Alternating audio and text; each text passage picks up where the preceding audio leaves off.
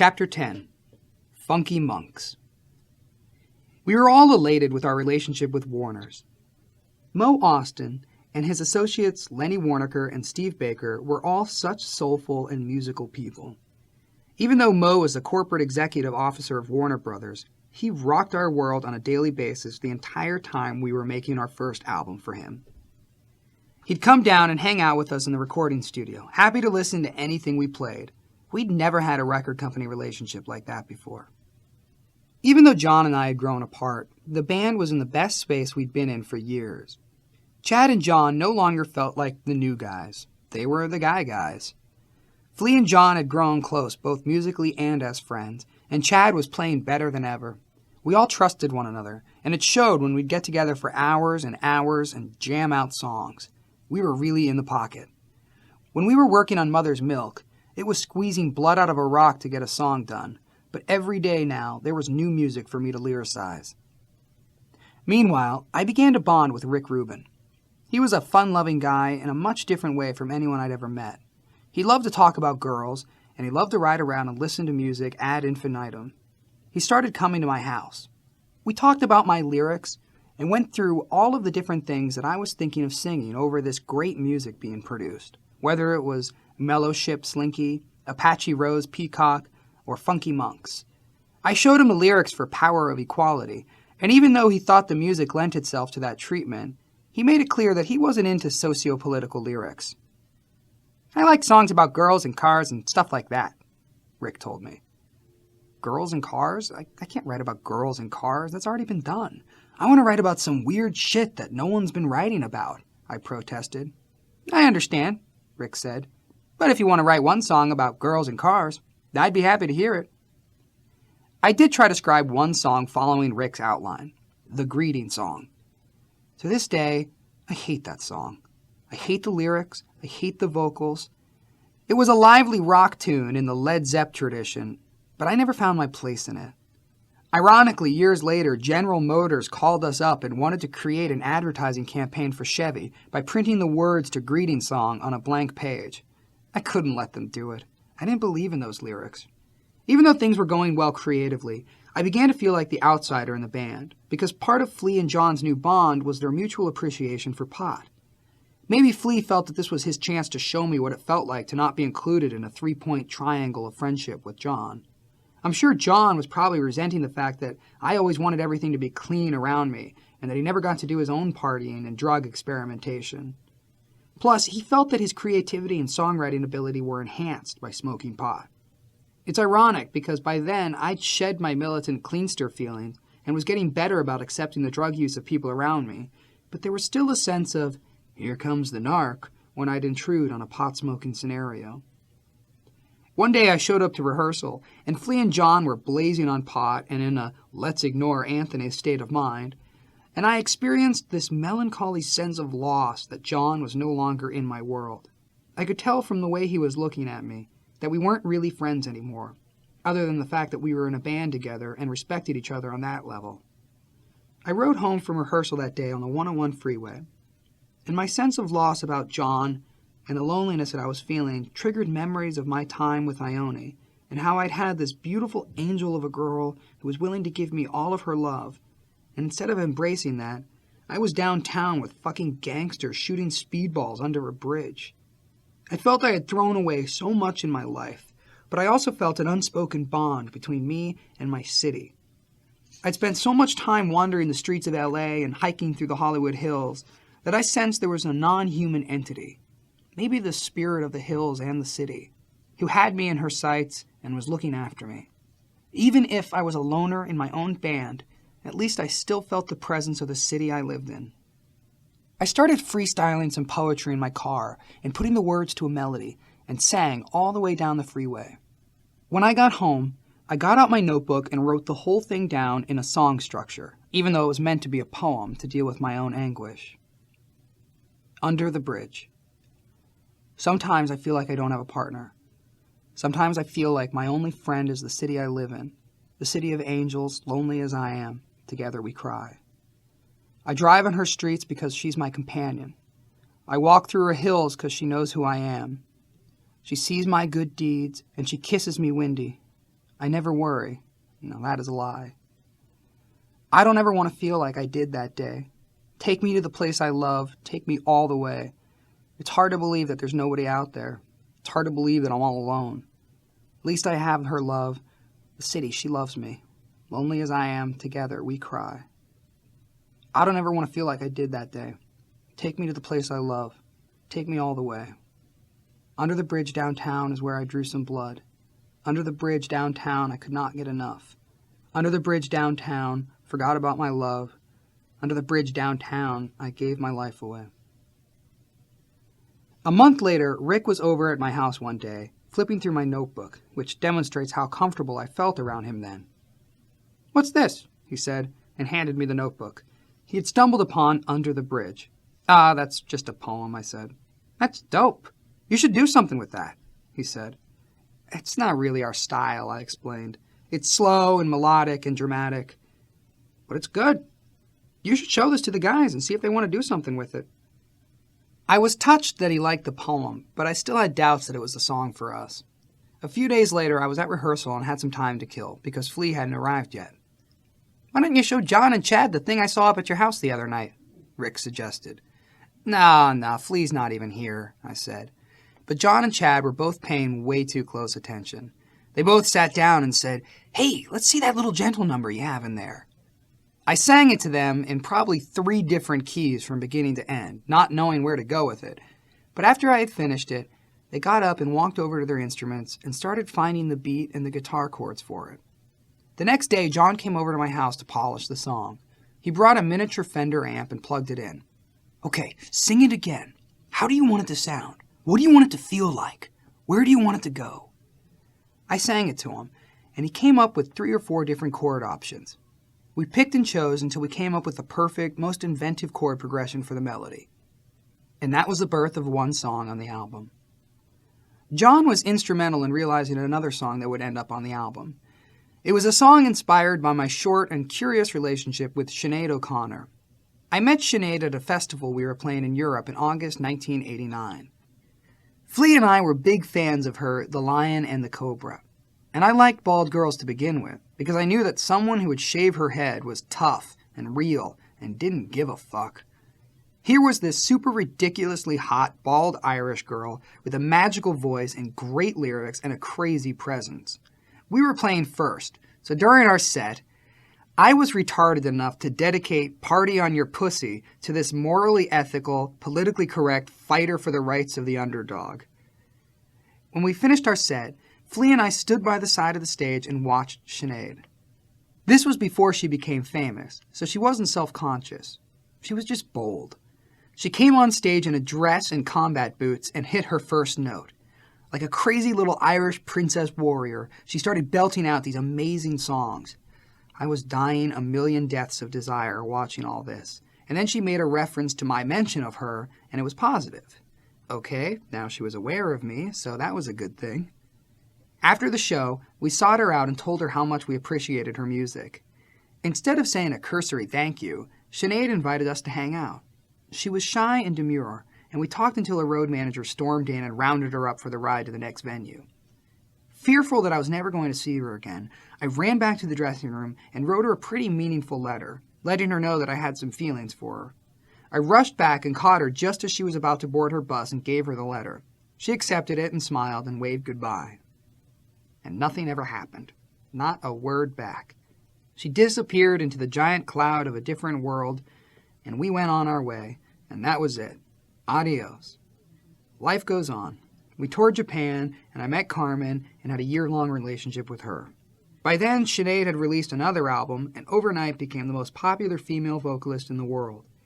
One day, Bob Forrest told me she had moved to L.A., and there had been a sighting of her at Victor's Deli, one of our favorite breakfast spots. A few weeks later, I was doing errands and ran into Sinead. One look at her, and I just melted. I would have married her on the spot. We struck up a conversation, and I reminded her that we had met back at the festival and that I'd given her a note. "Oh, yeah, I know you gave me a note," Sinead said. "I have it. It's in my kitchen drawer at home." "That note I gave you is in your kitchen drawer?" I was incredulous. "What did you think?" She smiled. "You'd write a note like that and I'd throw it away?" The next thing I knew, she was inviting me over for dinner. Soon I began regularly hanging out with her and her son, Jake. I can't say it was a typical dating scenario, because it was a strange time for her. She was gun-shy from everything that had happened to her. But we started going to movies and museums, and I gave her driving lessons in my '67 convertible matte black Camaro. We'd drive around and listen to music and kiss and whatnot, but she wasn't exactly letting me all the way in her door, so to speak. And I don't mean just vaginally. This went on for weeks, and it became the most wonderful, non-sexual relationship I'd ever had. I adored her, and every day I'd wake up and write her a little poem and fax it to her. Our relationship was progressing. She was showing me a little more love and affection, emotionally and physically, and then suddenly it all came to an inexplicable halt. I had made a bit of an ass of myself when she told me that she was going to the Academy Awards.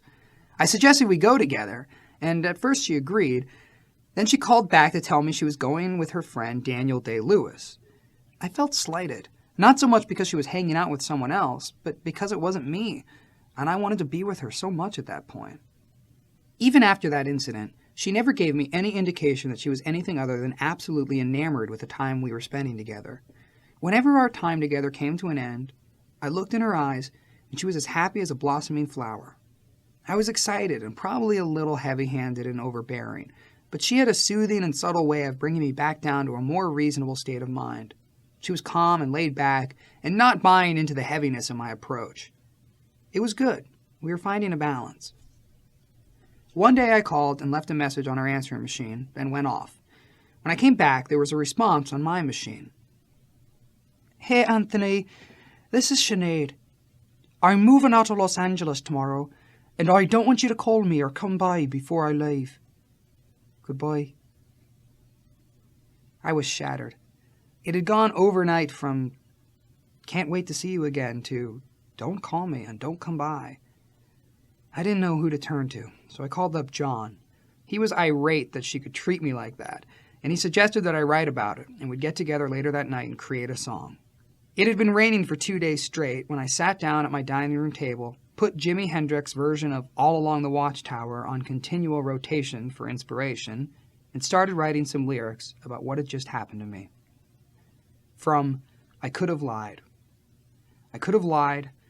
I'm such a fool. My eyes could never, never, never keep their cool. Showed her, and I told her how she struck me, but I'm fucked up now. But now she's gone. Yes, she's gone away. A soulful song that would not stay. You see, she hides because she is scared, but I don't care. I won't be spared. I drove over to John's house around midnight. He was like a mad scientist, empathizing with me, but absolutely possessed with the idea of finishing this song. So we worked and stayed up all night, listening to that pouring rain. We finally finished the song at 5 a.m, and, cassette in hand, rushed out to drive through the rainstorm of rainstorms, straight to Sinead's house. It was her last night there, and I didn't knock. I just bundled up the tape and shoved it through her mail slot. She left town the next day. The years went by, and our record came out, and life moved on. There were tragedies and triumphs and successes and failures, and people died and people had babies, and I always wondered what it would be like if I ever saw that girl again. Years and years later, I was at the Universal Amphitheater for some stupid MTV Awards show where Flea and I were presenting with Tony Bennett, of all people. After the show, I was in the back parking lot, hanging out and schmoozing, when a limousine pulled up. I looked in and saw Sinead and Peter Gabriel in the car. I walked over and she poked her head out the window, and we both said hi. And then nothing came out of me, and she gave me a really fake smile. There was nothing to say. I can't even remember if I asked her whether she had gotten the tape. The whole encounter was the most horrible, awkward, poisonous, communicationless exchange. Maybe she did me a favor in the end. Who needs that kind of trouble? We really expanded our musical palette with this album. One day, John approached me with some interesting music that was very melodic and in a unique time signature. John hummed a verse and a chorus, and the emotion of the chords he was playing seemed to correspond with my breakup with Carmen. Even in the heat of our turbulent battles, I never considered her an evil person or hated her. I just saw her as a girl who never got a chance to grow up and deal with all her pain. I wasn't hurt by her breakup, I was relieved. I wanted her to feel the same and find her way in life. At the same time, I began to question myself and wonder if I was stuck in repeating my father's pattern of hopping from flower to flower, the girl of the day thing. I certainly didn't want to end up like Blackie, because as exciting and temporarily fulfilling as this constant influx of interesting and beautiful girls can be, at the end of the day, that shit is lonely, and you're left with nothing. The lyrics reflect both those points of view. From Breaking the Girl. Raised by my dad, girl of the day, he was my man. That was the way.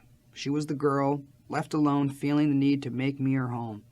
I don't know what, when, or why the twilight of love had arrived.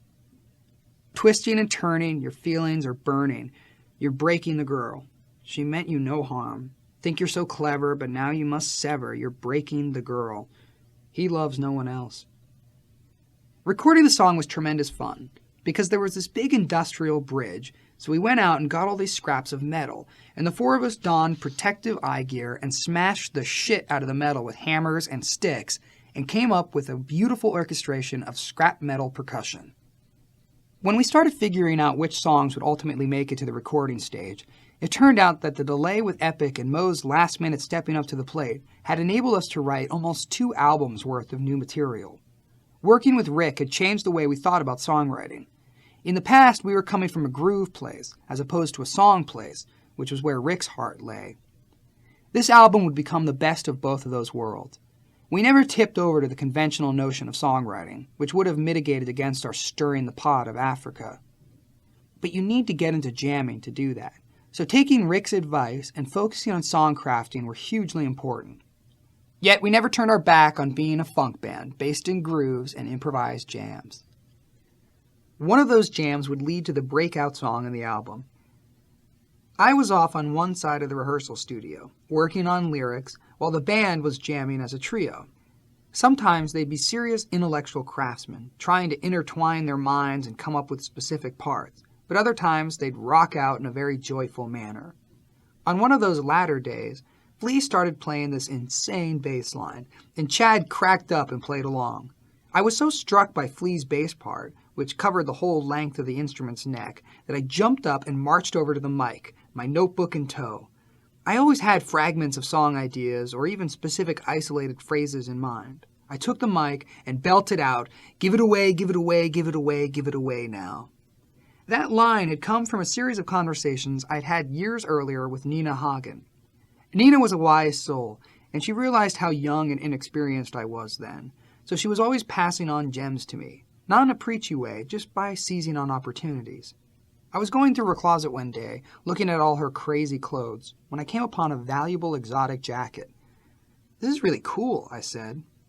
"Take it, you can have it," she said.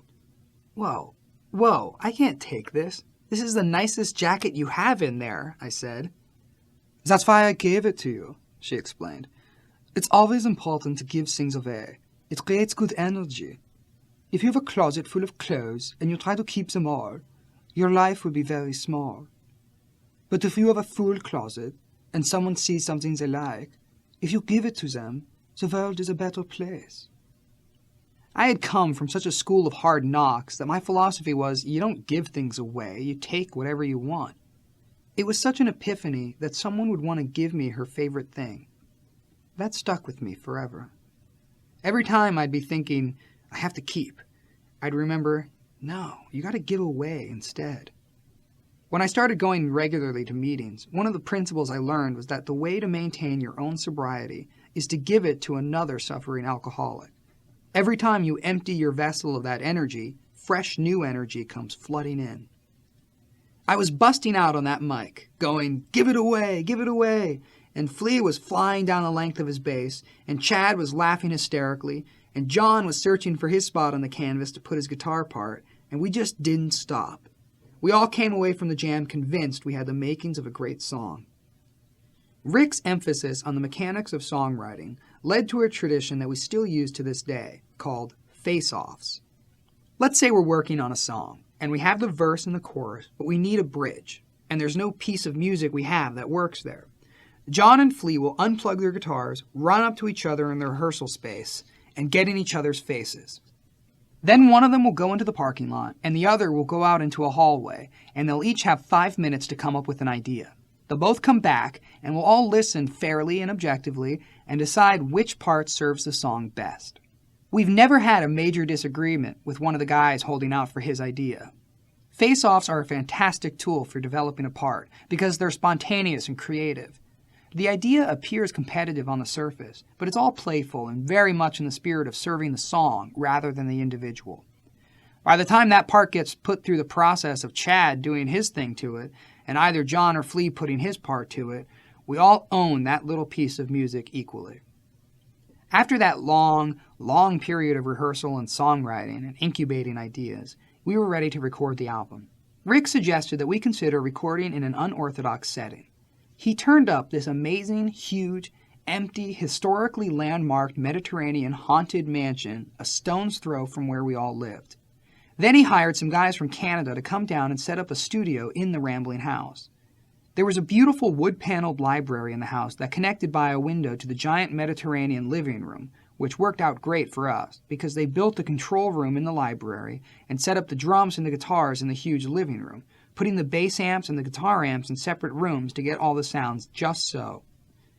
As we walked around the house, we spontaneously decided to live there for the duration of the recording, so we all chose our bedrooms in different wings of the house. John had his own stairway that went up to one single room, which was quite modest. That was where he would dwell in his own soup of weirdness for months on end, painting and recording and reading and listening to music.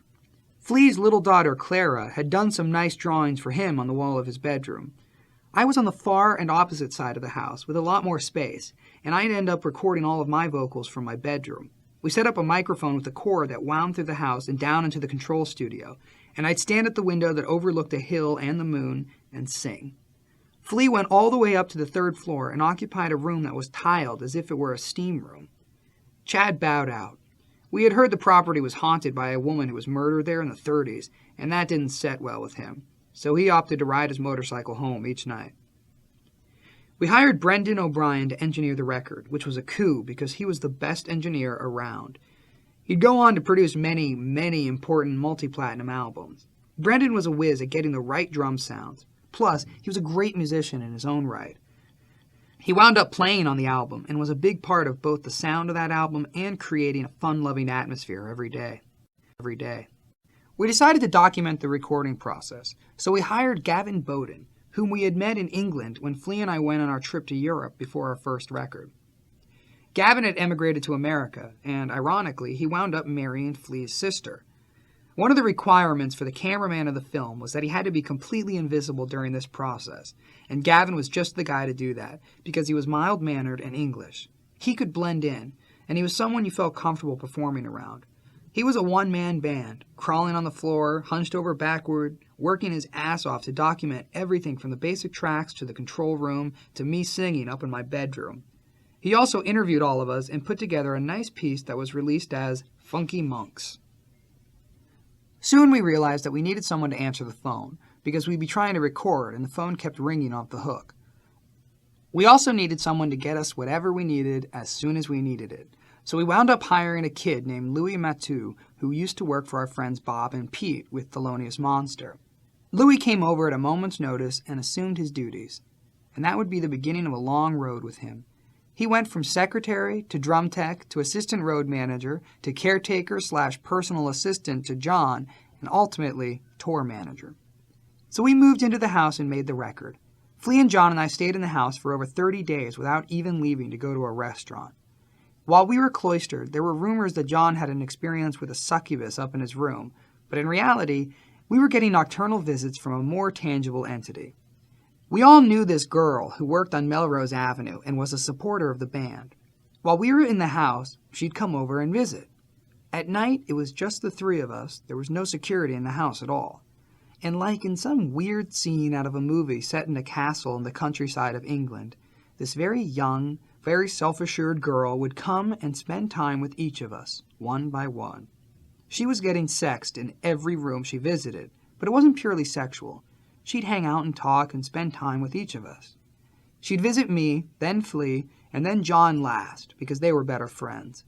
It was nice to put in a full day's work on the album and then have this girl come over and be so loving and so unaffected by the experience of having 3 different men in one night. It didn't seem that she was engaging in this activity because she had low self-esteem or she just wanted to fuck. At that point, John had become a much different person sexually, not at all interested in abusing resources that were available to him just because of his status, so I don't think he would have done it if he thought it was causing her any pain or discomfort. It all worked out for everybody. It was nice and cozy and warm, and we even had a name for her visits, depending on the day of the week. If it was a Wednesday and we were feeling randy, someone would say, "Hey, isn't it Wacky Wednesday?" Or, "By George, this is Freaky Friday. Get her on the phone."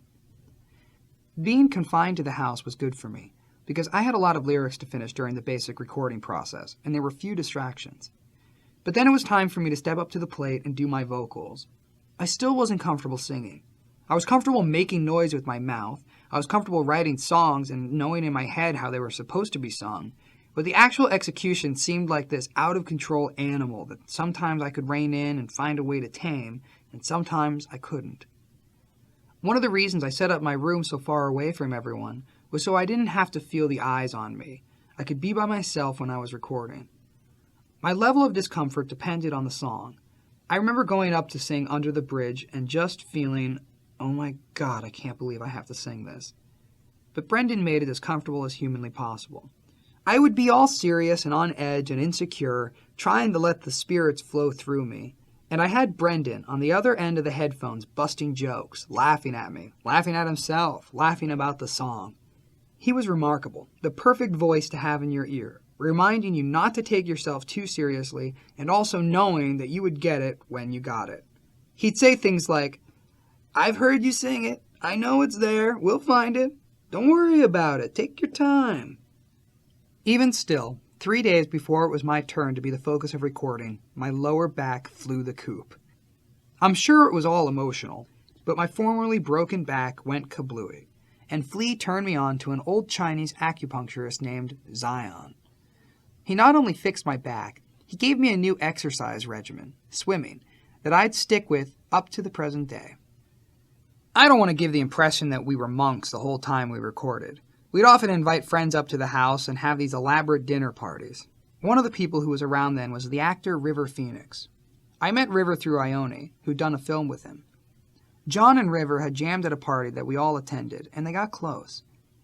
I don't want to go off on River's trip, because his family is excruciatingly sensitive about it, but since I'd known him, he had drunk heavily and used cocaine heavily, and it was no secret to me or anybody who knew him that he was quite out of control with this stuff, and it would just be a matter of time before bad things started to add up.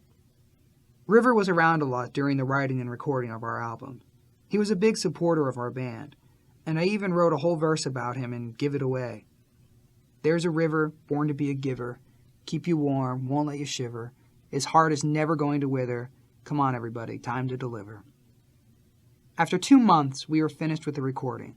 Flea and John had managed to stay cloistered the entire time, but after 6 weeks, Rick and I started making some forays into the outside world.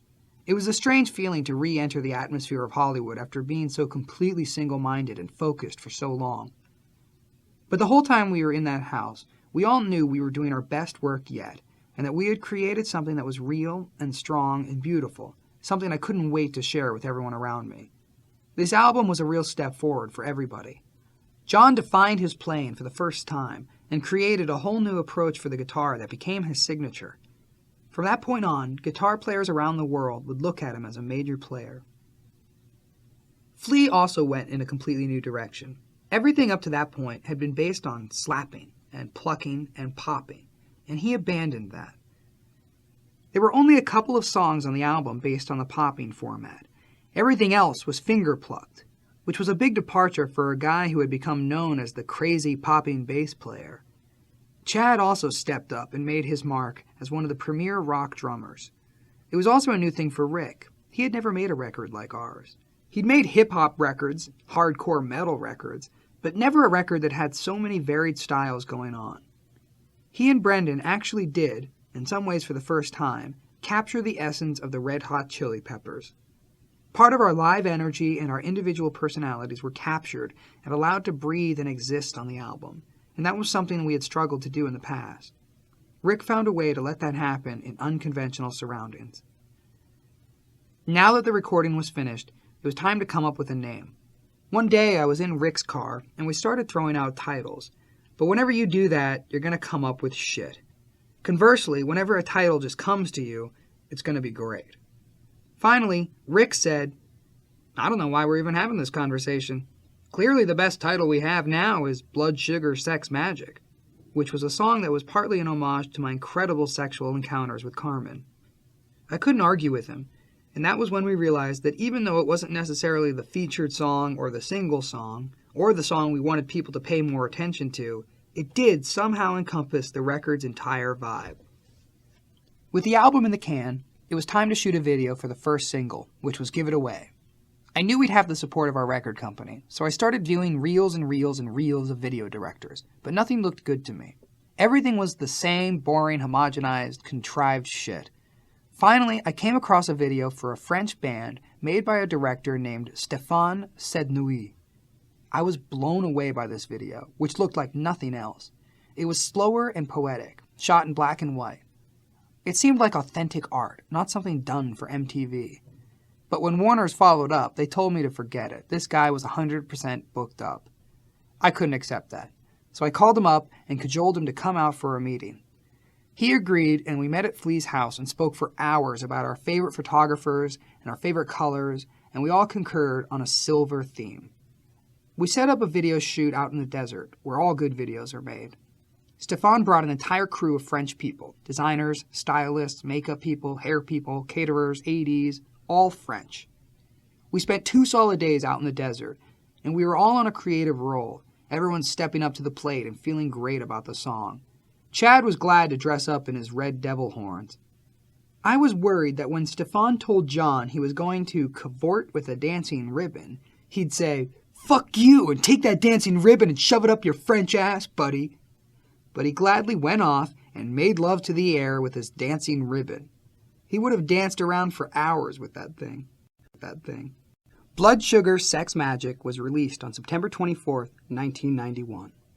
Give It Away was the first single, but the #1 radio station that Warner's wanted to break the song on, a station out of Texas, told them to come back to us when you have a melody in your song. That was bad news, since the conventional wisdom was that this station dictated what America was going to hear. Of course, Give It Away was never about melody. It was a party song. When the album was about to be released, John and I made a trip to Europe to promote it. Flea decided against making the trip. I was surprised that John was willing to take one for the team and go on this torturous trip where you march around from city to city and talk for hours and hours to every silly publication imaginable, which is enough to drive anybody crazy.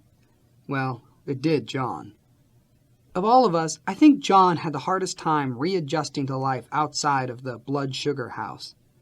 He had such an outpouring of creativity while we were making that album that I think he really didn't know how to live life in tandem with that creativity. It got to a point where he wouldn't want to see a billboard for, say, the Arsenio Hall show or an advertisement for lipstick. He wanted to be in a world that was a beautiful manifestation of his own creation. You're not going to find that on a promo tour. All of the interviewers' questions seemed to be coming from the wrong angle for John, so he became a dark, angry, resentful, I'm too cool for this school guy. The only thing that I imagined could have made him more comfortable was to be back in LA with his new girlfriend, Tony. John started to dabble in using heroin. When you first start doing it, and then you walk away from it and you're not feeling great, it's something that weighs heavy on your mind, like, whoa, there's a girl and a fucking dope dealer waiting for me at home. I could live without the German weather and the food. John may have acted like a prick, but it's not difficult to imagine why someone gets that way in the middle of 12 interviews, because sometimes the interviewers are decent and thoughtful and considerate and interested in music, but sometimes they're abominable, and you want to slap them and tell them to leave because they're so thoughtless and small-minded, and the things they want to talk about are rude. I remember being in Belgium with John at a really cool old boutique-style hotel. We were checking out in the morning, but he didn't look so good. Then the guy at the front desk told him, "And that's $2,000 for the phone bill." He had been on the phone with Tony in LA for 6 hours. By the time we got to London, he came to me and apologized. "I'm sorry to do this, but I really want to leave badly. Can you finish this by yourself?" And frantically rushed to get the next plane back home. In France, we met with record company people, and Lindy and I got to see the Give It Away video for the first time. I was more hysterically ecstatic about that piece of visual footage than any we've ever done. But the record execs had reservations about it, worried that it was too weird to get played on television.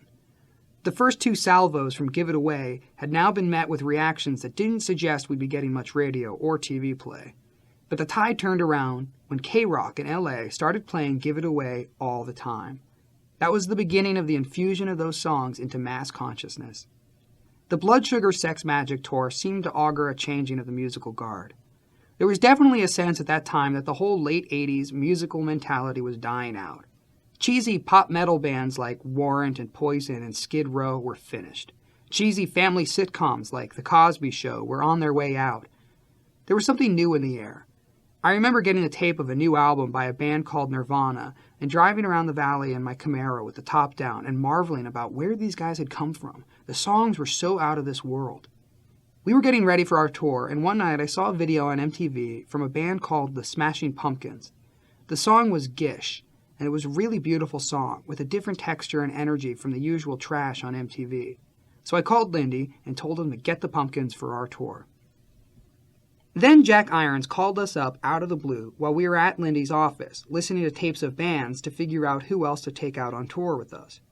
Jack asked that, as a favor, we listen to a tape by a new band, whose singer, Eddie Vedder, was a friend of Jack's.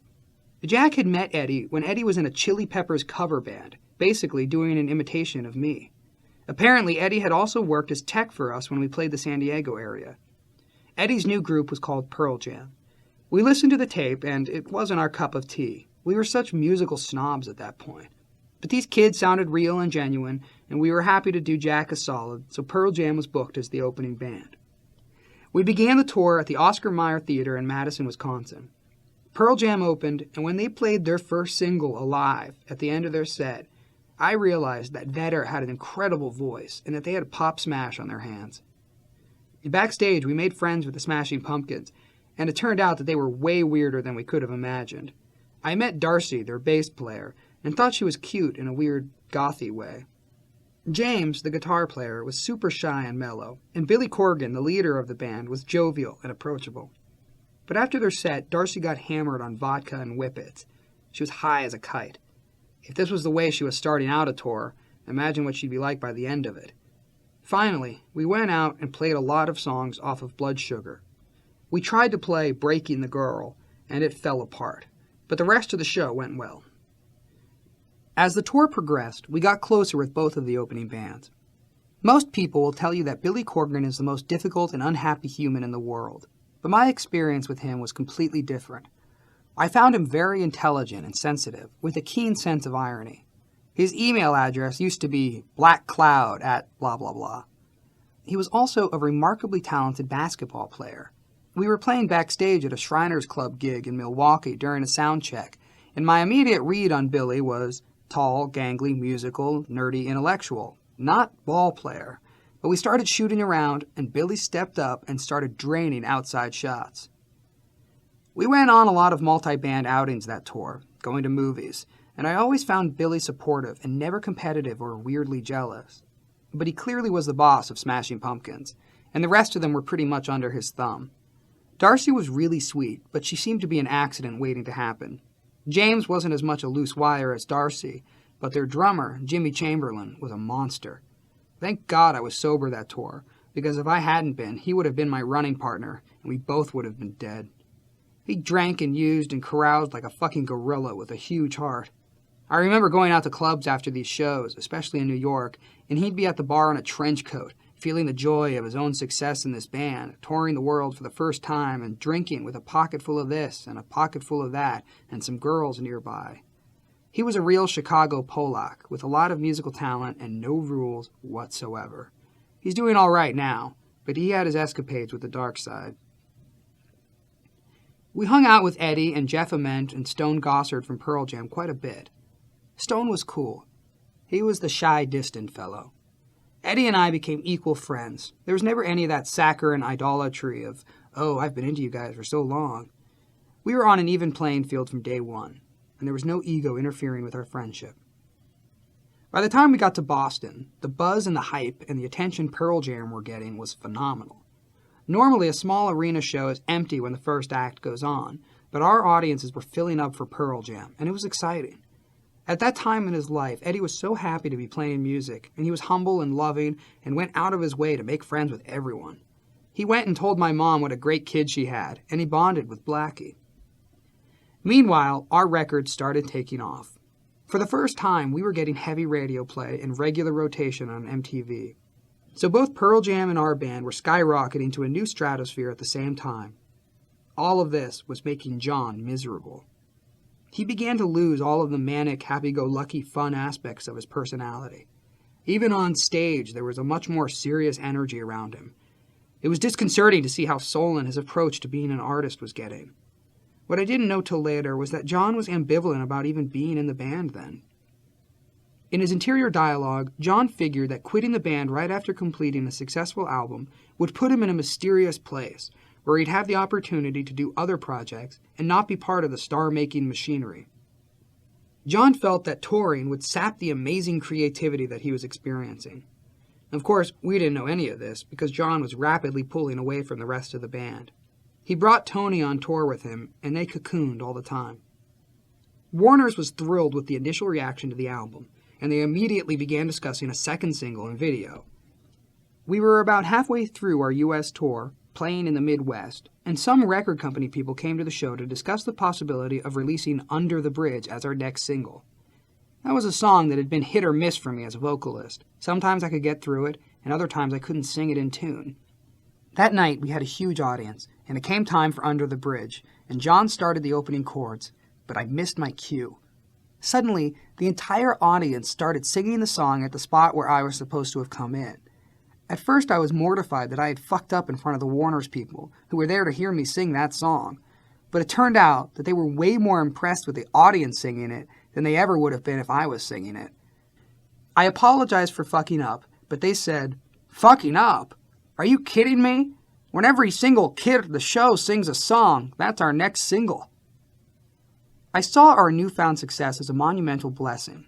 It wasn't that I thought we were greater than we used to be. It was more that we were the same guys, but we were singing to a lot more ears and a lot more eyes and a lot more hearts.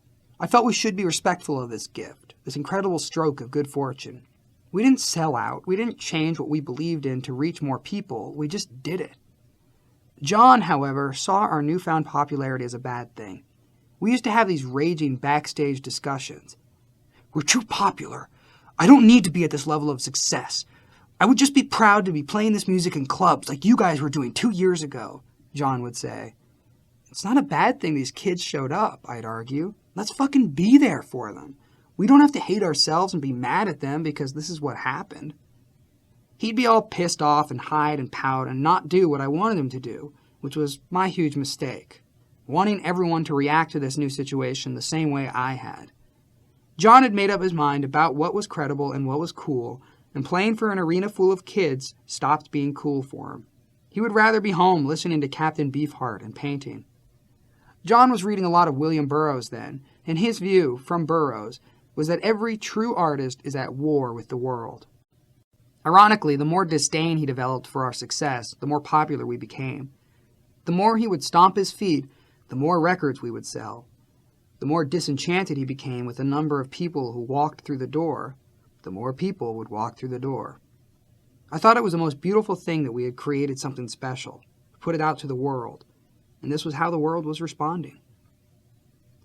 My ongoing problems with John were creating huge tensions in the band, which were causing additional anguish for Flea. Flea was in the process of breaking up with his wife, so all this stress led him to take something to go to bed, something to get up, and something for the middle of the day.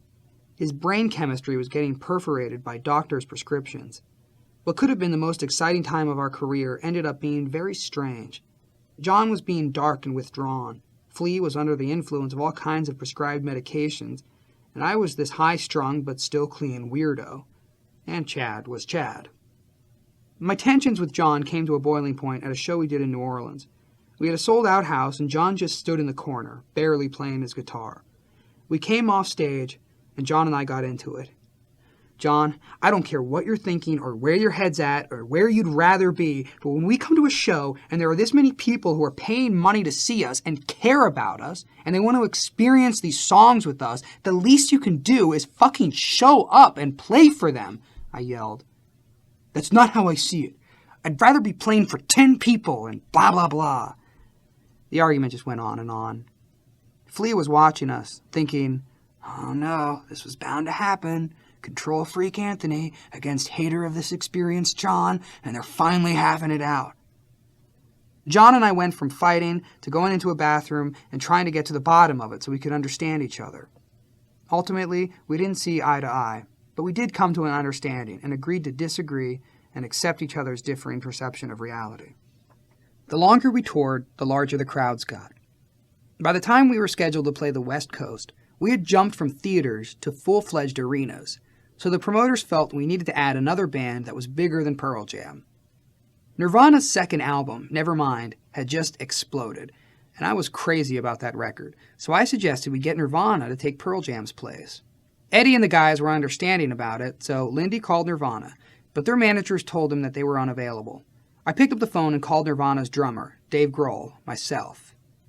Anthony Kiedis? Wow, we love you guys. We grew up listening to you in Seattle, Dave said.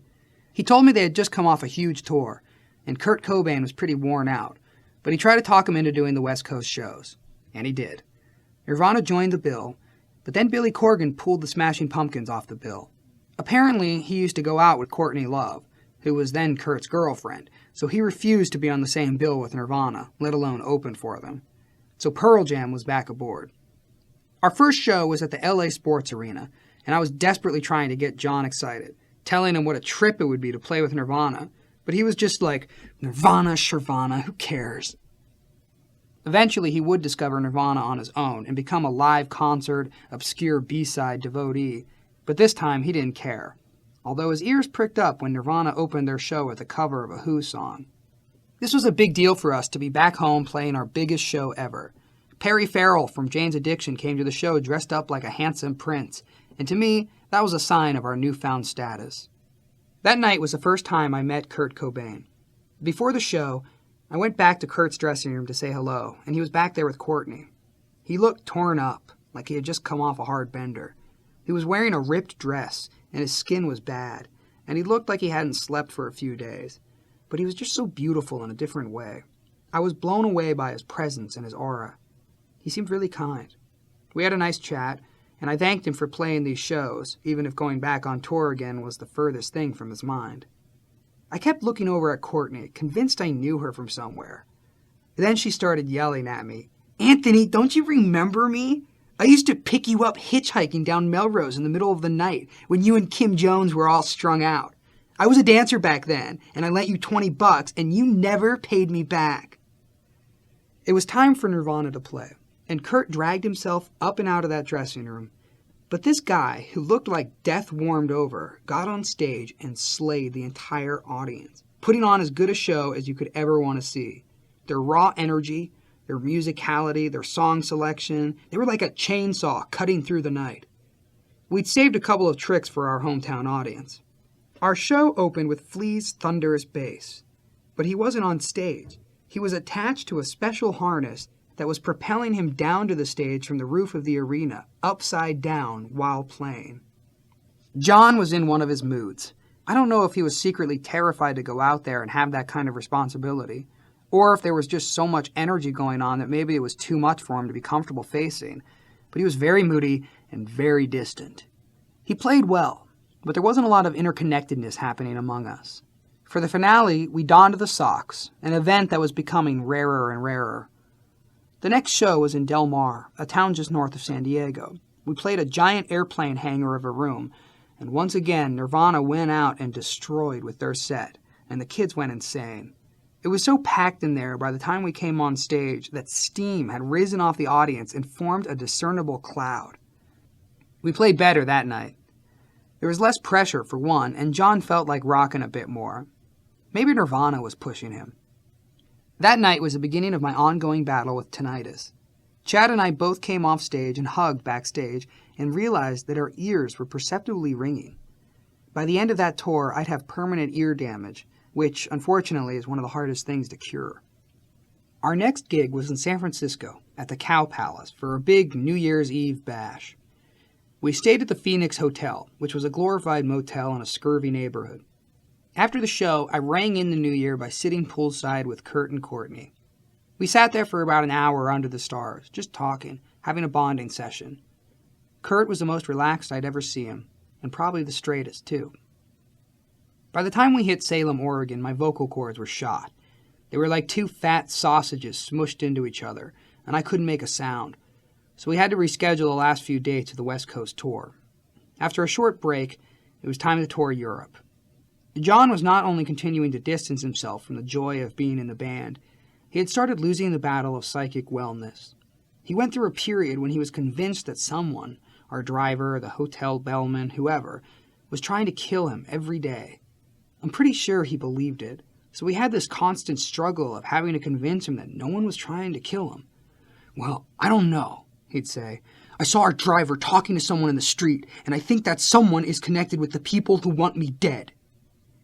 I think John was experiencing good old-fashioned weed paranoia taken to an extreme. He was smoking shitloads of weed and drinking gallons of wine, not wanting to be on tour, but finding himself there. Traveling was no longer jovial. We wouldn't get on the bus and sing and listen to music together and talk about the day's events and have little competitions. The bus became a dark and unwelcoming place because we had divided into camps. John had broken our unwritten rule of no spouses or girlfriends on the road. It wasn't a great thing for us that Tony was on tour, because it allowed John to further insulate himself.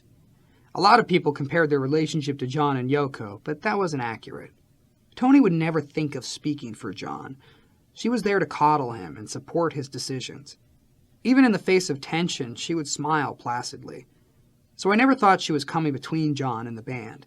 It was clearly John's doing, and she was tagging along. Things deteriorated to the point where John and I didn't talk on the bus.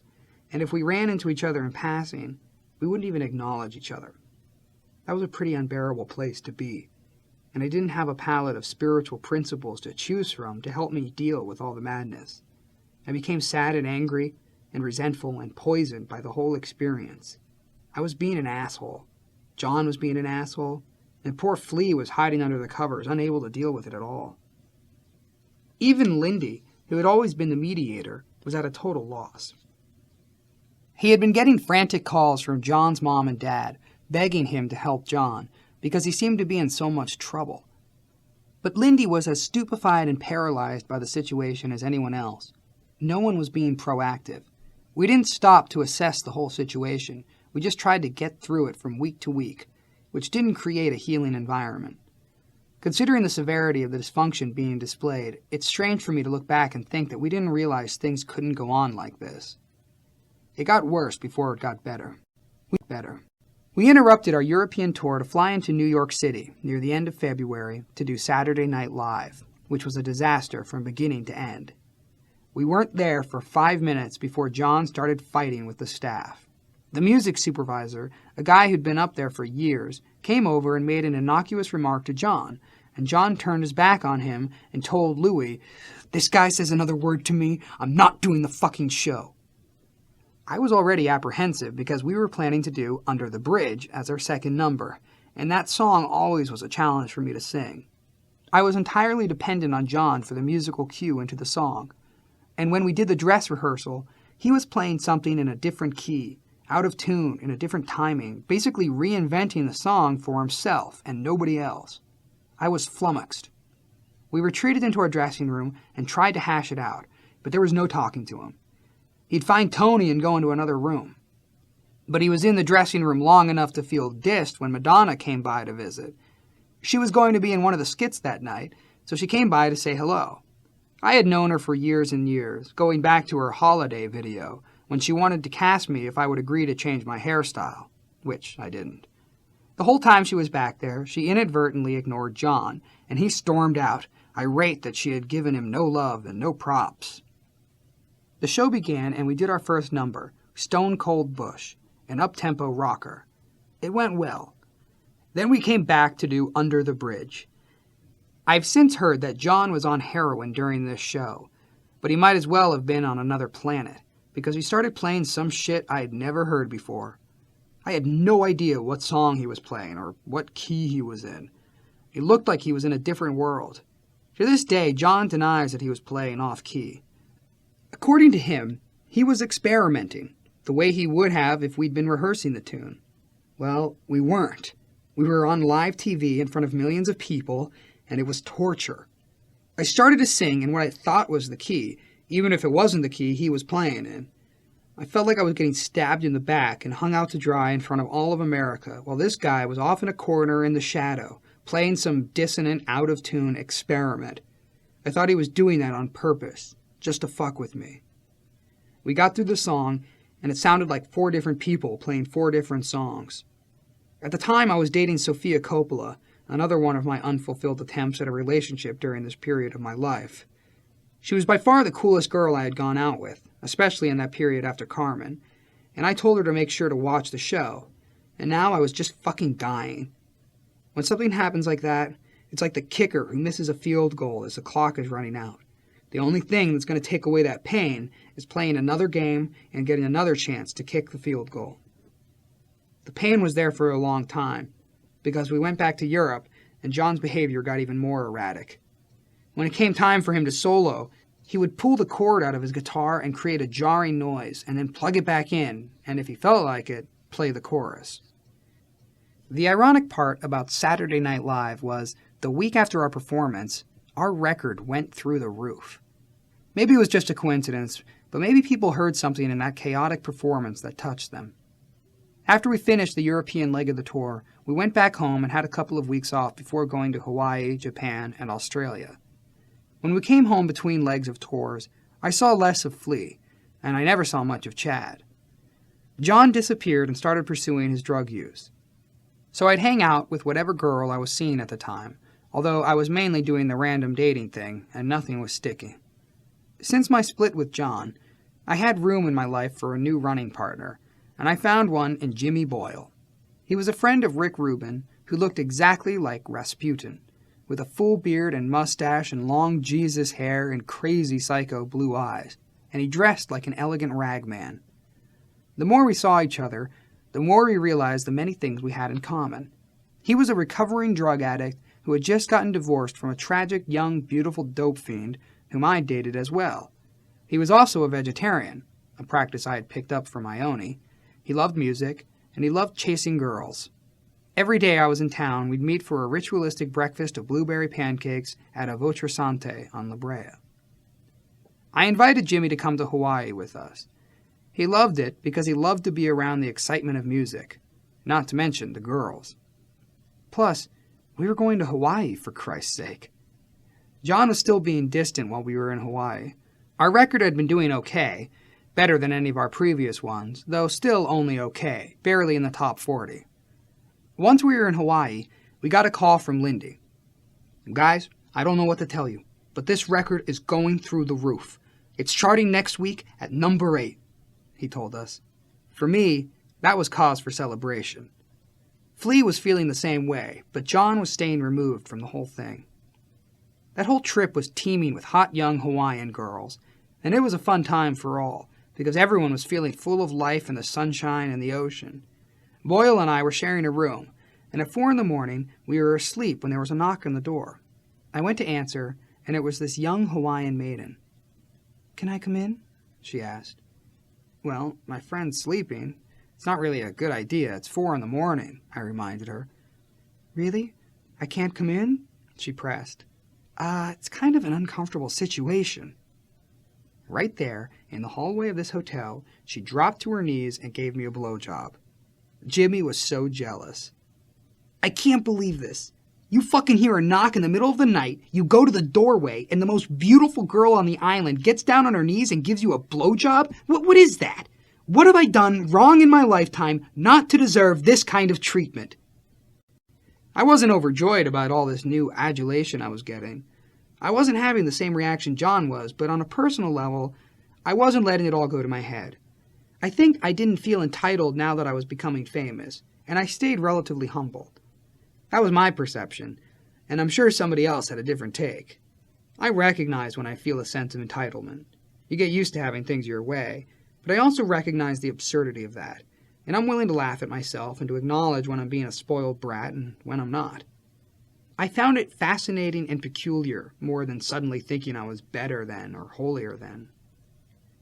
It's ironic because on most days, Flea is the biggest spoiled brat in the band, but he and I had this talk in Santa Monica, and he said, "You know, Anthony, this record is doing so good.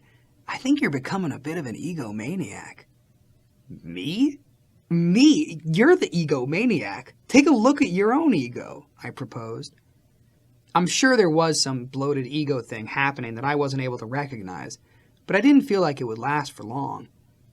The weird thing is that long before we ever had success on a commercial level, I had already developed a sense of entitlement. I had an unnecessary, unwarranted, unfounded, self-centered sense of entitlement from childhood.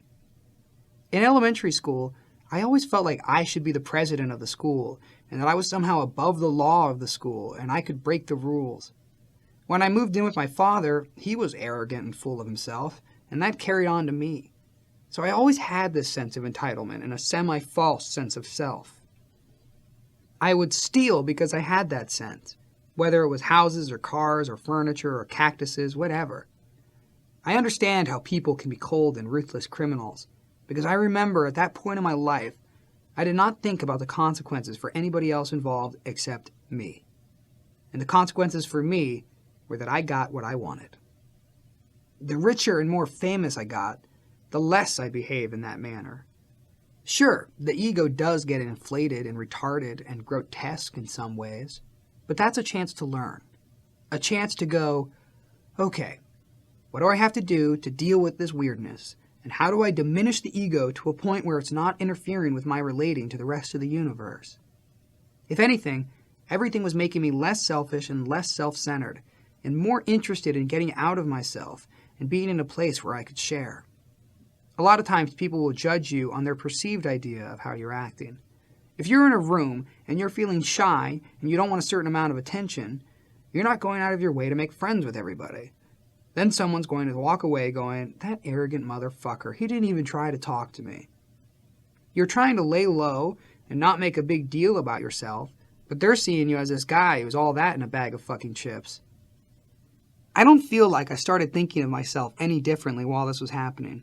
If anything, I was thinking of myself in a worse light, because I'd lost an important connection in my life with John. I began realizing that I'd been carrying on as a control freak, wanting to have everything go according to my plans, which turned out to be the biggest pain in the ass ever. I used to think that everything would be great if Flea just behaved this way and John did what I wanted him to do, and that was probably the biggest mistake I made during that time, thinking that I knew better or had a plan, and if everyone followed it, things would be peachy. That was a recipe for misery and ruin. Once I recognized all that, the brotherhood of our band had once more been compromised beyond repair.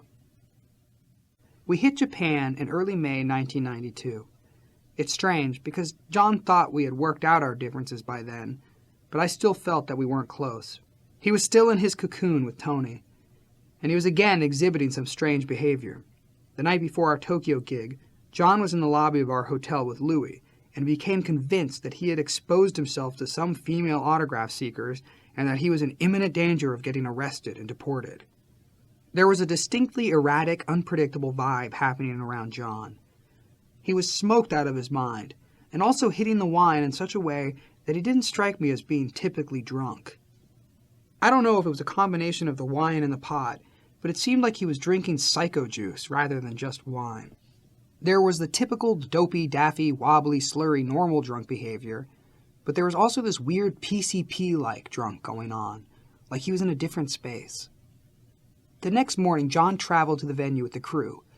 Lindy and Flea and Chad and I came on a later train, and when we got to the arena, Mark Johnson told us that John had quit the band and he wanted to go home immediately. Mind you, we were slated to go to Australia after Japan, and it would be our first Australian tour ever. This was incredibly important to us because it was a land that we loved. It was the birthplace of Flea. It was the new land of milk and honey and sunshine and girls, just a magical place. So there was panic in Lindy's eyes, and in Fleas in My Hearts. We had to talk to John right away, even though the final die had been cast. We went back into the room where John was holed up. "I have to leave the band. I have to quit. I have to go home right away. I can't do this anymore," he told me. "I will die if I don't get out of this band right away."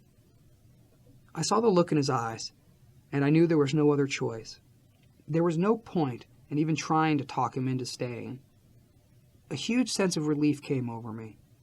The last thing in the world I ever would want to happen was happening. But thank God he was walking away. Because as much as this was going to hurt, the relief of not having to deal with the drama on a day-to-day basis would be greater than the self-imposed pain and suffering.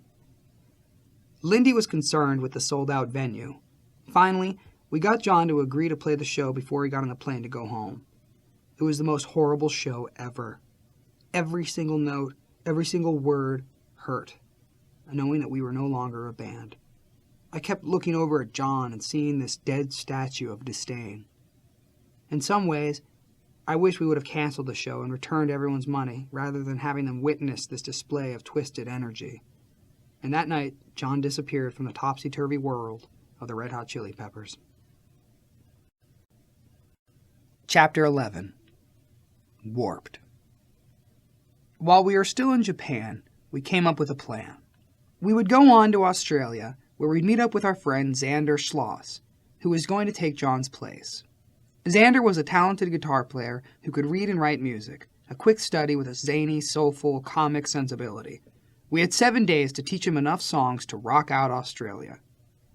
Xander met us in Sydney, and we started intensive 2-a-day rehearsals. But after 4 days, it was clear to Flea and me that this wasn't happening. Xander was playing the songs, but it didn't feel like the Red Hot Chili Peppers.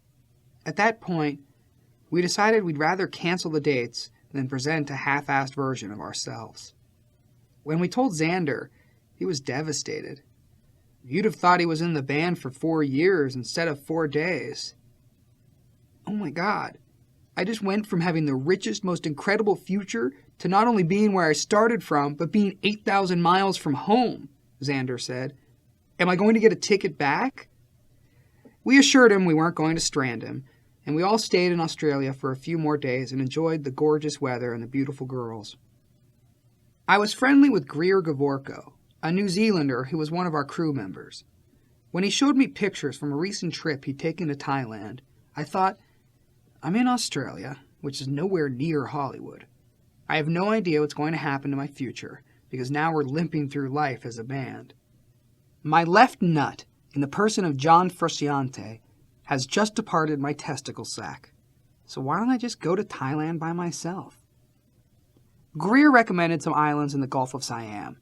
So I flew to Bangkok, stayed the night in a hotel airport, and then flew to the south and got on a boat to Koh Samui. It was a beautiful island, and the weather was incredible, but the place was teeming with Eurotrash party animals. It was coke, bad music, and half-naked beautiful women all high on ecstasy. I hadn't come to Thailand to immerse myself in a techno-fantasy world, so I traveled to the next island, Koh Phangan. It was a little more laid back and beautiful, but I was still discontented, so I got a recommendation from some Thai natives to go to Koh Tao, a small island with no hotels. Koh Tao was exactly what I had been dreaming of. I rented a little house from a Thai family and stayed for a week, going scuba diving every day. I left the island feeling recharged and cleansed, and more prepared to deal with John being gone.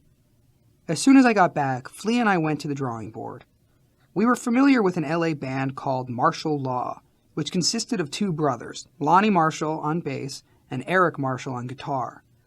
Both of these guys were funky, freaky, oddball prodigies on their instruments.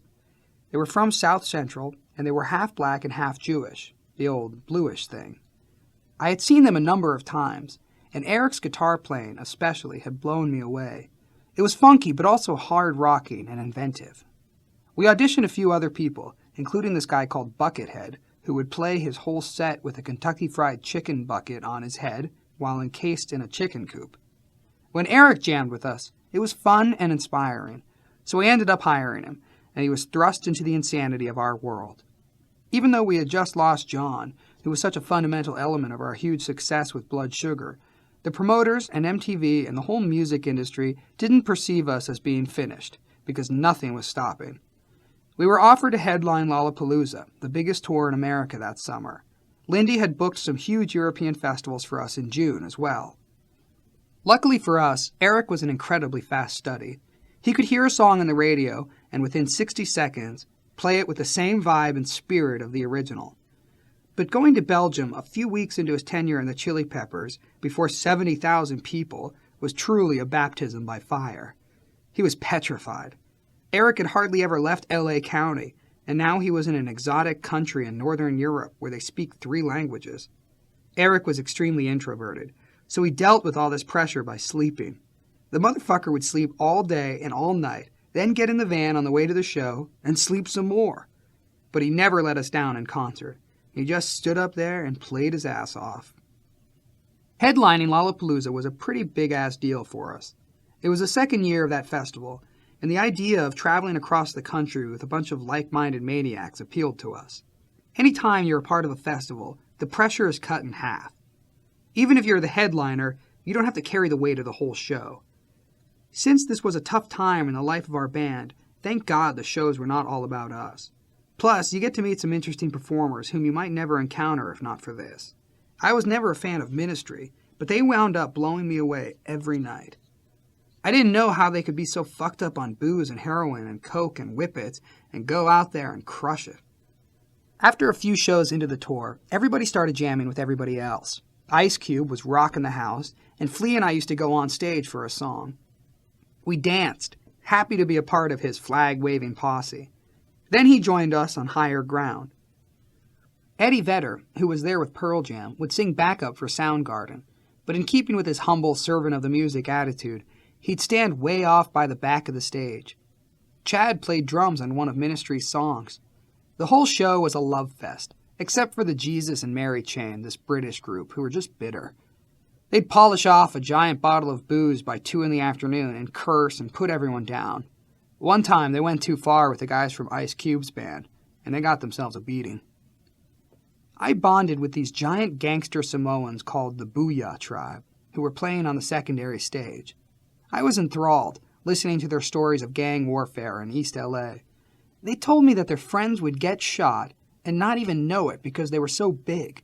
So they'd walk around for a couple of days with bullets in them. By the end of the tour, I got one of the Booyah guys to come on stage during Higher Ground, and he put out his arm, picked me up, and perched me on his forearm. I rocked the whole song, sitting like a puppet on his arm. We added some special elements for our Lollapalooza shows. We built a giant psychedelic Twilight Zone-looking spiraling wheel that we placed in the center of the stage for hypnotic purposes. But the ultimate touch was the fire helmets that we wore for our encore. Whenever I think of performing, fire comes to my mind. It's such a visual thing, and it goes so well with music. I wasn't thinking in the grand pyrotechnical arena of bands like Kiss or The Who. I just thought it would be great if we wore helmets that belched fire. So we went to a prop designer Lindy knew, and he came up with a silver construction helmet that had a spigot sticking out of the top and a tube that ran from the spigot to a can of propane housed on a waist belt. We each had a valve at our side so we could control the intensity of the flame. But when you're dealing with fire and a delivery system, there are bound to be some screw-ups. We'd be able to spew out a good 3-foot plume of fire, but on some nights, someone wouldn't hit the valve right, or the propane can would be nearly empty, and there'd be 3 guys with raging volcano heads and 1 guy with a 3-inch Bic lighter coming out of his head, only he had no idea his flame was so small. It was very emasculating. Flame envy. At several venues, fire marshals tried to stop the show. Lindy used to have to carry extra cash, and when the marshal told him that he could be fined if we lit up those helmets, Lindy pulled out his wad and asked, "How much?" In another city, the fire marshals required our roadies to wear firemen's outfits, complete with helmets, when they lit us up. Mark Johnson, our tour manager, was, in some ways, the original Homer Simpson. So just imagine Homer with a full fire-retardant outfit, trying to get it together, turn the right knobs, and light the fire. It's amazing we got through that tour alive. In September 1992, we played the MTV Awards show and picked up 2 awards for the Give It Away video and the Viewer's Choice Award for Under the Bridge. It must have been awkward for Eric to be on stage accepting awards for work that John had done. We were full of ourselves and obnoxious and loud that night. When we went up to get the Breakthrough Video Award for Give It Away, Flea simulated masturbation. I had a list of 30 people I wanted to thank: artists, musicians, filmmakers, scholars, and Satan. Back in Florida, my grandmother, who was a devout Christian, didn't realize I was joking around and disowned me. A little while later, I asked my mom why I never got any letters anymore from Grandma Kiedis, and she said, "She thinks you're in league with Satan." I had to write Granny a postcard on her 80th birthday, explaining that I wasn't really a Satanist. That fall, we traveled to Australia and New Zealand to make up the dates we had canceled. Even though we weren't on an arena level yet, since this was the first time we'd ever played there, the audiences were amazingly responsive. As soon as we set foot in New Zealand, I fell in love with the place. It seemed like a home away from home. There was more plant life than I had ever seen, and towering, majestic mountains, and very few people. After our shows, everyone raced back home, but I decided to stay and explore the country. I got a room in a cool Art Deco hotel in downtown Auckland and hung out with Greer, who was a native Kiwi. One night we were playing pool when a long-haired brunette goddess out of a Kiwi fairy tale walked into the room. She stood at the bar and watched me, and I got up the courage to approach her. "What are you doing here?" I said, since she was out of place in the seedy bar. "I came to find you," she explained. "I heard you were in town, and I've come to get you." Julie got me all right. We spent the rest of my stay together. We took a trip to the Rotorua and checked out the giant hot mineral lakes and the mud pits. We broke into a national park and made love at the edge of a mud pit that was a big bubbling cauldron of steam and mud. On November 1st, we celebrated my 30th birthday at the seaside home of Mr. and Mrs. Murdoch, who owned Warner Brothers Records in New Zealand. They organized a beautiful picnic on the beach for me. It was a bittersweet milestone. I was far from home, surrounded by relative strangers. The band was doing great, but it also was not right. Ever since John left, we had kept forging on without stopping to look at the lack of perfection, just moving forward to try to keep it alive. I was also lonely without a true love in my life. A lot of my close friendships had unraveled. John was out of the picture. Flea and I had been growing apart. Bob Forrest was deep into the exploration of his own drug abuse. I felt like a man alone. With nothing compelling me to return home, I decided to go on an adventure to Borneo. Even as a kid, I was always reading about the most remote tropical jungle locations in the world. And of all the places I'd ever read about, from Mongolia to Papua New Guinea to Tuva, Borneo always struck me as the most remote, the least westernized, a place where you could go back in time and see what life was like before industry and creature comforts. On our visits to Amsterdam, I had befriended an amazing tattoo artist named Hank Schiffmacher. Hank, also known as Hanky Panky, was an icon of his country, an underground philosopher, artist, Hell's Angels associate, booze hound, drug hound, girl hound, an absolute rapscallion of Dutch proportions. Over the years, Hank had injected much ink into my skin, and in the process, we'd become close. So when Hank suggested that we travel to Borneo to search out primitive tattooing techniques and replicate the crossing of the Borneo rainforest by a 19th century Dutch explorer, I was all for it. I had visions of being Mowgli from the Jungle Book, hanging out with the orangutans and swinging from vines over rivers and eating berries and meeting naked native girls and being a tough nature fella. It didn't turn out quite that way. We put aside a month for the trip. At first, I thought it would be Hank and me traveling to the land of the Punandaya tribe, who had practiced cannibalism, according to some reports, as late as the 1960s. But Hank brought a photojournalist who thought getting his pictures was more important than the humanity or the dignity of the foreign culture. Hank also brought a Casper milquetoast of a kid who had wandered into his tattoo shop, a bank employee who had never been outside of Holland. So we were a motley crew when we met up in Jakarta, Indonesia, to plan out our journey. I didn't like Jakarta, a third-world megalopolis saturated with trash and pollution and teeming with a fundamentalist energy that didn't make us feel the most welcome guys in town. We were a long way from Kansas, but every time we went to a bazaar or a marketplace, in every shanty town, I'd be surrounded by giggling Indonesian girls. They were selling bootleg Red Hot Chili Peppers t-shirts in every stall. It was surreal. From Jakarta, we took a series of small planes to Pontianak, a town on the west coast of Borneo. That was where we'd start our adventure. We planned to cross the central Borneo from Pontianak to Samarinda, the Trans-Kalimantan tour. It had taken the Dutch ethnographer Nieuwenhuy 15 months to make this trip in 1894. We gave ourselves 4 weeks. We stayed in Pontianak for a day, stocking up on supplies and cigarettes. Then we got on the ferry barge and made our way up the river toward the center of the island. The river started off huge, like the Mississippi, and then kept getting smaller and smaller as we went deeper into the jungle, until it became these raging rapids-type rivers that were capable of quadrupling in size in about 10 minutes during flash floods. Everyone was in fantastic spirits, viewing this beautiful confluence of 2 rivers, until we saw miles and miles of decimated jungle. The logging industries had infiltrated this ancient civilization and raped the forest. It was as if an area the size of Rhode Island had been shaved clean off the map. After changing to a smaller boat, we reached the fishing village of Putusabao, the last outpost before we were confronted with true wilderness. Putusabao consisted of 2 main streets, 1 transvestite, and a Dutch missionary priest who almost gleefully warned us of the dangers that lay ahead, things like malaria and poisonous snakes.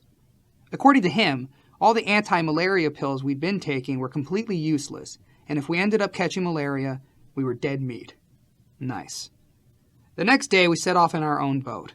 We stopped off after a few hours to explore an authentic longhouse, which was a jungle version of an apartment complex, except it was a commune where everybody lived together, sharing one common porch. Then we went on and on and on, deeper into the jungle. The farther up we got, the faster the water moved, the fewer the villages, and the more difficult passage became in general. Then the rains came. After changing to smaller and smaller boats, we made it to Tongjong Lakum, the last village before the terrain became too mountainous and too perilous to travel by boat. It was a serene setting before the maze of the jungle, where there was no river or even a path to follow, just an overlap of mountains, forests, and streams. It was here that we'd hire our guides from the Punans, a nomadic tribe considered the masters of the forest. The local Punans could probably cross the mountains in 5 days, but there was no telling how long it would take when they were bogged down with 4 slow white guys. I was uneasy with the guides they were choosing for us, because one was the grandpa of the village, a guy in his 70s, and the others were barely teenagers. I couldn't figure out if we were getting worthy guides or whichever nomads happened to be in town. We had a nice day or 2 of rest in the village, and then we set off on foot. It was a wild landscape, like nothing I'd ever marched through. The density, the heat, the wetness, the noises, all of it evoked a prehistoric feeling, especially when we spotted the giant horn-billed birds flying overhead. This was a different reality. After a day of hiking, we had come to terms with the fact that there were no paths to follow. It was just wet and mucky terrain. When nightfall came, we needed to find a dry, level space protected from the inevitable rains. We stumbled upon an old decrepit outpost shack, so instead of building a lean-to out of huge leaves, our guides told us to stay in the shack. It didn't look inviting. The structure was teeming with insects and covered in spider webs, but we lay down in there like sardines, crawled into our sleeping bags, and tried to sleep. I was starting to doze off, half conscious of the spiders dangling over me, when all of a sudden, my entire skull started to vibrate. It felt like a woodpecker practicing on my skull. I was terrified that I'd been bitten by something poisonous and the toxic venom was going to work on my nervous system, so I bolted up and screamed for Hank to help me. The horrible vibrating noise in my skull was intensifying, and I couldn't bear 1 more minute of this agony, so I begged Hank to take out his flashlight and look inside my ear. "No, I don't see anything. Everything looks... Ah!" He screamed and dropped the flashlight. A huge sense of relief came over me, and my head stopped vibrating. "Oh my God," Hank said. "Some little animal came scurrying out of your head, man." It turned out that a cockroach had somehow squeezed into my ear canal and gotten lodged there. It took the light to get it to depart my head. I was glad to be rid of the roach. But then I started worrying that the monster had laid eggs inside my head and my brain would become dinner for a family of insects. But after a while, that obsession left me, probably because I was too busy dealing with the leeches that had begun to burrow into my body. Because the jungle was so dense, we sought out the rivers, which were anywhere from knee to waist deep. While you were in the water, these leeches would swim up and attach themselves to your skin. They'd suck your blood and become enormous, and every day we'd have to burn them off with a lit Marlboro. Then we'd be left with gaping open wounds, which could get infected. If you didn't pick up leeches in the river, they'd also be in the trees, waiting for you to walk under, so they were coming at us from all angles. About 5 days into the trek, we had our first major crisis. Our guides realized that we were totally lost, and they began to have powwows to figure out what to do. And no one had any idea which direction to go. Our food was running out, and I got the distinct impression that they were looking at us like, let's ditch them, or kill them, or just eat them. But I think that Grandpa nixed those stirrings, and we all set out to try to find our bearings. Then the sickness began. I started having severe nausea and diarrhea and vomiting, though I had no choice but to march tens of miles every day, straight up mountains and cliffs, carrying this heavy backpack. I couldn't sleep. All night long I'd flame diarrhea and simultaneously vomit. I began to hallucinate from dehydration and lack of food and sleep, but I became fixated on survival and willed my body onward. We started splitting up, sending out groups to climb to the top of the mountains and figure out where the mighty Mahakam River began. Once we found that, we would be home free. One day I went off with a guide and climbed to the top of the nearby mountain. The only way back down was a sheer vertical drop, which was, thankfully, covered with vines. I followed him step by step down the cliff, holding on to the vines. We came to a spot where there were no footholds, so now we were dependent on vine power alone to get us down. He scaled this 10-foot traverse, clinging to the vines, but when it was my turn, I questioned whether the vines would hold my weight. He assured me it was okay. I was still dubious. The minute I let go of the cliff and put my weight on the vine ripped loose from the cliff, and I went falling over backward. Now there was nothing to save me from plummeting to a certain death on the ragged rocks hundreds of feet below, except for the fact that on the way down, my foot had gotten tangled up in another series of vines. I was dangling upside down off of this cliff. My guide was safe above me, laughing hysterically. I had to claw myself to an upright position and untangle myself before I could reach a safe spot. Days later, we came upon the Mahakam, this fat, mountainous river with deep, blue, fast, treacherous water. We were still a few hundred miles from the ocean, but now it was a doable trip by boat, which we could hire at the first village, about 20 miles downriver. We were celebrating on that bank, kissing the ground, when we spied some locals in a boat. They had a whole deer, and our guides cajoled them into giving us a leg of the deer and a turtle. I had been a vegetarian for years, but I had no compunction about tearing into that poorly cooked venison. Before the natives departed, our guides ordered a boat to come get us the next day. Then the dreaded rains came. We were in a canyon, and there was no shoreline, just sheer rocks, and the river rose and spilled over our campsite. We were forced up this steep slope that had some vegetation and a few trees, and we had to spend the night standing up against the mountain, resting our feet on some tree stumps below. The next day, the boat showed up, and we made a deal for passage to the ocean and said goodbye to our guides, who turned around and scurried back over the mountains to their village. That night we stopped at a village and managed to rent a room, but my fever returned with a vengeance. Again, I was up all night, spewing out of both ends, feeling weaker than I ever had in my entire life. My condition wasn't helped when we got the news that a few days earlier, a team of Australians doing the same trek had died in a flash flood. The next day, I was so sick and so desperate to get back to civilization that I went to the local communications base, got on the shortwave, and ordered a helicopter to come get us. Hank and I were choppered to Balik, where I found a doctor who prescribed some antibiotics, which seemed to take the edge off my illness without curing it. Then I hugged Hank goodbye. Our bond had been strengthened by our conquest over death by making it through that damn jungle. On the way back to L.A., I stopped in New Zealand, but I still wasn't feeling normal. A few days later, when I got on the flight to L.A., I sat down and nearly passed out. Buckets of sweat started pouring out of me, my fever escalated, and I started hallucinating again. When we landed, I could barely get off the plane. After spending a day on my couch, I checked into the UCLA Medical Center, where they were baffled by my condition.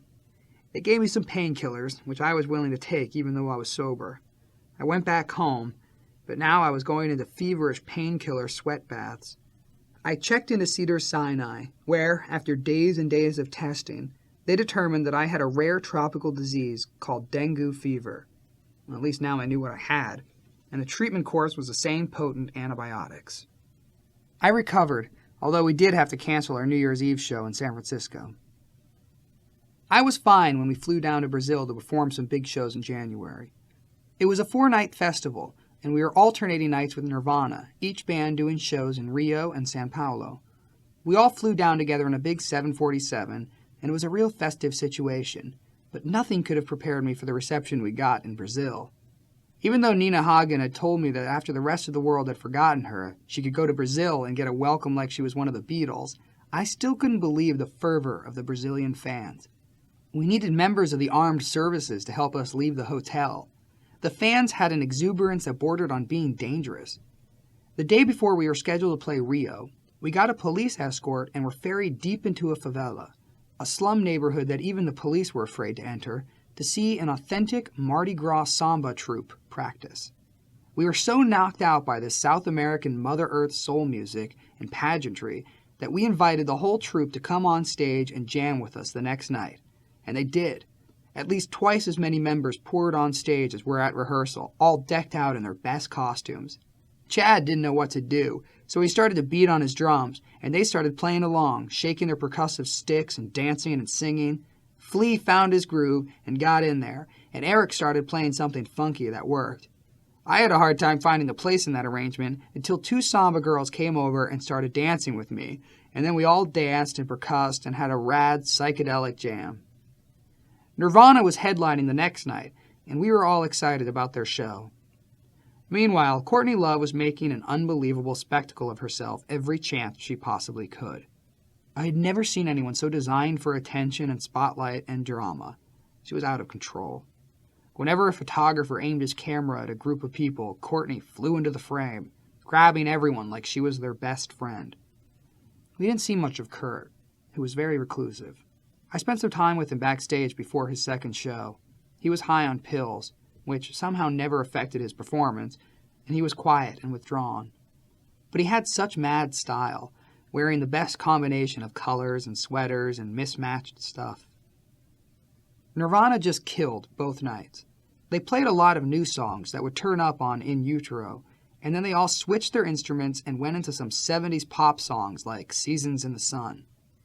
During one of the 2 shows, Kurt took this insane guitar solo that lasted 10 minutes. He took off his guitar and started playing it while it was on the ground, and then he bashed it into his amp. He wound up in the audience playing the destroyed guitar. When he went back on stage and the crowd started fighting over the guitar, Courtney came flying out of the wings, dove into the audience, and beat up a few Brazilian kids to take possession of the guitar. She climbed back on stage and proudly held up the mangled guitar, strutting around and milking every minute. She finally went off stage, and somehow Louis, our crew member, wound up with the neck of that guitar, which he still has to this day. We flew back home, happy to have shared those experiences with Nirvana. Everybody loved that band. Meanwhile, the Blood Sugar album was still rolling along. I still wasn't used to any of the extra public awareness. I remember going to a party for Lisa Marie Presley in an airplane hangar in Santa Monica around this time. I went to the bathroom to take a piss, and this normal-looking businessman in a suit walked up to the urinal next to me, looked over, and recognized me. "Oh my God, you're that guy," he said, and started howling a version of Under the Bridge. Another time I was riding my mountain bike by my house, and a random car drove by, and I heard Under the Bridge blaring out the window. I realized that our music was now in the public domain and no longer some underground phenomenon, which made me a bit more shy and reclusive. Ironically, Flea and I had spent most of our lives craving attention and trying to create a spectacle, doing outlandish things to be seen and heard and felt. One time back at Fairfax High, we found out that the corner of Westwood and Wilshire Boulevard was the busiest intersection in the world, so we drank a bit and split a Quaalude and went down to that corner, shimmied up a pole, and climbed onto an enormous billboard that looked down on that busy intersection. We stripped naked and danced around, swinging our dicks for every passerby to see. It felt like the whole world was watching, and that felt good. A memorable moment when we could be exhibitionists and performers and daredevils and junior lawbreakers all at the same time. Now we were on those billboards instead of dancing naked in front of them. So I didn't feel the compulsion to fight for attention or brag about how amazing our music was anymore. Now it was time to create more of it. Flea and I had both started to write, and we were looking forward to bonding with Eric and exploring his mind and musical talents. After we finished touring, Eric rented a nice apartment close to my house. But every time I tried to get together to work with him, he wasn't available. I wound up going over to his house and dropping off some lyrics and a half-baked tape because he didn't seem comfortable getting out the guitar at that moment. But again, there was no response. No callback. No, I've got some ideas. It wasn't long after that we decided he might not be the writing partner we were looking for. That was when we got the most god-awful idea, which was to advertise and audition guitar players. We thought we could audition every guitar player in the world and find the most perfect, talented, soulful, and fun player around, but it doesn't work that way. It's like finding a wife. You have to hope she crosses your path. We put an ad in the LA Weekly and held auditions. It was a circus, and it went nowhere. Some people could play, but some kids came by hoping to meet the band. Around that time, I had seen a band called Mother Tongue at Club Lingerie, and I liked their guitar player, a kid named Jesse Tobias. I told Flea about him, and we decided to bring him in. We jammed, and it was very raw and energetic. He definitely had the most exciting chemistry of anyone we had played with. But Flea was mildly concerned that he might not have the technical range required to play our music. In the end, we hired him, and he quit his band, and we began to play and write music. After a couple of weeks, something wasn't right. We jammed and jammed with Jesse, but no one was satisfied, particularly Flea. I was still holding out hope that it would work when Chad came to me and said, "I have a feeling that Dave Navarro is ready to play with us." Dave had always been our first choice after John left. We had approached him early on, but he'd been too busy with his side project after Jane's addiction broke up. Lately, Chad had been hanging around with him, and he was sure Dave would love to come over.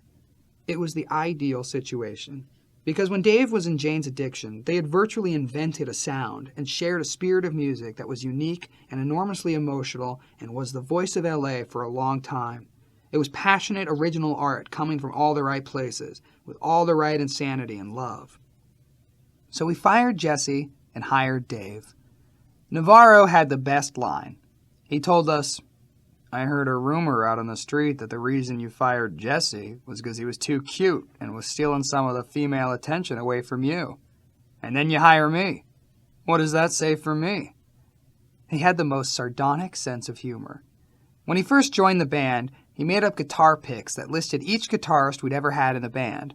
After his name, there was a question mark. With Dave in the band, it was inevitable that our sound would change. He had a different style of playing than anyone we'd had before, but he was very competent and quick to learn our songs. He didn't carry with him the mysterious essence of funk, but we weren't stressed about that. We were prepared to explore other territory.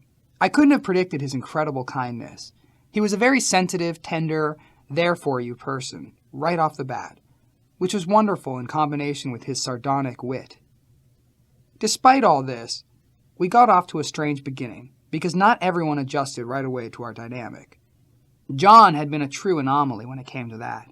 He made it even easier than Hillel in some ways to create music, even though I'd known Hillel for years. I just figured that was how all guitar players were, that you showed them your lyrics and sang a little bit, and the next thing you knew, you had a song. That didn't happen right off the bat with Dave. I remember going over to Dave's house, and he and I wanted to learn a Beatles song together, and it was a much slower, more difficult process than in the past. We all liked Dave, but unbeknownst to me, he was feeling like an outsider. I don't think he knew how open we were to making him an equal partner. He had been through a lot of battles with Perry Farrell and Jane's addiction, and their writing styles were independent, so he wasn't used to our collaborative style. It wasn't until years later that he told me he was concerned he would get fired any minute. At the end of October 1993, I decided to take a short trip to New York to both celebrate my birthday and accompany my good friend Guy Osiri of Maverick Records to all the festivities surrounding Fashion Week. Guy was hot on the trail of Kate Moss, and I had no aversion to hanging out with him and going to runway shows. We stayed at the Royalton and got in late from a Halloween party. A few hours into my sleep, the phone started ringing off the hook. I picked up the receiver, and it was my dad. He was in a frenzied state, babbling, "Did you hear what happened? River's dead." I was half awake at the time, so it took a few seconds for me to process the information. After I did, I called him right back, and he told me that River Phoenix had died the previous night outside a club in L.A. of a drug overdose. Once again, I felt an unbelievable sense of loss. I called up Flea, who had accompanied River in the ambulance from the Viper room to the hospital, and we both sobbed for quite some time. River wasn't my best friend, but he was a completely enchanted spirit of a human, living every day in a very free way. It was my birthday, but I didn't feel like celebrating. I spent some of the day with my friend Acacia, who had been the girlfriend of both Flea and Joaquin, River's brother. I went to her apartment in Chinatown, and we lay in her bunk bed together, sobbing. I was feeling gutted and hollowed out. I made my way back to the Royalton, and Guy O forced me to let him take me out for a birthday dinner. As is Guy O's wont, we went to the trendy, goofy restaurant of the moment. We ate and played some pool, and then Guy dragged me to a place called the Soul Kitchen. There was a great DJ that night, and at one point, I got up and tried to dance my blues away. When I got back to our table, there was a cluster of humans around Guy, including two hot, model-looking girls who were doing the typical things young model girls do, drinking alcohol and smoking Marlboros. I couldn't take my eyes off one of them, this glowing pixie with a butch haircut, especially when she started making out with her girlfriend. I could tell that they weren't girlfriends. They were just kissing for entertainment purposes. We didn't have much of an exchange that night, but she did tell me that she would be in the Calvin Klein show the next day. By now, my crosshairs were fixed on this girl. I'd been touched by something about her, and it wasn't simply a random biological reaction to a gorgeous girl I wanted to sleep with. There was a more metaphysical feeling about her and our possibilities.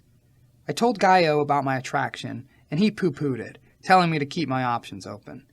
Then we went to the Klein show the next day, and there was that hot blonde's picture on the cover of the Daily W newspaper for the fashion show. All at once, Guy O took a lot more interest in her. We watched her walk, and I was smitten by Cupid's arrow.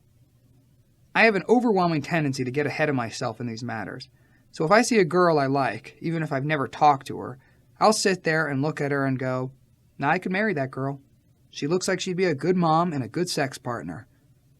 I was convinced that the young Jamie Richard would be thinking the same way, and she'd be my girl.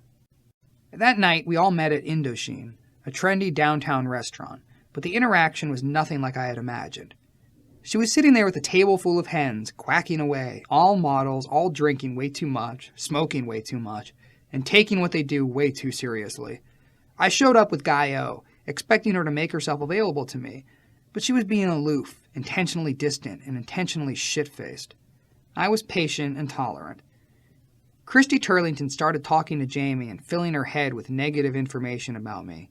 "Stay away from that guy. He's a womanizer. He's a slut. He'll love you and leave you. Blah, blah, blah." I started to lose some of my interest in Jamie, thinking she was too young and too wrapped up in the nonsense of her micro-community. But something in me wasn't going to give up all the way, and at a certain point, I could see that she needed to go home and be in bed. So I put her in a cab, and she asked me to go home with her. So I went, and we slept together that night, but nothing happened because she was too full of booze to start our romance off. The next night, we had an out-of-control, over-the-top sexual encounter. She rocked me in a way I hadn't thought possible by a person of her age, 17. There was some very adult behavior taking place, and I remember going, "Wow, what fucking porno has this girl been watching?" I went back to LA, and we were on the phone every night. The first night we were talking, she said, "I have a small problem. I'm seeing this guy, and I have to let him know that it's over between us." Turned out he was a trust fund baby whose dad was a Wall Street gazillionaire. She said the other problem was that her parents had gotten wind of our relationship, and they weren't having any of it. Her dad started leaving threatening messages on my answering machine, especially after her jilted boyfriend told him I had AIDS. But Jamie was undaunted, and we started plotting and scheming to get her out to LA for a visit. I called her dad and convinced him that 1, I didn't have AIDS, and 2, I wasn't an ogre. I also sweet-talked her mom, and they let her come out for a visit. I don't remember too much about her first trip, other than going to pick her up and watching her walk out of her hotel room wearing some go-go boots. I thought, whoa, this is definitely where I want to be. We had a lot of fun and were at ease with each other right away. That Christmas, we made the obligatory trip to Michigan, and she bonded with my mom right away. To this day, they speak to each other every day. Then we flew to Pennsylvania, and I met her parents. I was nervous, but it was actually pretty mellow. I got along with her mom right away. She was sweet and loving, the classic mom. I didn't have any real problems with Dad. It turned out that he was the true music lover in the household. He had these stacks and stacks of doo-wop stuff and R&B 45s, and he would start playing them, and Jamie and he would sing along and do dances in the kitchen. In January 1994, I was 5.5 years sober, with no intention or desire to ever take drugs again. Then I went to a Beverly Hills dentist to have a wisdom tooth removed. I had been to see many doctors and many dentists during that 5.5 years, and I had this canned speech that I gave them. I'm allergic to narcotics. Whatever you have to do to me, you'll have to do it with local anesthetics or some non-narcotic substance. The dentist thought he could do the operation with a local, so I got in the chair and got jacked up on Novocaine. He started to extract the tooth, but in the middle of the process, he told me it was so badly impacted that he'd have to cut it out of my mouth. In order to do that, he'd have to put me under. I'd already been in the chair for an hour, so I agreed. So he stuck an IV in my arm and shot me up with liquid Valium.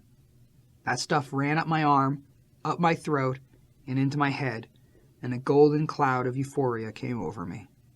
It was the first time I'd felt that loaded in 5.5 years. It felt so good, and I was so under the influence that I was no longer me.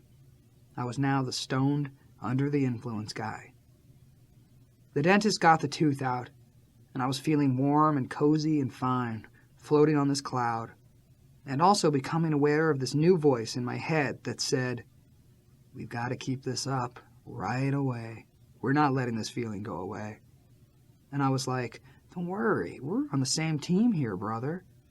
As soon as the dentist was finished, he asked me if I was in pain, and I told him I was hurting so bad I needed some Percodan. He looked confused, but I insisted that all that previous allergic talk was nonsense, and I needed those Percodans right away. I ate a handful of the 25 pills before I even left the building, and shortly after I got home, there were only 2 left in the bottle. Now I had a proper opium buzz going. Right at that moment, I decided it would be a good idea to drive to downtown LA and buy some heroin and cocaine. I didn't think twice about it. I didn't think about my sobriety or where I'd come from. I was strictly in the moment of being high and wanting to get higher. No consciousness of any consequences, nothing, zilch. So I drove to my old spot, Bonnie Brea and 6th, and I found out that those packages of nice cocaine had been supplanted by the crack cocaine trade. All I could get was rocks. But the good old-fashioned black tar heroin was exactly the same, and I knew what to do with that. I went into a drugstore to get some needles and pulled my usual diabetic scam, but I forgot that now I was recognizable. The pharmacist looked at me and said, "Oh, Mr. Kiedis, I didn't know you were a diabetic." I said, "Yep, diabetic, that's me."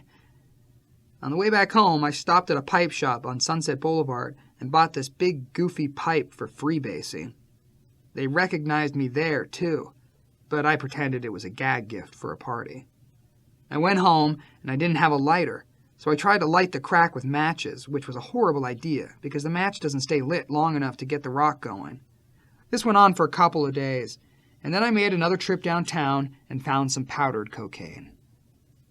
I did the heroin and got completely anesthetized and passed out in my bed, the bed that I'd always been sober in up until that point. Now my house was full of that dark energy, especially the bathroom, which was trashed. When I woke up, my first thought was, "Please God, tell me this was a nightmare." I figured there was a 2% chance that it hadn't happened. I was holding on to that, saying, "Come on, 2%, tell me that was a dream, tell me none of that happened." I got up, and I was shaky, and I peeked into the bathroom, and it hit me. How did that happen? That was not in my script. Now the guy who was going to live and die sober had fucked up the track record. I didn't know what to do. I was dumbfounded. Now that the beast within had awoken, it wasn't done. Part of me wanted to go with it, but part of me was so ashamed about having done that to myself that I cleaned up the mess and pretended it hadn't happened. But I felt empty and hollow, like I was made out of styrofoam. All my strength was gone, and my brain felt empty. Looking back, it would have been an opportunity to go straight to somebody and say, "This is what happened, let me start day one right now." I should have gotten rid of the secret and gotten some help, but I couldn't do that. I certainly didn't tell anyone in the band. We were still feeling our way, rehearsing and trying to write new material. One of the ways we bonded was by each buying a new Harley-Davidson. We even started a mock motorcycle gang that we called the Sensitives. Now that we were coming off a huge hit and we had a supportive record company that was prepared to spend money, we decided that a change of scenery might help in the creative process. Chad and I took a reconnaissance mission to Hawaii and found a beautiful farm on the south side of the Big Island. It was on acres and acres of land and complete with white horses in a corral. The main house had a nice kitchen and a big living room to rehearse in. There were 2 or 3 guest houses scattered across the property, along with a pool and a tennis court. All of this overlooking the magnificent Pacific Ocean and about a 3-minute ride to some of the best snorkeling in all of Hawaii. We rented it for a month and shipped our motorcycles out. Extravagant stuff for guys who'd been living in small apartment buildings a couple of years previous. The problem was the spot was so beautiful, it was difficult to start playing music because we just wanted to swim in the ocean and have luxurious lunches and find some cliffs to jump off of. Finally, we started jamming. It was a slower, different flow than we'd ever had before. Good sounds were being created, but there wasn't any effortless, telepathic transmission happening, where we were all instantly in one river going in one direction. I think I must have been lost in my own mental space, because I didn't go in there with an unquestioning sense of confidence. I wasn't sure what to make of the new sound that we were creating. I didn't know exactly how I fit into it. But I was willing to keep putting one foot in front of the other and keep on with my weird, bizarre style of writing, which seemed interesting to me, even though I wasn't getting much feedback from anybody else. Some very nice things did get planted during those rehearsals, things that would later turn into songs. Flea wanted to reassert himself as a force in the creation of our sound and the direction of our songs, which was fine, because he'd always been an essential contributor, but I think he felt it was now his turn to dominate in that respect, and it was different. I could tell that Dave was perplexed by our methods.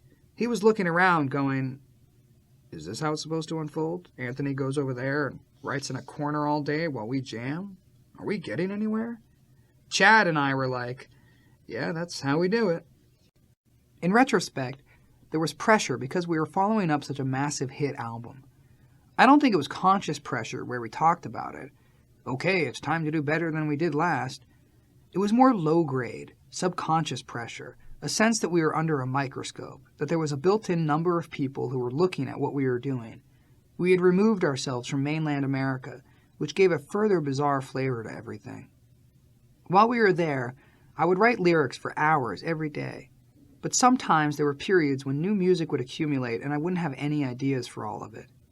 To get a change of atmosphere, I'd get on my motorcycle, drive to a corner of the island, find a bed and breakfast, and hole up with my tapes and write lyrics.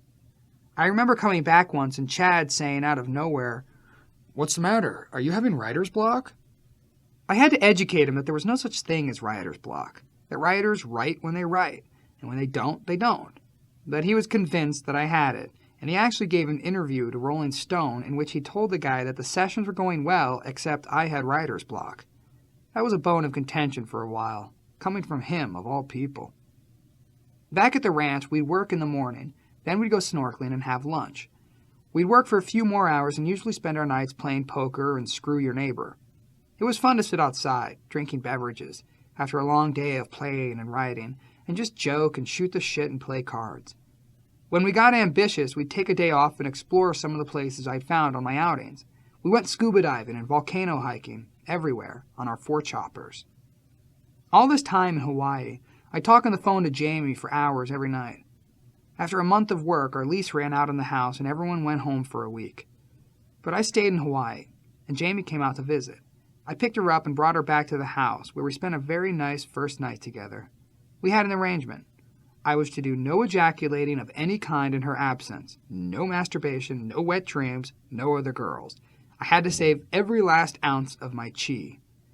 Jamie was quite a sexual young girl, and she needed repeat performances, so she didn't want me having a shortage of juice.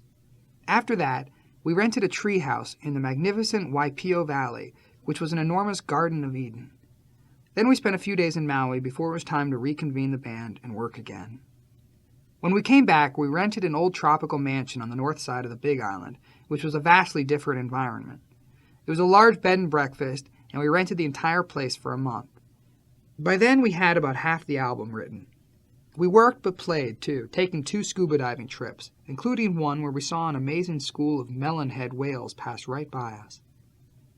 One day we were working and got a call from Lindy, who informed us that Kurt Cobain had killed himself.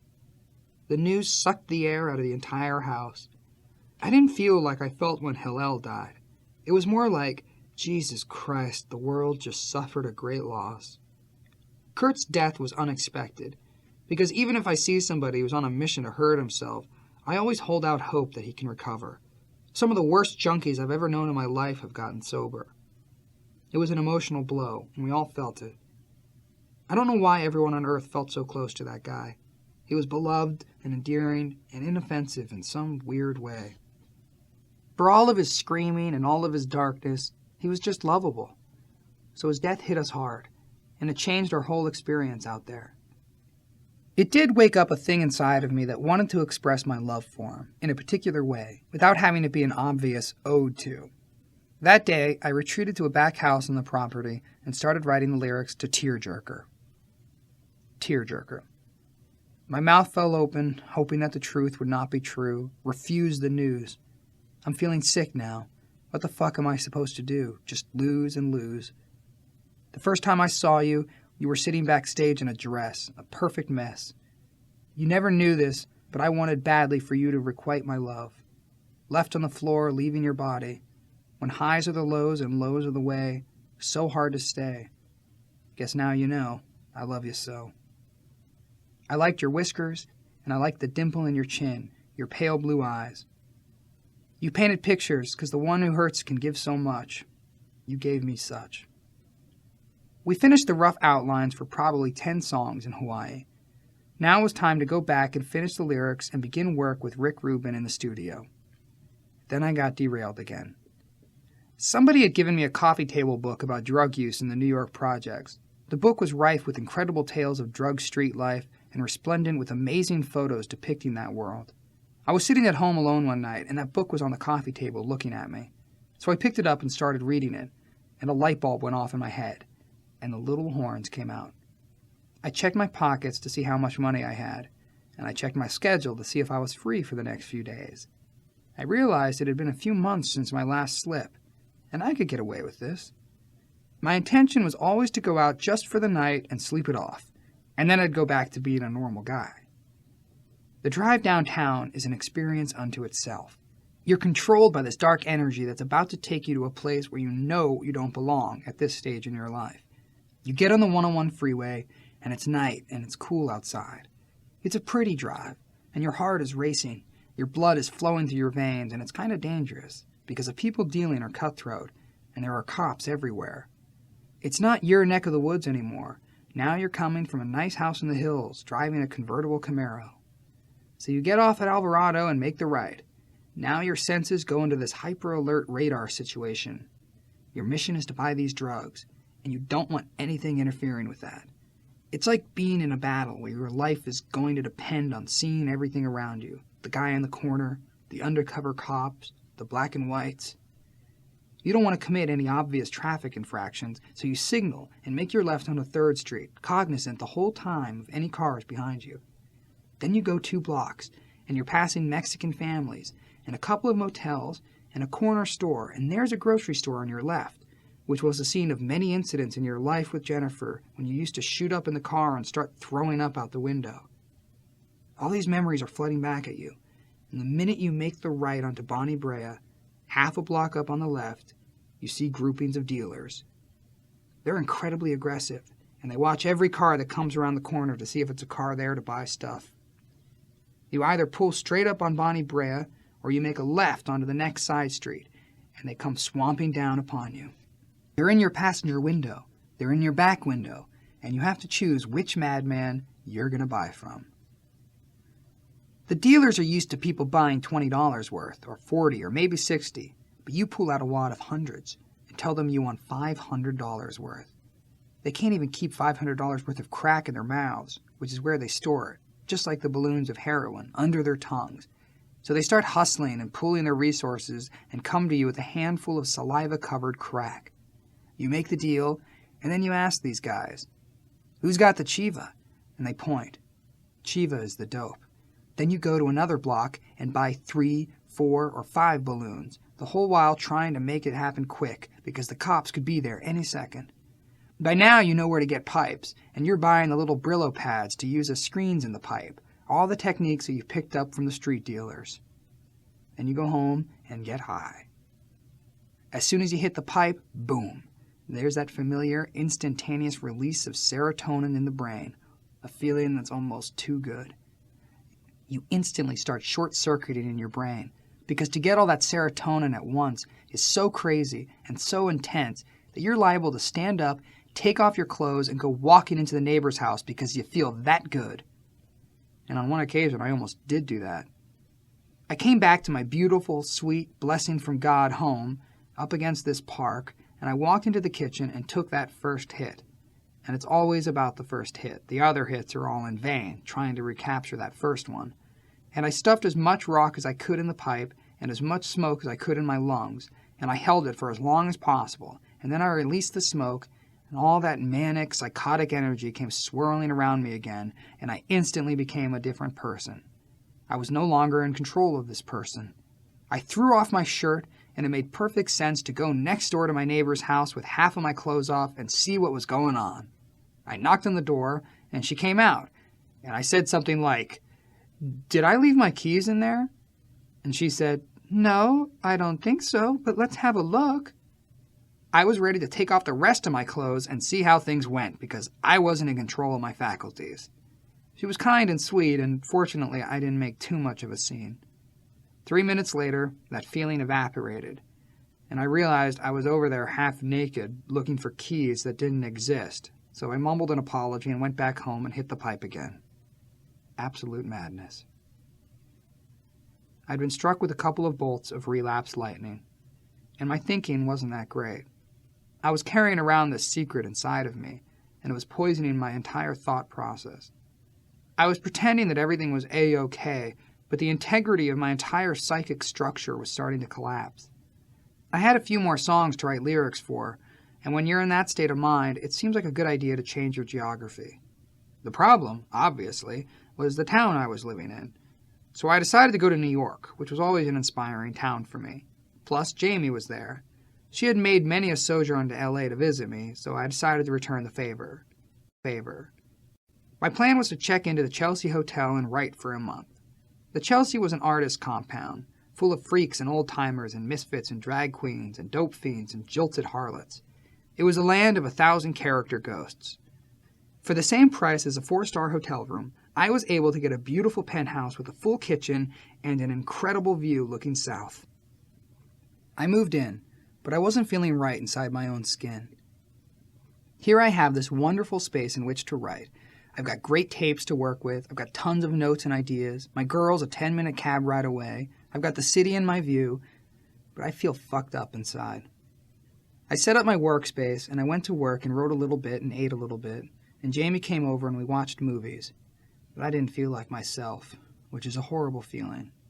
I was edgy and, in that limbo of not being on a run and not being sober. One night, a week after I'd checked in, Jamie must have been off doing her own thing, and I was home alone, and it was nighttime, and this overwhelming notion came over me to go down to Washington Square Park and see what the action was with the drug dealers. I jumped in a cab, went down there, and started talking to some of the local scallywags. I scored a handful of rocks and couldn't find any dope, So on the way back, I bought a couple of bottles of red wine, thinking that would take the edge off the coke. I smoked the crack, and it wasn't even getting me high, but one more time, I was on this ride. I wasn't digging it. I started hammering the wine back, and I just wasn't well. I was like a clock that had exploded. My springs were hanging out, my hands were cockeyed, and my numbers were falling off. Jamie showed up, so I hid the wine and told her some cockamamie line of excuses that I must have eaten something bad. In the end, we had an argument because I was out of my mind. That was the color of my experience during that whole month. I'd get it together for a few days, but it basically disintegrated into an unproductive and sad month because I wasn't getting much done. I wasn't sober, but I wasn't using it in the way that would have given me relief. In July, the band went into the studio to record the album. Even though I wasn't finished writing all the lyrics, we decided to start cutting the basic tracks. By then, I had put down the getting high thing and was white-knuckling the dryness of not using, but I was behind in my work and not well prepared emotionally or physically. I did have some lyrics that I believed in, but I hadn't trained my voice to go in there and be able to do my thing. However, Rick and Chad and Flea and John were all ready to fire away. It's funny. No one suspected that I had slipped from my more than 5 years of sobriety, but if you look closely at the lyrics I was coming up with, there were clues galore. In Warped, I wrote, "My tendency for dependency is offending me. It's upending me. I'm pretending to be strong and free from my dependency. It's warping me." Later, in that same song, "Night craving sends me crawling. Beg for mercy, does it show? A vacancy that's full of holes. Hold me, please, I'm feeling cold." Even on an upbeat song like Aeroplane, there were lyrics like, "Looking in my own eyes, I can't find the love I want. Somebody'd better slap me before I start to rust, before I start to decompose." That's a cry for help. Later, "Sitting in my kitchen, I'm turning into dust again. My melancholy baby, the star of Mazzy must push a voice inside of me. I'm overcoming gravity. It's easy when you're sad to be." Even Deep Kick, which was a historical account of our journeys, referenced this giant gray monster of drug addiction that had enveloped so many of our friends. At that point, John was getting into a sordid drug trip. Bob Forrest, Pete Weiss, and Dickie Rude were all in Never Never Land, and River and Hillel were dead.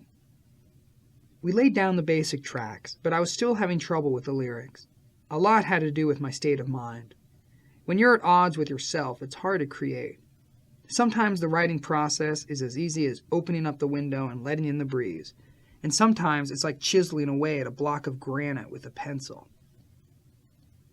On August 1st, I should have been celebrating my 6th anniversary of sobriety. To the outside world, I was. My dad hadn't acknowledged the first 5 years of my sobriety, but on that would-be 6th anniversary, he sent me a t-shirt that said, 6 years clean. I had to accept it, but it was one more thing to feel horrible about. The band took a break from recording to play the Woodstock Festival. Judging from my love handles in the photos, I'd have to say I stayed sober for at least a month before Woodstock. Woodstock was our first show with Dave, even though he'd been in the band since the previous September. Lindy came to us and said, "Okay, you're headlining Woodstock. Anything special you want to do?" I sketched out a giant light bulb on the floor, and Lindy thought I meant a cartoon light bulb that went off over your head, but I meant light bulbs that would encompass our whole heads. Dave was looking at us going, "I'm going to be wearing a giant light bulb?" We got a Hollywood prop master in the Valley to create the light bulb costumes, and we hired this Russian-Mongolian seamstress to make 5 identical Jimi Hendrix costumes, because our encore was going to be fire. The 5th costume was for Clara, Flea's daughter, who at times became an integral part of our show.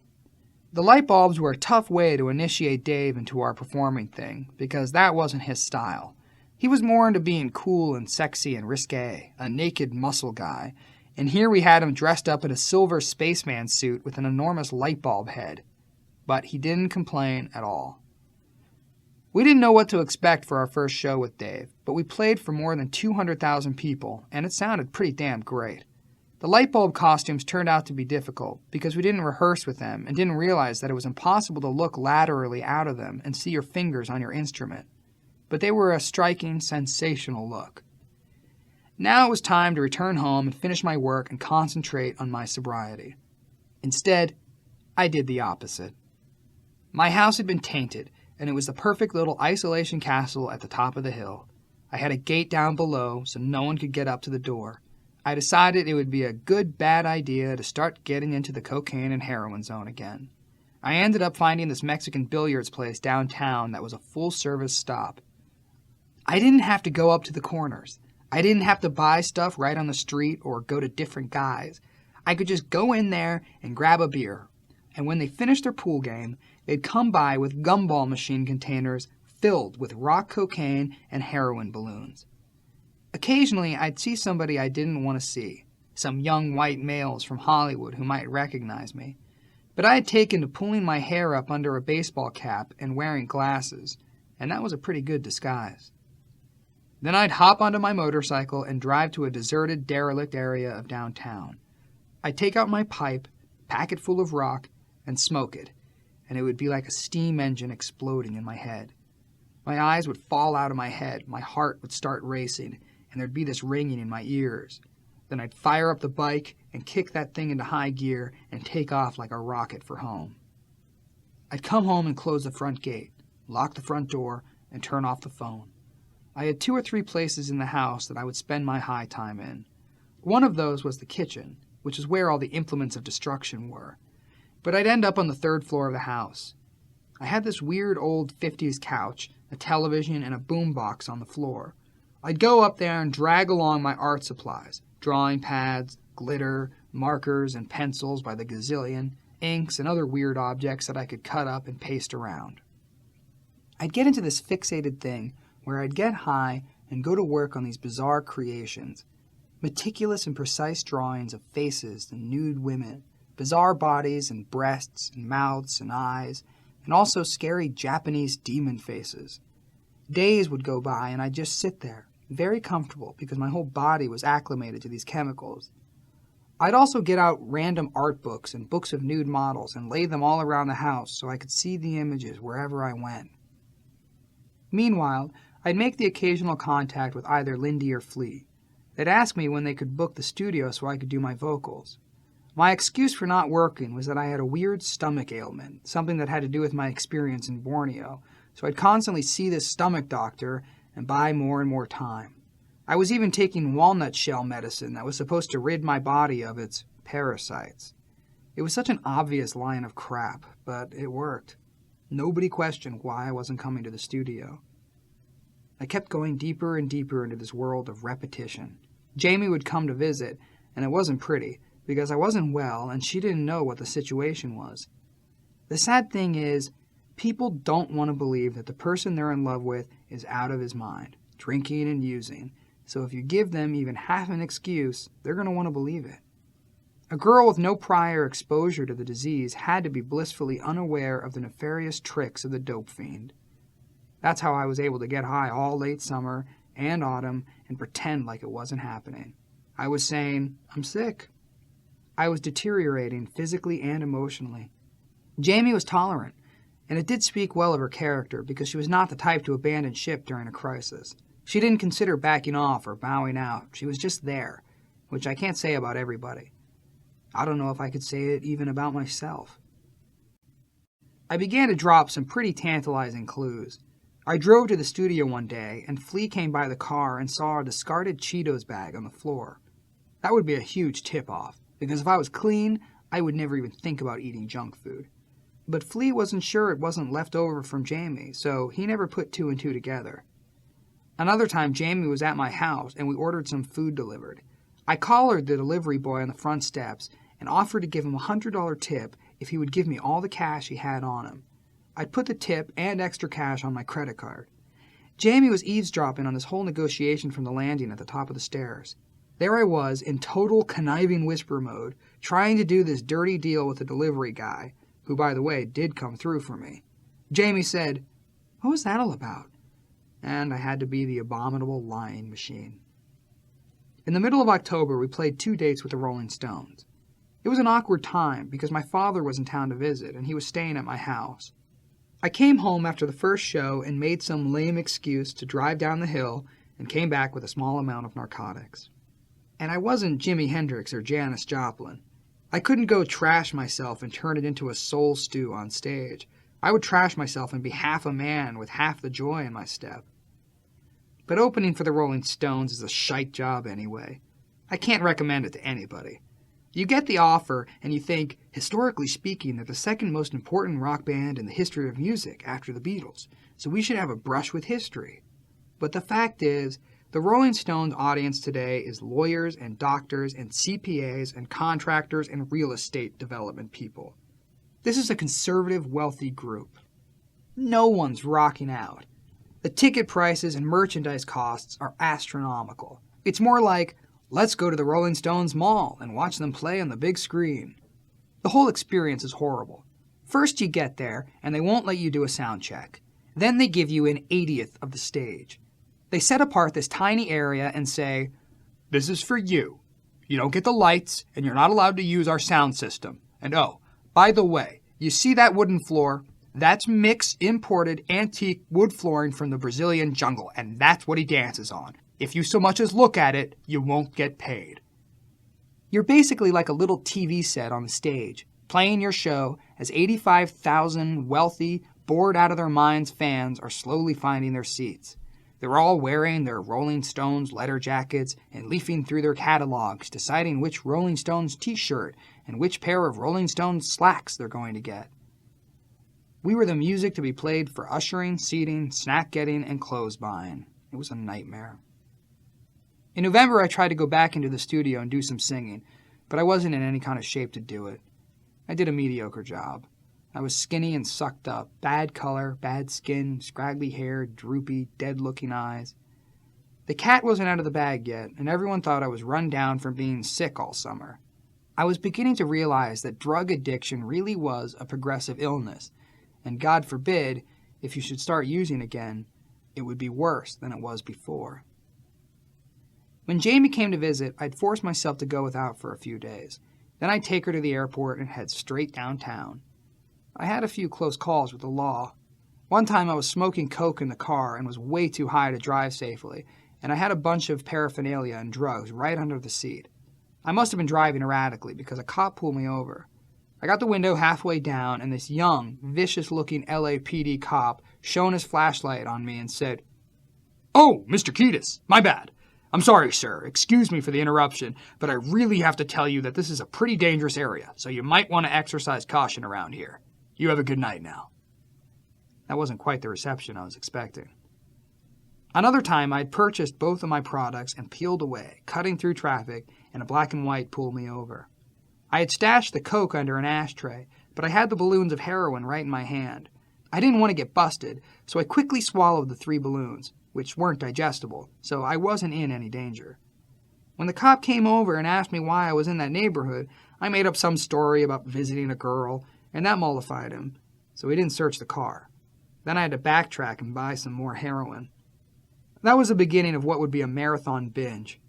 4 days later, I wound up finishing everything, and it was daytime, and I was beat down and delirious.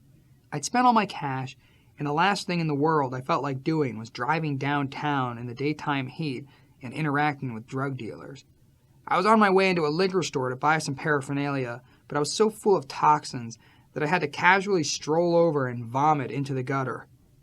As I vomited, I looked down and spotted those 3 intact balloons full of heroin. Yeah, free drugs! I hit the jackpot, I thought, and fished out the balloons and saved myself a trip downtown. Jamie came to visit in December, and by then I had an ugly heroin habit. I'd been smoking both crack and heroin for a couple of months straight. This was in anticipation of our Christmas trips home. We had decided over the phone that we would give our dads big cars. Jamie was on a roll with her modeling, and she wanted to give her pop a pickup truck, and I wanted to give Blackie a Bronco. By then, he had moved back to Michigan. Right after we did so well with Blood Sugar, I'd visited him, and he was living in a tiny apartment in downtown Grand Rapids. I had an epiphany that I had just made a ton of money touring, so I should buy him a house. We found a nice house on a lake in Rockford, out in the country, and Pops was taken care of. Jamie and I arranged for the truck to be shipped out to Pennsylvania. Our plan was to drive Blackie's brand new, luxurious, spacious Bronco to Michigan. After the 2 holiday celebrations, Jamie and I would go to the Caribbean together, to a resort on Kinneil Bay on the island of St. John.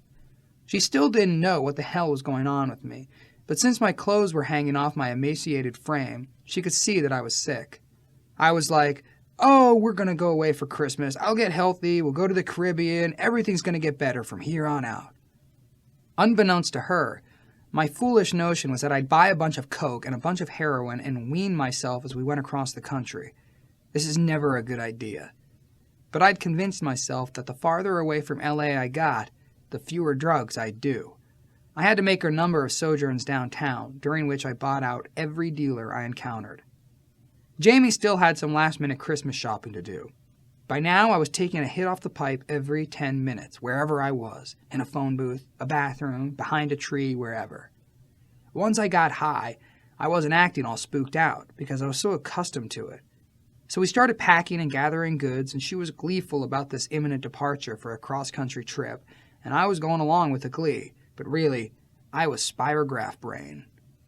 I drove her to pick up some slippers at a fancy shoe store in Melrose, and as soon as she left the Bronco, I fired up the old pipester. I was sitting there smoking like a fiendish monkey when all of a sudden I heard a sharp rap on the window. It was Jamie. She had caught me red-handed. The whole masquerade that I'd been holding up was over. I was mortified, and she was shocked. She popped me the finger and tried to run off, but I grabbed her and talked her into coming back into the car. I went through the psychedelic Rolodex of what page works for this problem. I had no choice but to tell her what had happened and how I'd ended up here and what I was prepared to do about it, as long as I didn't have to stop getting high at that moment. We drove to Waddles Park, and I put it all on her, the whole sordid story. I told her that I loved her from the bottom of my heart, that I'd do anything for her, and this was a serious fucking problem that I'd been through before, and there was no easy solution. I told her my plan to drive across the country and wean myself off the cocaine and heroin, so by the time I got to Michigan, I'd be clean. It was a temporary solution to an enormous and life-threatening problem, like putting a Band-Aid onto a severed jugular. She was not having it. "Fuck you, you motherfucker. Where's my plane ticket? I'm going home. You're an asshole, you're a liar, you're a scumbag."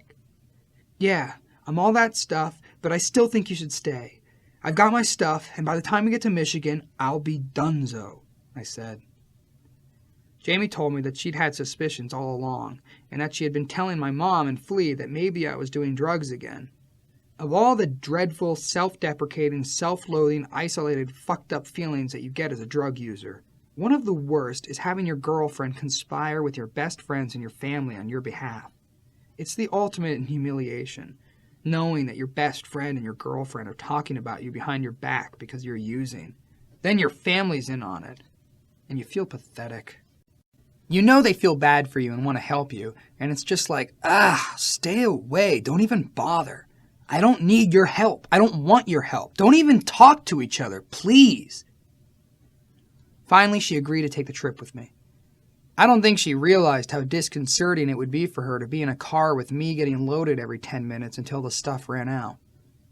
We left California and got to the desert, and I was having to make all these stops, not sure if I should be getting high in front of her or if I should hide it.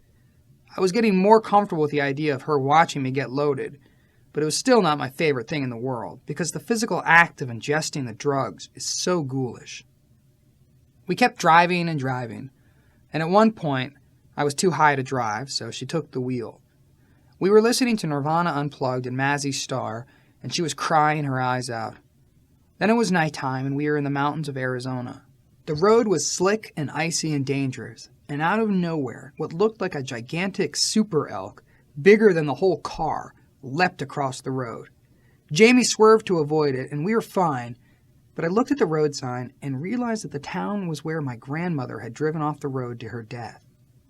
I took it as an omen, as if the spirit of that elk was saying to me, "Wake up, motherfucker, because you're dying."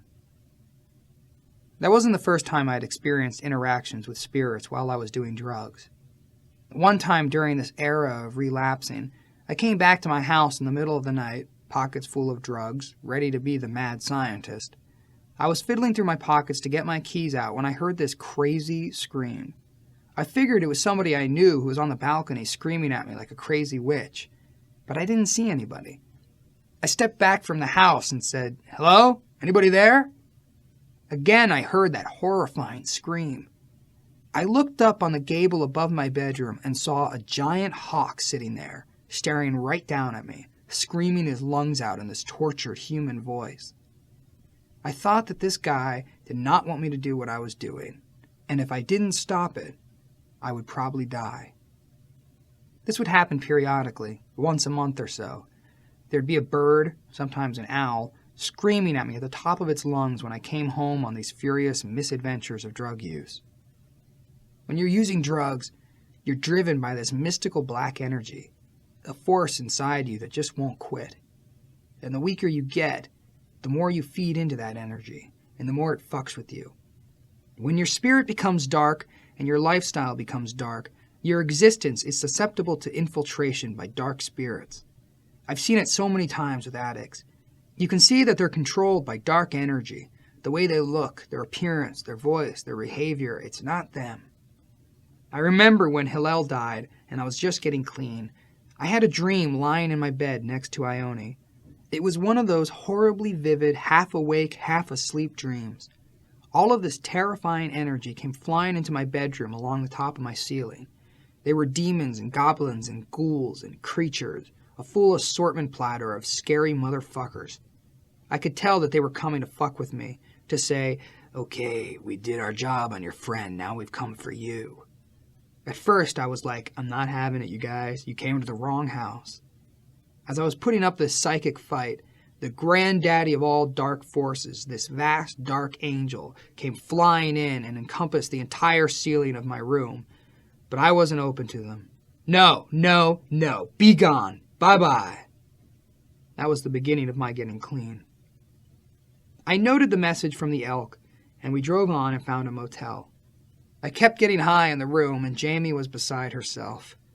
A lot of her pain and suffering were coming to the surface. She took a bath and locked herself in the bathroom and stayed in there for 3 hours. I was getting loaded and doing an art project with reflective letters I'd bought at some truck stop and periodically knocking on the door saying, "Jamie, you all right?" After a while, I started to worry.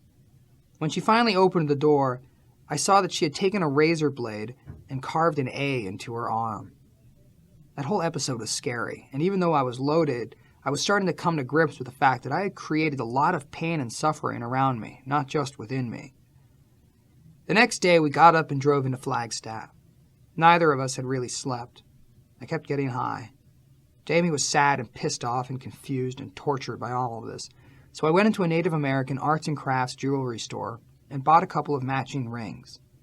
In my mind, it was a promise to get better and be together ring. I think she may have taken it as an engagement ring, but I was desperate and lost and grasping for straws. Deep down inside, I loved this girl a lot, and I wanted nothing other than to be with her, but I couldn't stop using. We got back into the car and drove to the end of New Mexico and checked into a motel. I was down to my last balloon of heroin, and we'd been gone only 2 days. The coke had long since run out, but I was more concerned about having enough heroin to get through the next few days. Still, I announced, "This is it. This is the last time I'm going to be getting high."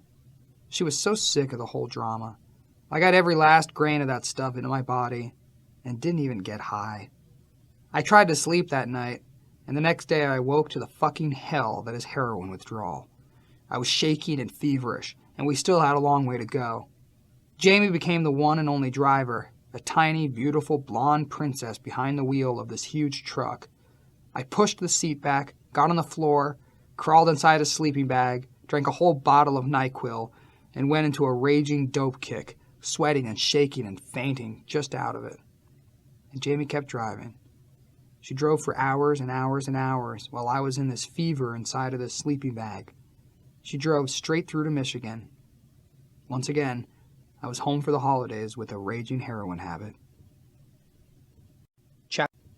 Chapter 12. Over the Wall. It was hard to hide my drug problem when I got to my mom's house.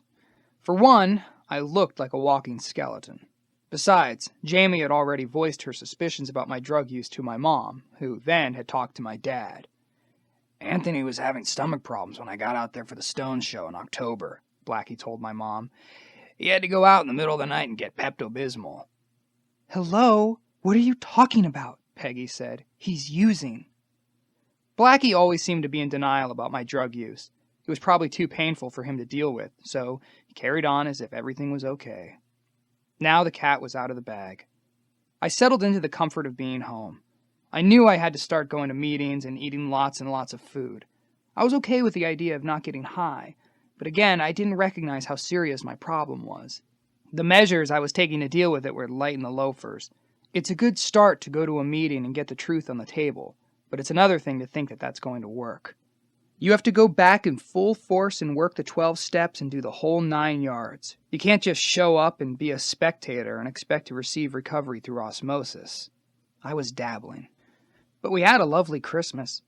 I tricked out my mom's house with a hot tub. My sister Julie had started dating a guy named Steve Simmons, and we were all so happy that she'd met a guy who dug her and treated her well that we spoiled them with lavish gifts. Especially when you're coming off a long drug run and you've been distant from your family, you feel obligated to make up for it with deluxe material goods. Jamie was even able to relax a bit. The shock and horror started to subside, and I wasn't getting high, so I got a little bit of my sex drive back, and things got more joyful. She began to look ahead to a brighter future for us. When our relationship was working, it was tons of fun because we were best friends, and we laughed about everything. Jamie had a way of diffusing my seriousness and was a great companion. How wonderful was it to be in love with a sexy, sweet girl who also loved basketball. On Christmas Eve, we drove the Bronco over to Blackie's. I had arranged for a giant ribbon to be placed over this rocking truck. Blackie answered the door, grumbling that we were late, and I told him to come out and see his present. He was befuddled, so I threw the keys in his hand, and he got nervous. Then he stepped down the path from his front door to the driveway, and he saw that perfect Michigan winter car, and my poor dad seized up. He looked at the car, and he looked at the keys, and said, No, that can't be," trying to hold back the tears. It was really touching. Christmas morning belonged to Mom. It was her time of the year. The whole house was done up in Christmas fashion. She had the old-school stockings hanging above the fireplace, with a stocking for Jamie, of course. There was a classic golden retriever, and the snow was falling outside, and my sister, Jenny, the baby angel of the family, was into all of it. It was a magical time. I came down at 7:30 in the morning and started the fire. Under that towering tree, there were more presents than should be allowed by law. The first thing we did was go for the stockings, which had 20 individually wrapped gifts from my mother, things she had amassed all year long. Then we opened the presents. My job was to deliver them, and people were getting jewelry and fine suits and sweaters and electronic stuff and blah, blah, blah. Steve Simmons had walked into an idyllic situation because the love and generosity were flowing. The dog had a ribbon around his head, the fire was blazing, various delectable foodstuffs were constantly coming out of the oven, Johnny Mathis and Frank Sinatra and Bing Crosby were on the stereo. So this crazy guy Steve, who was a new love of my sister's life, stopped everything and said, "I just wanted to take a minute and say that this has been the best Christmas of my life. You've all been incredibly generous and given me so much." We were thinking, yeah, he's right. I guess we really have lavish stuff on this guy. And he continued, "But I'm not quite done asking you for something." The room got silent. Geez, what more does this guy want? He said, "I'm going to have to take this moment to ask for your daughter and sister's hand in marriage." He reached over to Julie and said, "Julie, with the support of this family in this room, will you marry me?" Everyone started crying. I couldn't believe this guy was busting this incredible proposal right there in front of the whole family. It was the ultimate capper to the morning, and Julie accepted. After a few days, it was time to fly to Pennsylvania. Jamie was thrilled to give her dad the F-150 truck, which was a badge of honor in his community. Jamie's parents were liberal enough to let us sleep in her old bedroom, with them down the hall. I felt so awkward about having sex with her in that house. She was a go-getter fireplug, and she'd rip off my clothes and throw me down in the bed, and I'd be whispering, "I can hear them in the kitchen. We can't make too much noise." She didn't care. She just wanted to be loved. From Pennsylvania, we flew down to the Caribbean for some R&R. I had called my travel agent and asked her for the most pristine spot on the islands. It was an exorbitant amount of money per week, but with everything that I'd been through the past 6 months, I didn't care. I wanted to go to the warmest, most beautiful, most relaxing place I could find. Lying in the sun and swimming and eating and exploring and having sex were my idea of getting healthy. And it worked. We had a little house right on the beach, with no television or telephone to distract us, just hundreds of acres of tropical paradise. I needed that. Even after a week of gorging myself on lobsters and grilled fish and gobs of dessert and being Mr. Exercise Guy, my clothes were still falling off me. But eventually I got my strength back. Now it was time to go face the music back in LA. It was difficult coming face to face with Flea again, but I'd much rather see him knowing that I changed the direction of my compass towards sobriety than to run into him when I'm loaded or when the compass is stuck on stupid. When push came to shove, Flea was incredibly supportive of me.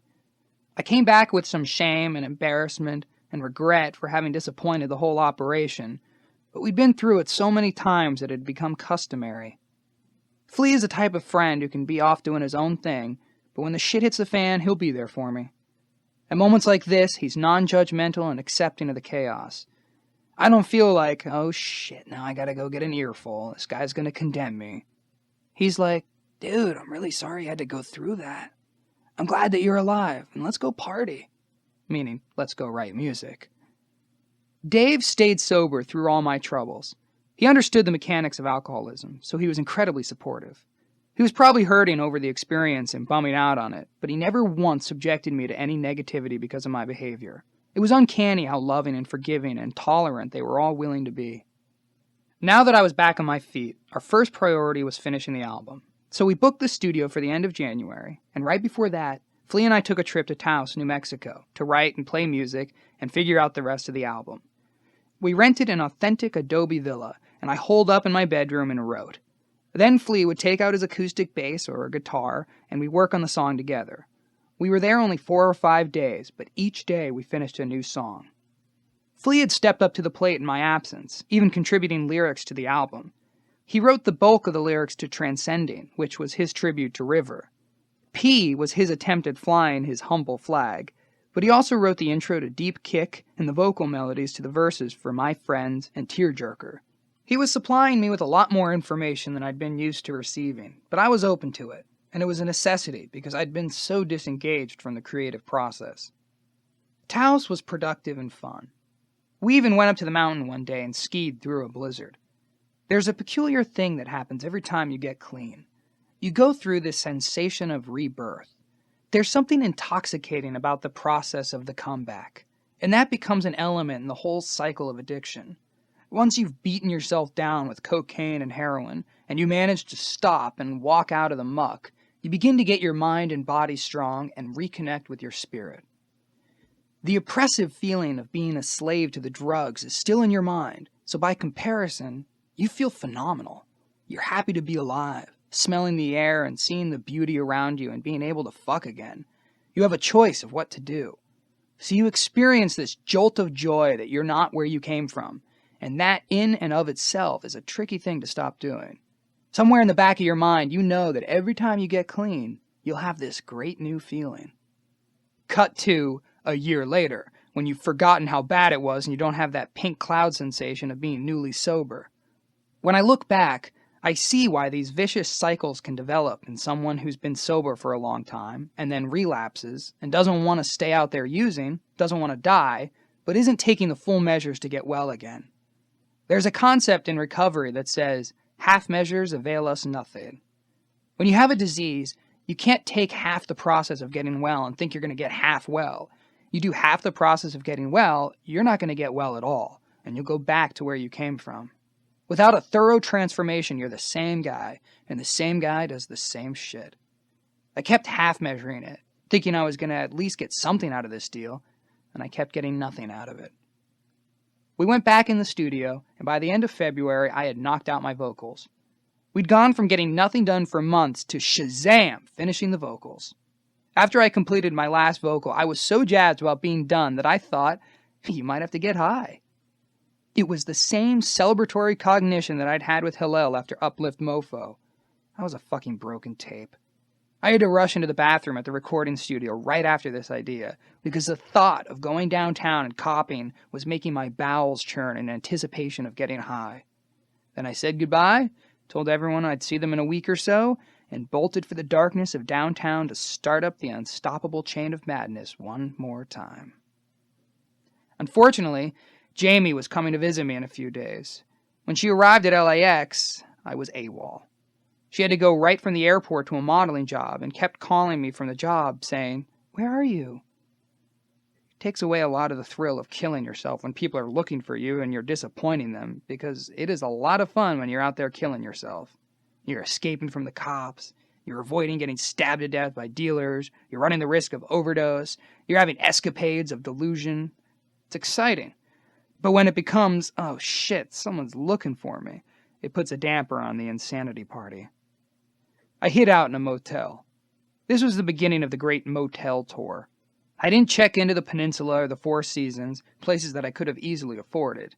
No, I opted for the Viking Motel, or the Swashbucklers Inn, shitty, torn-up, dirty-ass dope fiend motels that were for poor families who had no place else to go, or for prostitutes, dealers, pimps, hoodlums, and other scandalous motherfuckers, and a bunch of white drug addicts who were sneaking away from their real lives. I started checking into these places up and down Alvarado Street because they were a few blocks away from where I bought my drugs. Maybe that's part of the thrill. You can make your score and then drive 3 blocks, check right in, and you're smack in the middle of this circle of hell. If you're in a reputable hotel, chances are that you'll run into somebody you know. When Jamie was looking for me, my motel sophistication hadn't evolved that far yet. I had made it only to the Holiday Inn in Hollywood. That was where she and Dave Navarro tracked me down. Dave had the smarts to call up Bo, our accountant, and ask her where my last credit card transaction had occurred. She called the company and told Dave that I was at the Holiday Inn. I was in there trying to sleep off the heroin and escape from myself and this latest mess I'd made when I awoke to a crazy knock on the door. I went to the peephole and looked out and saw Dave and then Jamie lurking in the back of the hallway. It was that bad combination, your loved one and your friend conspiring together. "Come on, dude, open the door," Dave said. "I love you, and I want to help you get better. This isn't happening. Let's go to rehab right now. Throw away your junk, and let's go." I wouldn't open the door. "No, you don't understand," I called out. "I feel really bad. I need to sleep. I'll call you later, and we'll go tonight." Nope, I got the car outside," Dave said. "I've already called Exodus. They've got a bed waiting for you. Open the door." I opened the door. At that point, I couldn't fight or argue anymore. I had fucked up, and the only way I had to appease these people who were unhappy with my behavior was to acquiesce and go back to rehab. So I went. By April 1995, the world of rehab had evolved into a much different animal than my first stay in 1988. Going to rehab had become commonplace. Among rehabs, Exodus was famous for 2 reasons. It was a place that Kurt Cobain had left right before he died. Kurt had climbed a 4-foot fence to escape when all he had to do was walk out the front door. They can't keep you in Exodus against your will, but I guess if you don't want to see anybody on your way out, you bolt. Exodus was also famed for the renowned doctor of rehabology who ran the place. Guys like him claimed to know how drugs affect the body, but to me, all that information amounted to nothing. As long as a dope fiend is high, he's crazy. The minute he isn't high and he starts working the program, he'll start to get better. It's the simplest plan on earth, but they try to complicate it with psychiatric jargon and detoxology. Just get a junkie off the streets, get him 3 squares, and get him working on his steps, and he'll get better. I've seen it in thousands of drug addicts I've come across who attempted to get well. It doesn't matter how wonderful their detox or therapist was. Exodus was off the beaten path in a larger hospital in Marina del Rey. It wasn't connected to the prison system, so there were no end-of-the-liners who chose rehab over prison. It was plusher than a Section 36 facility, but not as much so as Promises, a Malibu rehab that makes the Four Seasons look like the Holiday Inn. But again, the place doesn't make the difference. You're either going to do the work and figure out your problems, or you're not. You don't need Promises. You can get better at the Salvation Army on Skid Row. I've seen people get well in both, and I've seen them not get well in both. Being there that time was actually a beautiful experience. I made 10 of the most atypical friends I'd ever make in my life. There was a weird old lady from some town up north, a Brazilian doctor, and a pillhead from Texas. My first roommate was a gay kid from the heartland of America, Kentucky or Missouri or someplace. He had the classic story. Young, misunderstood kid grows up in a football town in the Midwest, doesn't get the whole macho deal that his whole world is revolving around, so he's alienated, isolated, and ostracized by his family. He moves to Hollywood, finds his gay brethren in the drug and alcohol world, and hits the downward spiral. He was so into Vicodin that he'd crush them up and sprinkle them on his cereal for breakfast. He left, and my next roommate was a black anesthesiologist from Inglewood who came from a highly respectable family. Made his family proud by becoming a doctor, but then it turned out that he'd been abusing all the best medical drugs he could find for years. So he came in, like the rest of us, for 30 days. You could tell that he was keeping secrets and destroyed that he had let his family down. A couple months after the rehab, I got a call. He had relapsed and couldn't bear the agony and shame of facing his family, so he locked himself in a closet at the hospital where he worked and chose the most unpleasant drugs to overdose on. A few of us from Exodus went to his funeral, and it was really emotional. He had a big family, and one of his brothers was a preacher. There was a holy roller vibe at the service, and everyone was crying their eyes out, including his rehab buddies who were all in the back row. There was an uncommon array of people in there with me, and I became friends with all of them. You recognize the possibility of your own demise in the lives of these other people. You're doing the same thing they are, but you can't see it in yourself. However, you start seeing all of these tragedies and potential miracles in other people. It's a real eye and heart-opening situation. Here you are in a fucking hospital in Marina del Rey, sleeping in a small bed, sharing your room, and having to go to the cafeteria for your breakfast. You're forced to think, where did I go wrong? I had a plan and was doing really well, but now I'm in here with a bunch of other crazy people, and nurses and doctors and wardens are telling me where to go and what to do, and I've got to report to a group. Wow, thought I was smarter than this. At some point during my stay, I had a group meeting with friends and family, and Flea showed up. During the circle, the drug counselor turned to Flea and said, "Okay, Flea, tell us how it makes you feel deep inside when Anthony's out there using drugs and you have no idea where he is or if he's ever going to come back." I was waiting for Flea to say, "Pisses me off, that motherfucker. We were supposed to be rehearsing and writing. I was waiting for 12 hours and that bastard never showed up. I'm ready to do something else altogether." Instead, Flea started sobbing, which caught me off guard. He said, "I'm afraid he's going to die on me. I don't want him to die, but I've kept thinking for years that he's going to die." I had no idea that was the way he felt. I began a practice at Exodus that is a major part of my life to this day. During the 5.5 years that I'd been sober, I never got into prayer or meditation.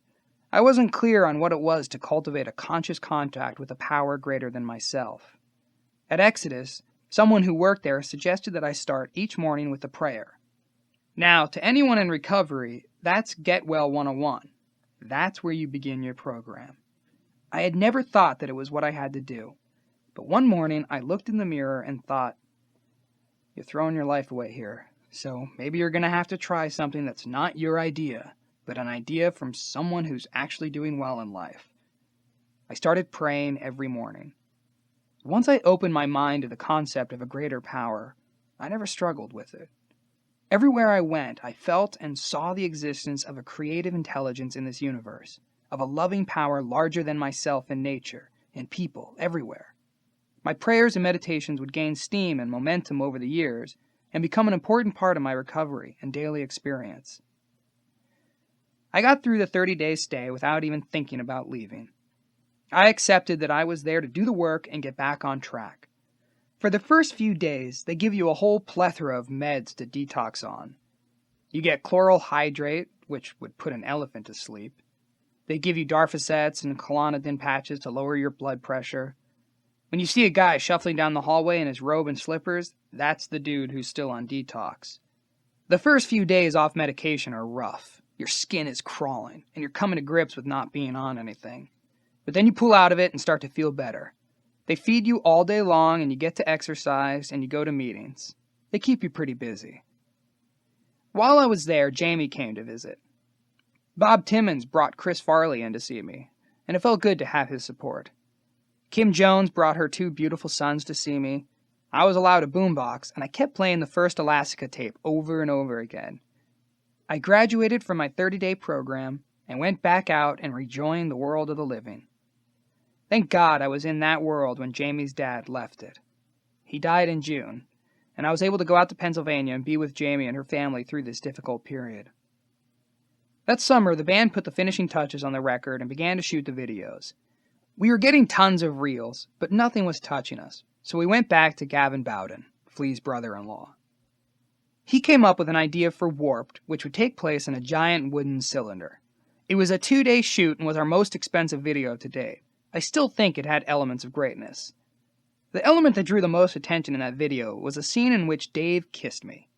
Flea and Dave and I were supposed to come out from behind a wall and do a mysterious silhouetted shadow dance thing.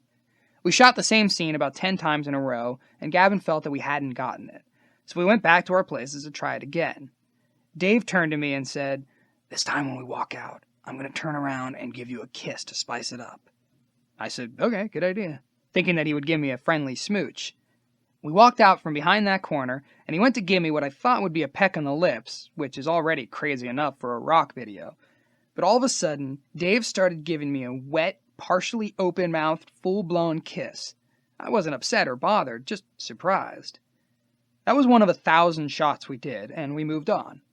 Weeks later, we got the edited video, and there was the kiss, prominently featured. Minutes later, I got a call from Eric Greenspan, our lawyer. "Warner Brothers saw the video, and they want to get rid of the kiss right away," he said. "Why?" "They don't think it's marketable," he said, "and I think you might want to get rid of the kiss too. I think you're in danger of alienating a large segment of your fan base."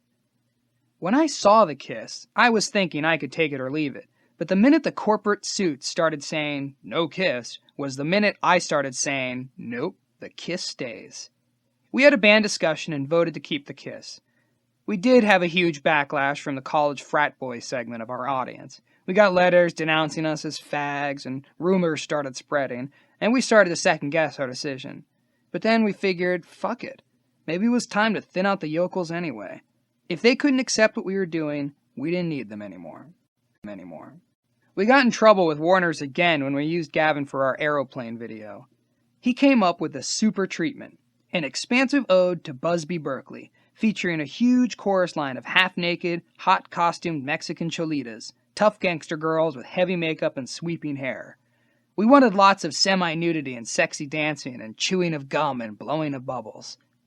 We shot the video in an old pool with trapeze artists and underwater ballet teams on a vintage MGM set that was about to be demolished. But a lady from Warner's was supervising the shoot, and it turned out that she was a PC feminist. Gavin did the edit, and the video looked sumptuous. He captured the hot Mexican girls in close-ups and from wonderful angles, but this woman from Warner's got her knickers all in a knot about showing naked women in our video. Mind you, this would be tame today next to a Jay-Z video, but it was pretty strong for the time, so we were forced to end up somewhere in between our take and her aesthetic. We wound up not using the shots that were truly shocking and beautiful and eye-catching and disturbing all at the same time. That summer, I made the first of 2 open-sea kayaking trips to Alaska with Flea and our ex-drummer Cliff Martinez and our friend Marty Goldberg. We spent about a week kayaking into the deepest fords of southern Alaska.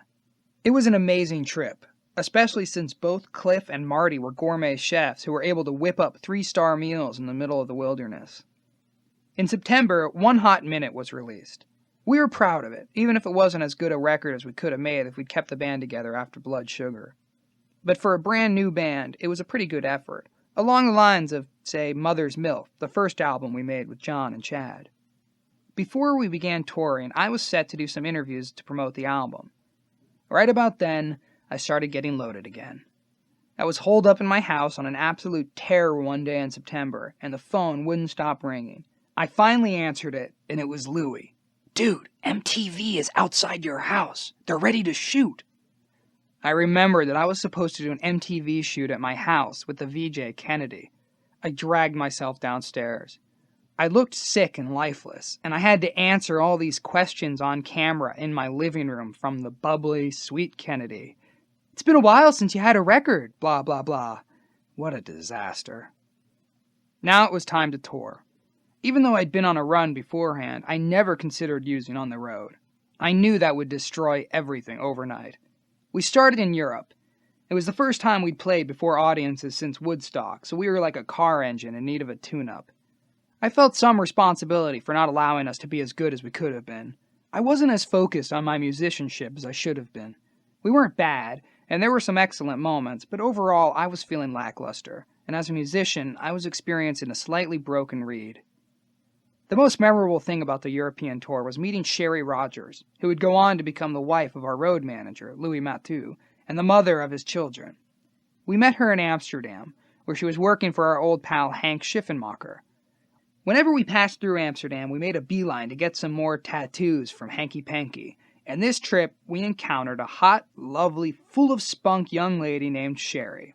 She'd routinely dress up in a Rubbermaid's outfit, and the thought of having her come on stage in that getup was appealing. Our next gig was in Belgium, and she came along and blew everyone's mind when she took off all her clothes in front of everyone in the dressing room and donned the rubber costume. During the show, we had her come on stage periodically to wipe the sweat off our brows, serve us beverages, and light Dave's cigarettes. Our U.S. tour, which was supposed to start in mid-November, got postponed, through no fault of mine, for once, until the beginning of February. So I went straight from Barcelona, our last gig in Europe, to New York to be with Jamie. Jamie had left her dingy high-rise in Chinatown and moved into a charming, cozy, deluxe apartment overlooking the statue of LaGuardia just south of Washington Square Park. It was a tranquil, gorgeous neighborhood. We had a nice autumn there, and then, as usual, we began early preparations for the annual Christmas trips. That was when I got the first inklings that all wasn't well on the domestic front. Christmas shopping started out well enough. We walked through the snow and enjoyed the pre-Christmas romance of buying nice presents for our family. I decided to buy Blackie some furniture for his house, so we went to ABC Carpet on Lower Broadway and picked out a nice selection. I went back to the store a couple times to arrange the shipping and delivery, and one time I was there alone, standing near the elevator, when this elegantly dressed woman in her 20s walked in. She was beautiful and stylish, and I had a 1-minute conversation with her while she was waiting for the elevator. This voice went off in my head. You could marry this lady. Your wife is about to get in that elevator and disappear forever, so you might want to act on it right now. Just at that moment, the elevator came, and she got in and was whisked from my life forever. That was the first time while I'd been with Jamie that I had been open to that kind of idea. I couldn't tell if I was giving power to the fantasy, or if there was a look in her eye, or something in the way she carried herself, but it was a distinct foreshadowing of trouble. Come Christmas, we made the usual trips. That year, I gave my mom her first deluxe auto, a brand new customized Ford Explorer that a Western Michigan car dealer had specially painted and modified and tricked out for his wife before she divorced him. Blackie did all the research and development on that present. Then Jamie and I spent a few days in Pennsylvania to say hello to everybody, but with the recent loss of Jamie's dad, it obviously wasn't a very joyful time. We returned to New York in time for New Year's. I was so fed up with the commercialism of New Year's Eve and the compulsion on everyone's part to have the best night of their lives that I decided we would go to sleep before midnight. We cuddled together on the couch and watched a movie, and about 11:30 we turned off the lights and went to sleep. A few days after that, I got the epiphany that this period of my life had come to an end, and that it was time to be single again, to be alone. I looked at Jamie one day and thought, I'm not in love with her anymore. For no reason. It was nothing she did. It wasn't the way she talked or the way she walked or the things she said, because she never did anything that I found intolerable. Something just dawned on me. It was as if a fog had lifted. I was like, Jesus Christ, what have I been doing for the last 2 years? It's time to make some changes. But it was all about being sober. I had no intention of getting high. I had probably done enough damage to myself that I was incapable of being in love with her. And that voice was so clear to me that to have ignored it would have meant faking my feelings from that point forward. I knew that I had to do the most undesirable thing of all. For me, it was much easier to stay in an uncomfortable relationship than to tell somebody, I'm leaving. Historically speaking, I was terrible at it. I couldn't say, I don't want to be with you anymore. I'd rather go hurt myself, which is part of my cycles. I told Jamie, and she didn't accept it. She told me that she was planning on getting married to me and having kids, which was the saddest thing she said during all of our discussions. There was a lot of crying and ranting, and then she packed up her stuff and got back on the red-eye and left. Because I had caused somebody whom I truly cared about so much pain, it was the perfect emotional setup to go out on another binge. It started on a Friday afternoon. I drove my motorcycle down to Lindy's for a band business meeting. On my way there, I stopped downtown and filled up my pockets with drugs. Then Flea and Lindy and I had our meeting, and I left Lindy's house in the bright daylight, drove a few blocks, and started hitting that pipe right there in the street. The minute the drug hit my brain, I started the bike up and went. I ran for 2 or 3 days, smoking crack and putting the heroin on top of that, and all at once, I was in another desperate predicament. I figured I'd be in too much trouble if I stayed in LA, so I got out the Yellow Pages and dialed up Aero Mexico. I found the nicest hotel in Cabo San Lucas, a beautiful place where I had worked on songs with Flea a few years earlier. I was so high on heroin that I was a danger to myself, scratching holes in my body, and I certainly couldn't hide my condition from anyone, so I ordered a car to drive me to the airport. I had saved a handful of balloons that I was going to take with me for some weenage. There'd be no trouble getting on board with them, but I was wary of Mexican customs, so I decided to hide the balloons in the cassette area of my CD cassette boombox. When I landed in Mexico, I was still high, and my hair looked like a theremin. The airport had a customs system where you step up to the line, press a button, and get either a red or a green light. If I got a green light, I was home free. Of course, it came up red. I went to the table, and the customs guy was looking at me with great suspicion. He searched my bag and my pockets, and then said, "Let me see the stereo." My heart started racing. The last thing I needed was to get busted bringing heroin into Mexico. He looked inside the battery compartment, which I had considered as a stash place, and then he had trouble trying to operate it. He was hitting all the cassette buttons, just about to hit eject, when he looked at me and said, "Make it work." I clicked it right to CD, pushed play, and the Jackson 5 greatest hits started blasting. He passed me on. I had booked a room at the Westin, a modern hotel that had been designed to look like a red clay Mexican structure.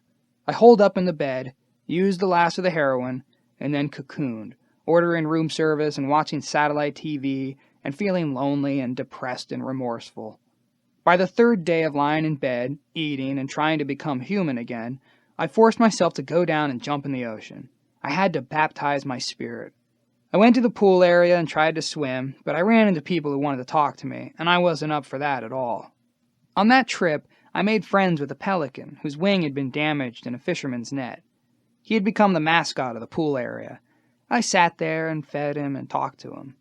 We were 2 creatures nursing our wounds. I even wound up writing a song about that pelican. At some point, I performed the selfish and errant act of calling Jamie, even though I knew in my heart of hearts that our relationship was over. But she was still my best friend and a soothing entity in my life. "I'm down here, and I'm lonely, and I'm sick, and I'm tired, and I'm hurt, and I'm fucked up, and I'm sad. Do you want to come down?" She flew in the next day, and we had a decent couple of days together, staying in bed and eating and talking. Cabo became my own personal rehab. I'd stay sober for a few weeks, relapse, make a mess of situations, then go back down and check into the same hotel room and do the exact same thing, which is one of the better definitions of insanity, doing the exact same thing over and over and expecting the result to be different. If you had to be sick somewhere, Mexico was the place. I did consider myself fortunate to have the luxury of going down there and lying out under those blue skies. At the beginning of February 1996, we began a 3-leg, 2-month U.S. tour. We were opening the tour at the Nassau Coliseum on Long Island, but the day we got to town, the New York area was hit by an incredible blizzard and was under a monstrous blanket of snow. The subways and the cabs weren't running, so Flea and I took a snowy walk from our Midtown motel to the Lower East Side to eat at Angelica's Kitchen, a great vegetarian restaurant. Later that night, I met Guy O at the Spy Bar in Soho. There were a lot of girls there, but most of them were too New York fabulous and difficult to deal with. Then we saw this girl who was a little tipsy, wearing a bright red dress and some weird 80s zebra belt accoutrement. She was in her own world by the piano, doing a heartfelt pantomime to a Bjork song. I thought that took a lot of chutzpah, so I went over to her and introduced myself. Her name was Christina, and she was a model who had grown up in Idaho but was now living in New York. She had natural orange-red hair and crazy beautiful white skin and huge tits, way too big and pillowy for normal runway modeling. I invited her to the show the next night, and she asked if she could bring her roommate, who, it turned out, was a huge Oasis fan. This was the moment that Oasis was the hottest band going, having permeated every nook and cranny of America. I had purposefully ignored this phenomenon, but on the ride out to the Coliseum, all Christina's roommate could talk about was Oasis and this brother or that brother. We plowed through the snow and got to the Coliseum, and I was relieved to see that the place was full and the audience was appreciative. That night I began seeing Christina, which was a good thing, since it had been a while since I felt that connection with somebody. I wasn't falling in love, but she was a nice person, and we were definitely sexually compatible. I don't know if it was her smell or her energy, but we'd be in bed, and I'd feel like an opiated vampire from being with her. Early on in that tour, I fell off the stage. We were playing these new One Hot Minute songs that hadn't seen too much stage time, and I was in the midst of my eyes-closed robotic dancing when I tripped over one of my monitors. I went plummeting right off the stage and dropped 8 feet, hit my head on the concrete floor, and passed out. I came right to and was grateful to be conscious, but my head was the least of my problems. Before I tripped, my leg had gotten tangled in my mic cord, so when I fell, the cord acted like a hangman's noose and ripped my calf muscle right off the bone. I was hanging upside down, thinking I could deal with the head injury, but when I pushed myself back up on stage, my leg wouldn't work. I finished the show on one leg and went to the hospital. I got some stitches in my head, but my leg had become black and blue and green and wildly disfigured looking. They rigged me up with a Frankenfoot-looking cast, complete with a vast array of straps. I had to finish the rest of the tour with this Frankenfoot, which was not fun to perform in. After the second leg of the tour, we had a 2-week break.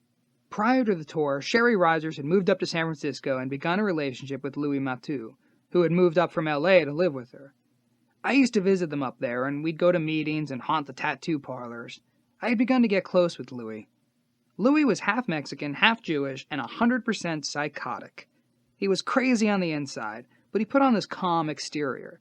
He had started with us answering phones at the Blood Sugar House, and then we took him out on tour as the drum tech, basically creating jobs for him because we liked him so much. Louis had been a pot dealer in high school, and then he got strung out on heroin.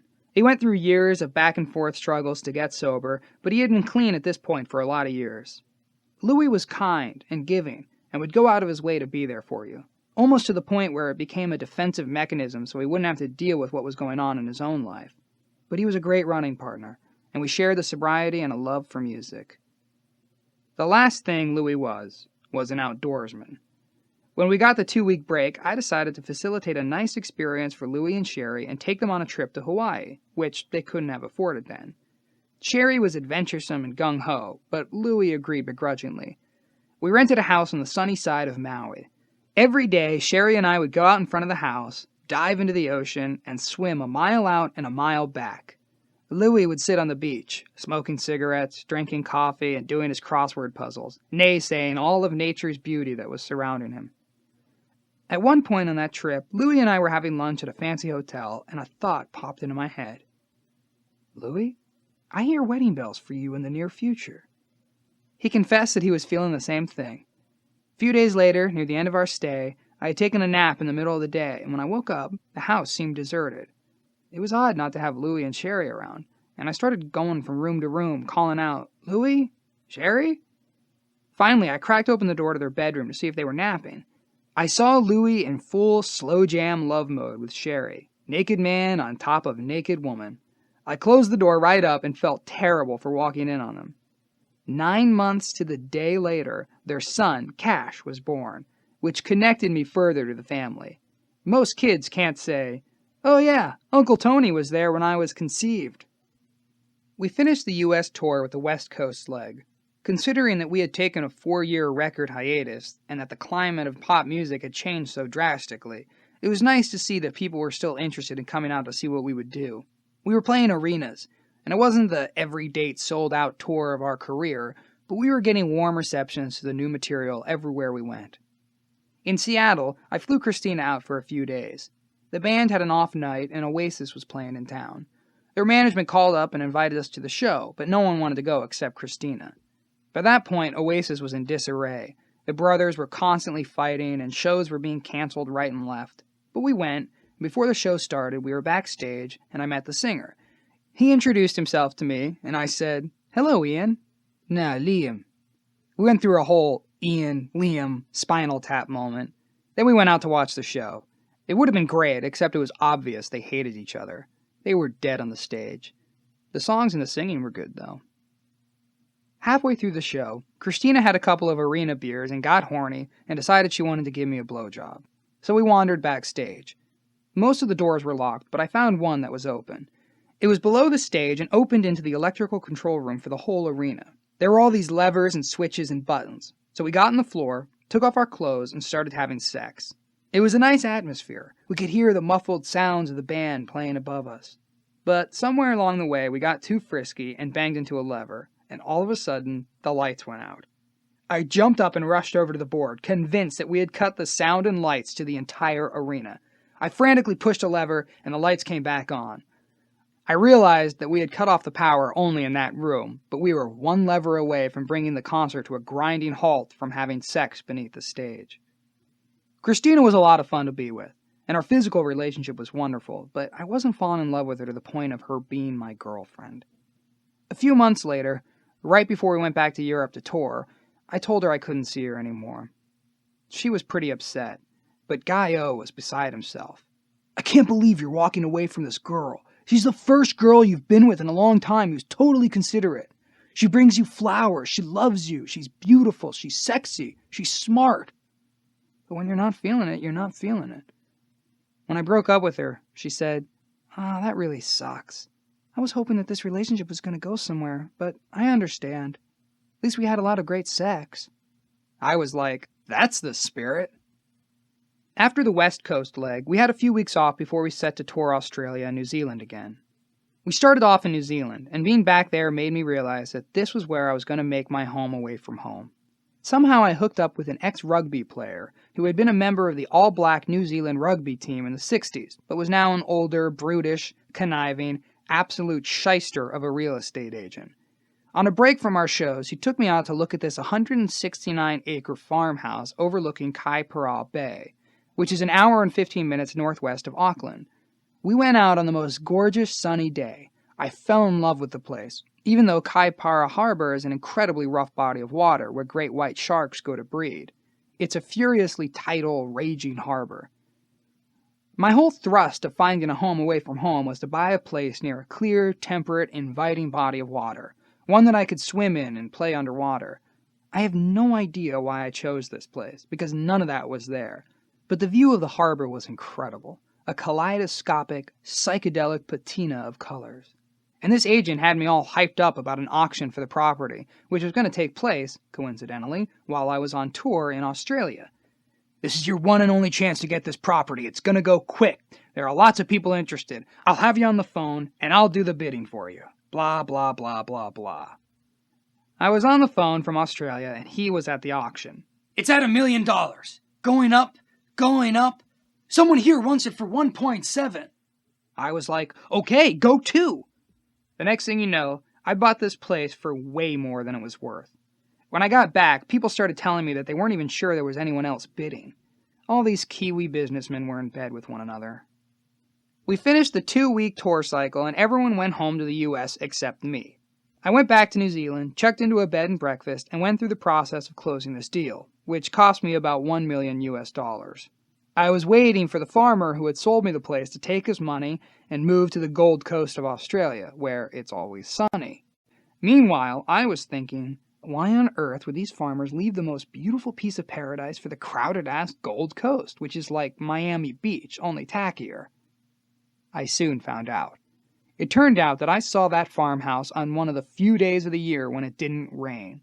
300 days out of the year, that country just poured precipitation. It was cloudy, rainy, chilly, blustery, England on a bad day kind of weather. Eventually the farmer moved out, and I signed the papers and set up a bank account in Auckland. I got Greer's father to be the caretaker, because people in New Zealand were known to move in and occupy vacant country properties. There was this Wild West mentality out there. Greer's dad was going to check up on the property and make sure no one was squatting or stealing the fixtures. It was time to go home and get ready for our European dates. Before we went to Europe, we played the first ever Tibetan Freedom Fest in San Francisco. It was a great lineup that included Smashing Pumpkins, the Beastie Boys, Foo Fighters, Beck, Bjork, and Rage Against the Machine, but it wasn't a great show for us. We had problems with the sound, but it was for a good cause, so we didn't stress much. There was a party afterward, and I ran into Ione and attempted to make amends for being such a shite boyfriend when we lived together.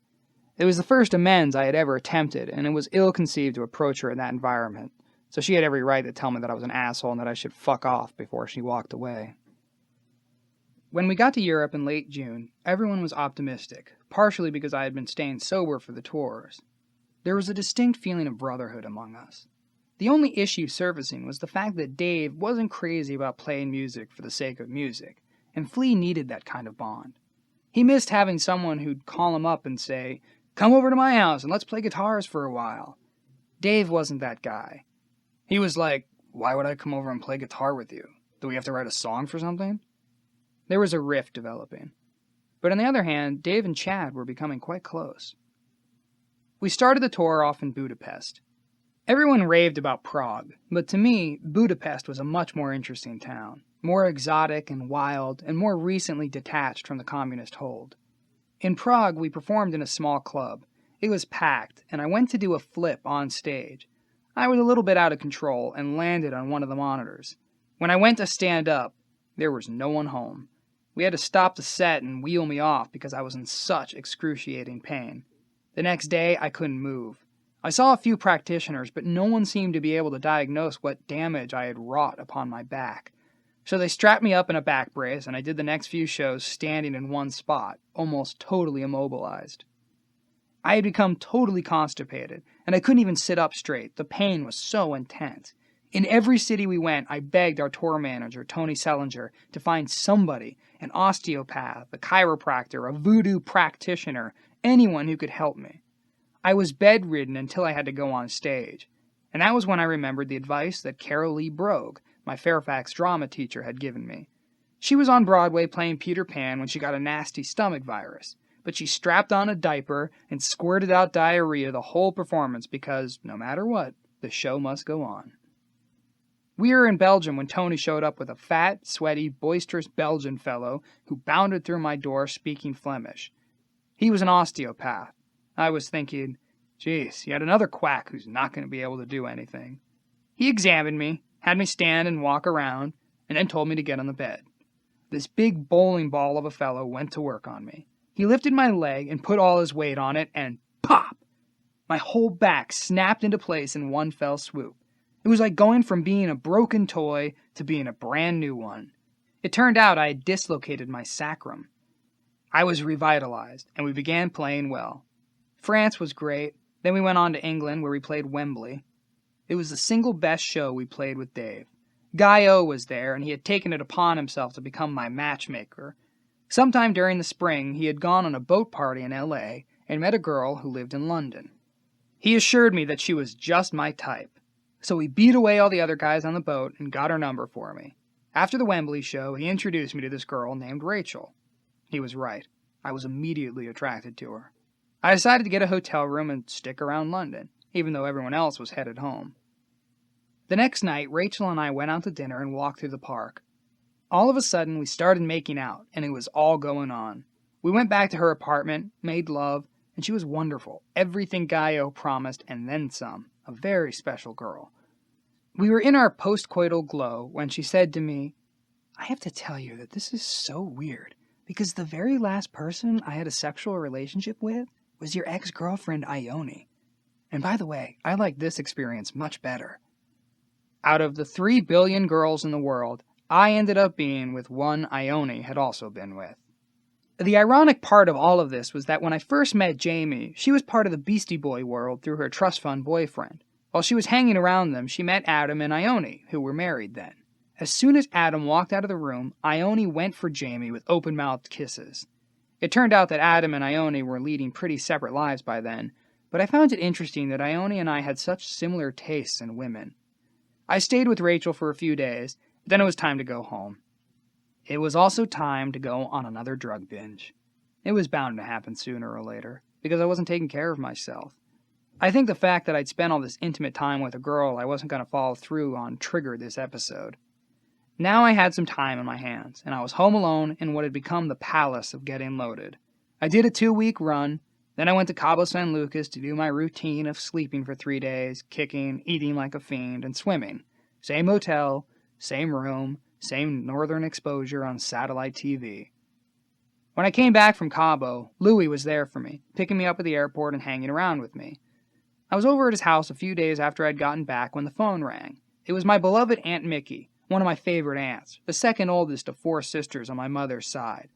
She was hysterical, saying, "Steve died! Steve died!" over and over again. I assumed it was her son because she had both a son and a grandson named Steve. I asked her which Steve, and she sobbed, "Your mother's Steve." Suddenly, the heart and soul of my entire sense of well-being in Michigan was gone. He was the guy who brought my whole family together and gave us this loving homestead, the thoughtful, caring, hard-working, honest soul trooper of the bunch.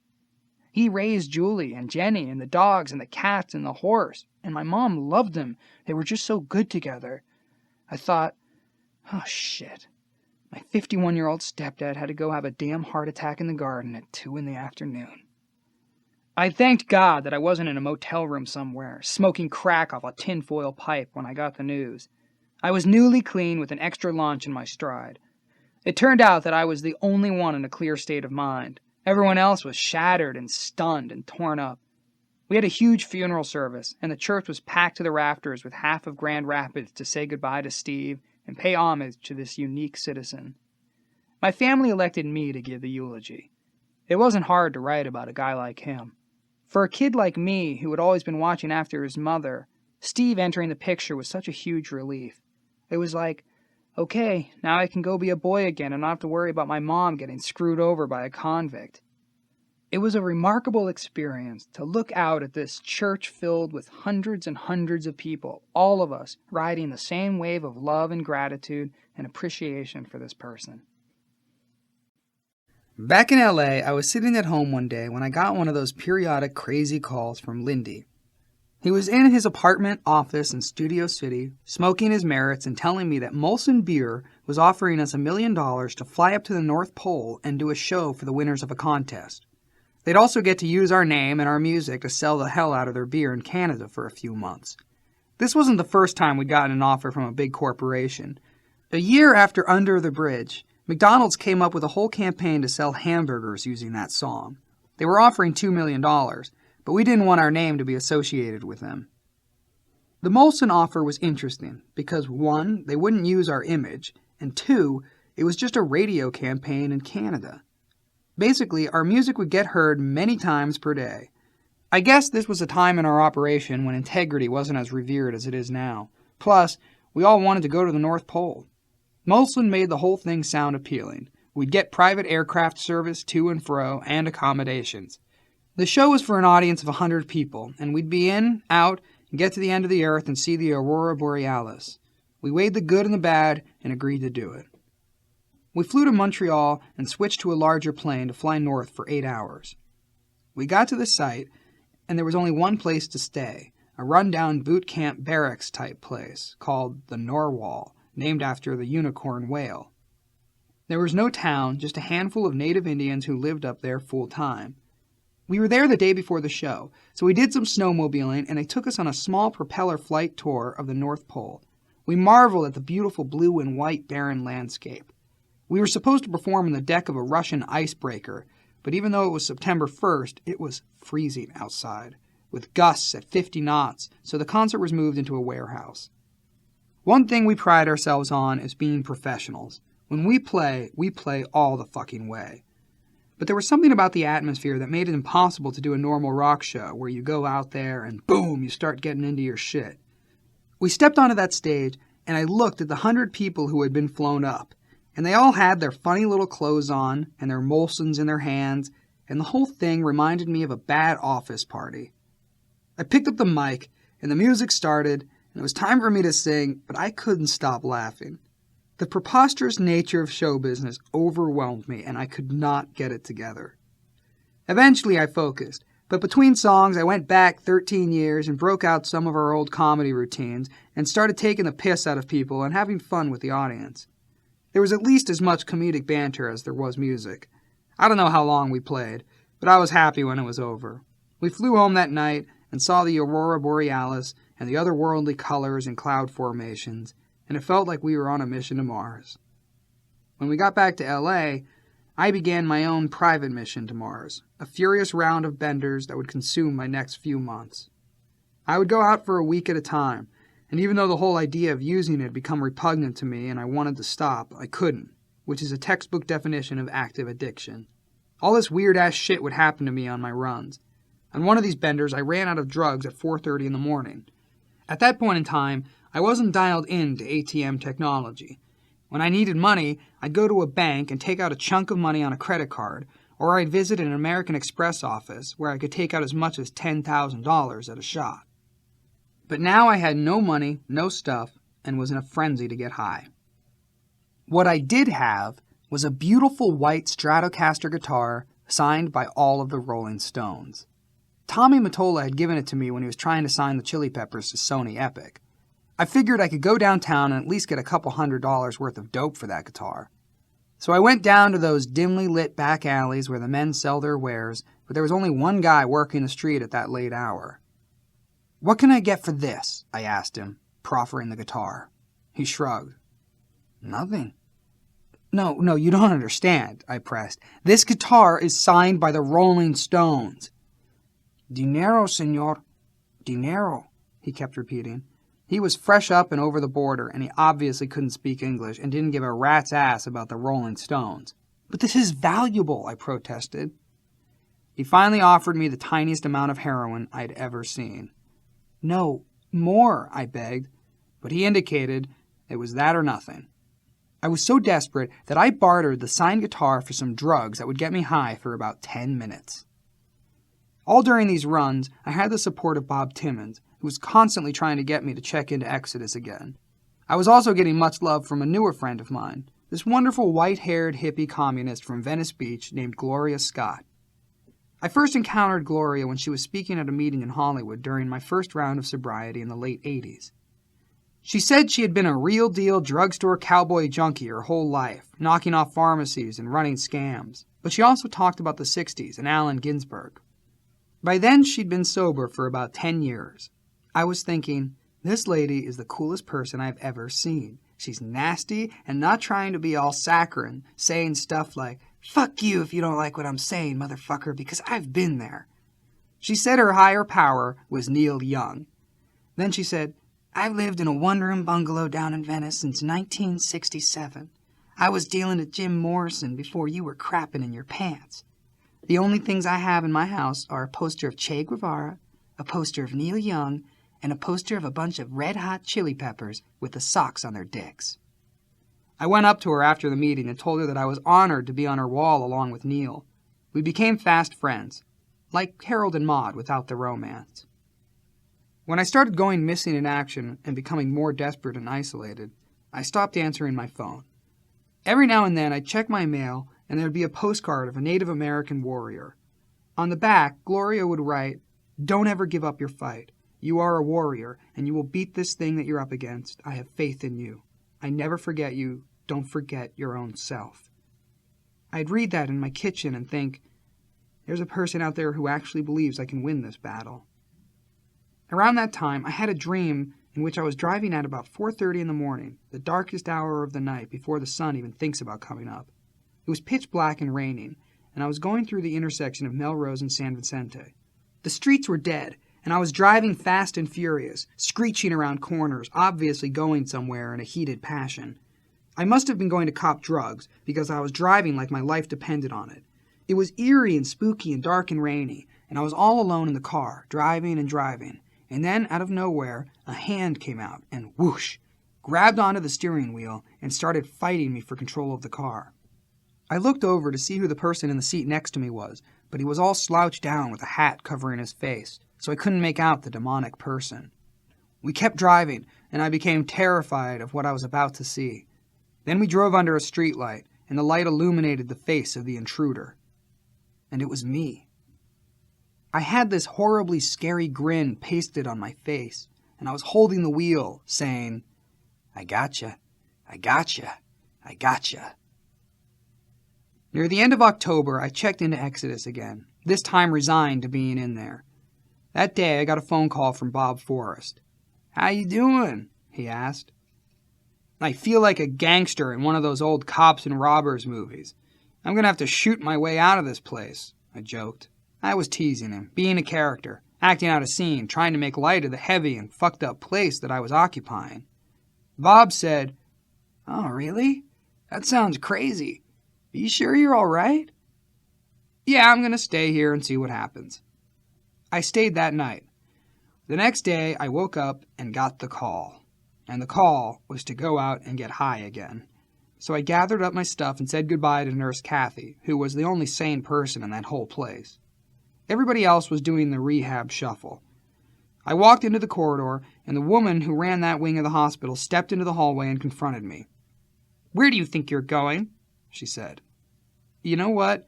I'm just not ready to go through rehab right now, so I'm leaving," I said. "You can't leave," she said with finality. "We're not going to let you leave." "Let me see you try and stop me," I said. I took a few steps toward the exit, and she rushed up to me. "No, really, we're locking the doors. We're going to have to put you in your room again," she threatened. "Lock the doors? I'll fucking put my bed through the window and leave when I want to. You've got nothing to say about it, lady." What was she talking about? This wasn't a lockdown facility. I was there voluntarily, and I could leave whenever I felt like it. Or so I thought. "I do have something to say about it this time," she said. I was getting pissed off. I had a serious calling here. I had to go get some money, get a cab, and have it wait while I talked to Flacco on the corner. Then I had to find a motel room. I had a very important agenda. But all that went out the window when she pushed a button. Suddenly, there were some very large USC football lineman-sized fellows coming at me from every angle. They grabbed me like a little rag doll and started carrying me down the hallway. "Hey, what's going on here? Let me go, buddy. I have things to do," I was ranting. But they ignored me and carried me past some electronically locked prison-style doors into a separate unit known as the mental ward. This was it. The lockdown. The no-escaping-you're-in-jail-now-insane-asylum loony bin ward. I demanded an explanation. "What the fuck is going on?" "You are now on lockdown. You'll be here for the next 72 hours while we observe you," one of the behemoths said. He may as well have said 72 years. 72 hours was not acceptable to me. If he had said 10 minutes, I could have worked with that. But I had pressing business outside. "Oh, no. No. Get my lawyer on the phone. I demand to talk to my lawyer," I screamed. "Dude, shut up. Someone's going to be in here to fill out a form, and you'll get a room, and you can chill," my tormentor said. I scanned the corridor. There was no getting out of here. The place was sealed tight as a drum. But as I stood there in the hallway, I saw a pack of loony birds being led into the facility from a smoking patio with sliding bulletproof glass doors. I looked out into the courtyard and saw an approximately 18-foot-high brick wall with nothing around it. There was no way I could get over that wall unless I had some rappelling equipment. Then I saw a basketball hoop about 8 feet from the wall, and I saw my opening. The goons had left me to wait for the admitting nurse, but just then a doctor walked by. He had the pens in the pocket and the stethoscope, and he was reading a chart. He also had a huge ring of keys dangling from his belt loop. "Excuse me, doctor? I was just outside and I left my cigarettes. Could you let me out to the patio area to get them?" "I'm not authorized to unlock the door. That's the policy here," he mumbled. I know, but if you open that door, I'll go out for a minute in that secured compound and have a quick smoke." I was using every mind control technique I could on this guy, and they worked. He unlocked the door, and I thanked him. The minute he turned around, I shimmied up to the top of that basketball hoop, stood on the backboard above it, leaned my body as far forward as I could, and jumped, just catching my fingers on the edge of the wall. Another inch, and I would have done a faceplant into the wall and cracked my skull. I pulled myself up to the top of the wall and jumped down. I was free. I started boogieing down the sidewalk and got about 2 blocks before I stopped to figure out my next move. There was no one coming after me, so I figured they were happy to get rid of me because I was causing such a stink. Then I looked up and realized that I was right in front of a branch of my bank. What a stroke of luck. I could get some cash and begin my excellent adventure. I never spotted the hospital employee who was in the bank depositing a check, but she was watching me as I marched over to the desk of the branch manager. He looked up. "Anthony Kiedis! What a pleasure! How can we help you?" "I happen to be in the neighborhood, and I need to withdraw some money, and perhaps you could call me a cab?" "I'd be happy to," he said. "Come, sit down." He called a cab, and I told him I needed to withdraw a couple of $1,000, and it was all good. I was sitting there in the middle of the bank thinking, hallelujah, I'm going to be high as a kite in about 45 minutes, when all of a sudden, my radar senses started beeping. I looked up and saw that the same big motherfuckers who had accosted me in the hallway of the hospital were advancing on me from every direction in the bank. And then I looked out the big glass windows and saw uniformed policemen surrounding the building, along with nurses, orderlies, and a friend of mine named Harold who worked as a rehab specialist in the hospital. I vowed that these guys would have to chase me. Once I get into the open street, ain't none of these fuckers gonna catch me, including the cops. I will jump on the back of a bus. I will commandeer a car. I will get on a boat. I will disappear into the bushes. They aren't going to get me. So I jumped out of the chair and went running through the bank, hurtling over anything in my way. I got through a door that led into the office building housing the bank, but as soon as I entered the hall, a whole other contingent of security guards started running toward me. Whoop, can't go that way. I turned to run the other way, and there were more guys advancing on me from that direction. I had nowhere to go, so I just thought, fuck it, and went head to head with these guys. I managed to knock down a few of the building guards and even made my way out into the street, but I was overpowered when one of those huge hospital guards tackled me and got me in such a strong body hold that I thought my liver was going to squeeze out of my ankle bone. I was a weakened little bitch at that point. "Easy, pal, easy," I said. "Why do you fuckers care? Just let me go." "No way. Once you escape from lockdown, we're responsible for anything you do," he told me.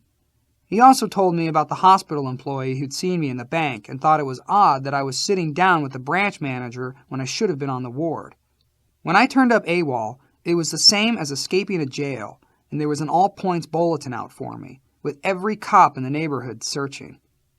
They handcuffed me and threw me into a cop car and drove me back to the hospital, where I found out that I had been put into 72-hour lockdown because Bob Forrest had been concerned about our conversation. He had called Lindy, and they got it in their heads that I was suicidal, so they tried to get me committed.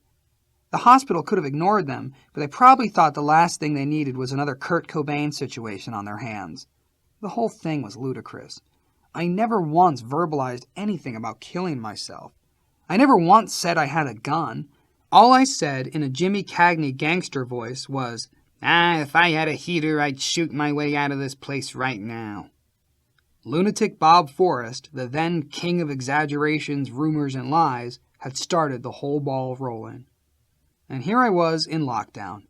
When I got back in, I went straight for the phone and called Eric Greenspan. "I want a fucking lawyer to come down here and get me out. I am not suicidal. Get me out of this hospital." Eric promised to help, but he said it might take a little while. In the meantime, I was assigned a room and a 24-hour watchdog at my door. I was already checking out the ceiling ventilation shafts, trying to find a way out, because now my life was getting weirder and uglier by the second. The next day, a nurse came in and told me I would be discharged as soon as the admitting doctor signed my papers. After a few hours, she came back in the room. I was already counting how many balloons of heroin I would cop when she said, "Before you go, there are some people here to see you." That doesn't sound possible. I'm supposed to be discharged? In through the door walked Bob Timmons, followed by a few of my friends and my poor mother, who had flown in from Michigan. I was not at all happy that someone had called my mother and she had to fly out to deal with this mess. I had been ambushed with a full-fledged intervention. We all sat down, and they started to give me the intervention, and I was the sheer disease guy. Everything that came out of my mouth was a lie or a manipulation.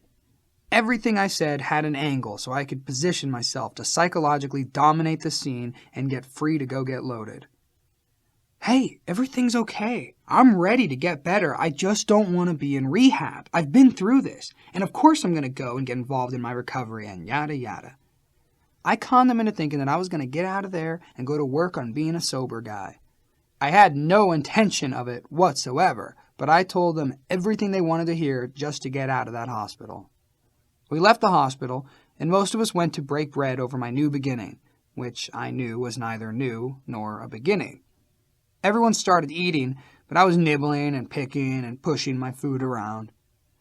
Okay, I'm going to leave now and go home and get my recovery notebooks. And then I'm going to meet up with Mom and fly home with her tomorrow and go back to the basics and work on my recovery.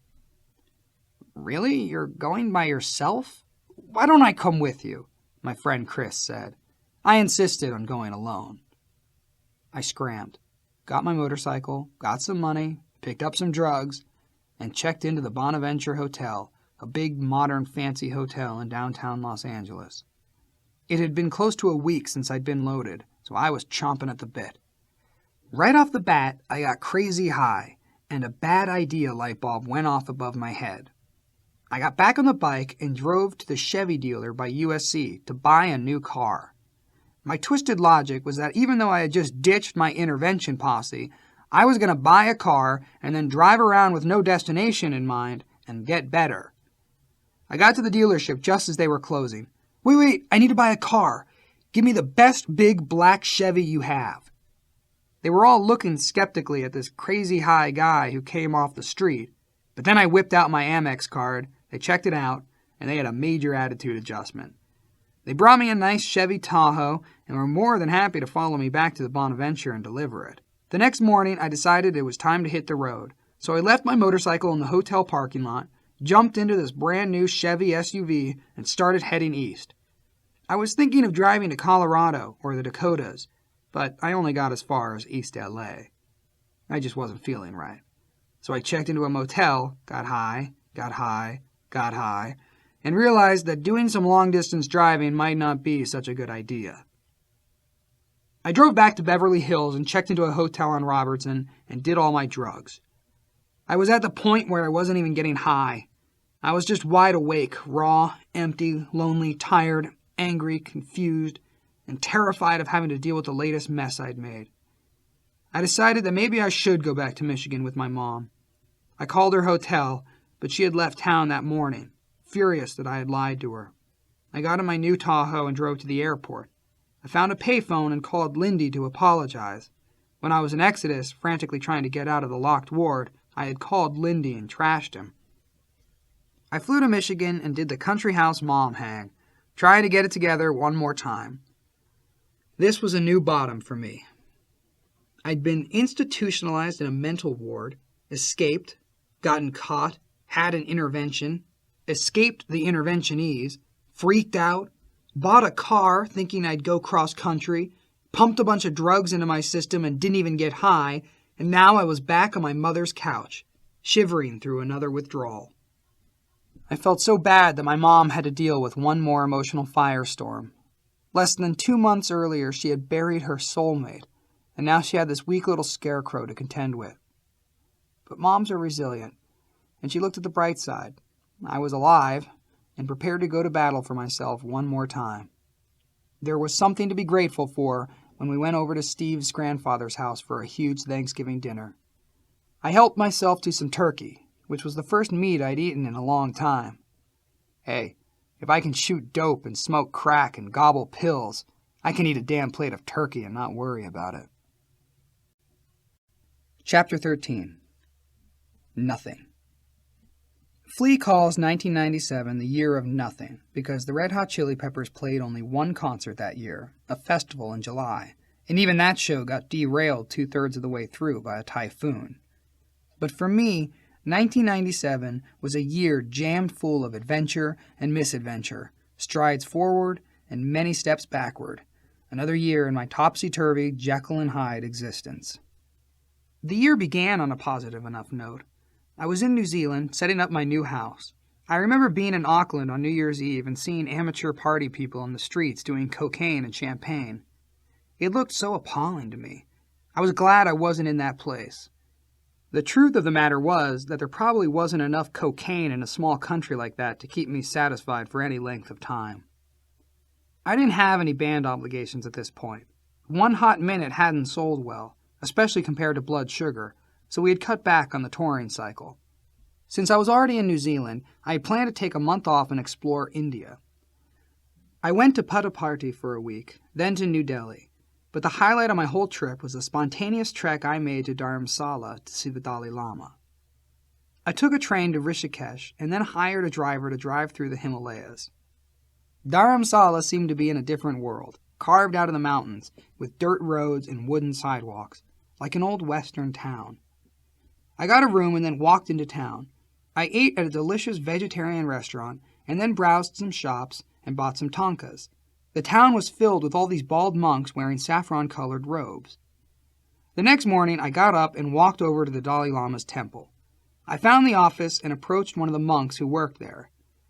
"Could you please inform the Dalai Lama that Anthony Kiedis is here? I know he must be busy, but I'd like to say hi to him," I said. All of the people in the office started laughing hysterically. "Sir, do you realize what you just said?" one of them replied. "Half of planet Earth is in line to say hello to Dalai Lama. How do you think you can just come in here and see him? His schedule is booked for the next 3 years." He went on and on, telling me all the pressing issues that Dalai Lama had to deal with and how he was the busiest man on the planet. "Okay, I understand. Just leave him a note that Anthony Kiedis says hello. I just wanted to make some contact," I said. They promised to tell him and then started laughing again. I walked away a little disheartened, thinking, oh well, came a long way to meet the Wizard of Oz, but I guess I won't. Such is life. It was a 5-minute walk to my hotel, and when I got back, the lady at the front desk seemed excited. "Oh, Mr. Kiedis, come here right away. You have a message from the office of the Dalai Lama. This is amazing. They insist that you be there tomorrow morning at 8 a.m. I got up bright and early the next morning and made it over to the office. "This is how things will go," they lectured me. "First of all, you go through the metal detector. Then you must leave your backpack behind. We have to have these security measures because we are constantly getting death threats from the Chinese. Then you will stand in the corner of the courtyard, where Dalai Lama will be walking down the path with his security en route to his class. Maybe, as he is walking, he might wave to you. You never know. Don't expect him to, but maybe he will." I dutifully went through the metal detector and handed over my backpack and my camera. I took my assigned spot in the corner, and lo and behold, here came the Dalai Lama over the crest with his security posse surrounding him. He looked up and saw me, and his eyes lit up, and a big smile crossed his face. He veered off his path and came straight to me. I was shocked, hoping for a wink, and here he was jogging right over. He cupped my hand in his hands and looked me in the eye. "Anthony, welcome to India. What inspired you to come all the way over here?" "I just wanted to see the country," I said. "Isn't India an amazing place? Tell me about your journey. What have you been doing while you've been here?" I gave him a rundown of my itinerary. "Isn't it all amazing? The smells and the colors everywhere you go. Where's your camera? We have to get a picture of you and me." "They took everything when I came in," I said. "Go get his camera, for goodness sake," he yelled to one of his aides. "What are you thinking? He needs the camera." The aide came back with my shitty little disposable camera. The Dalai Lama smiled. "Let's take a picture." The whole time we were talking, he hadn't let go of my hand.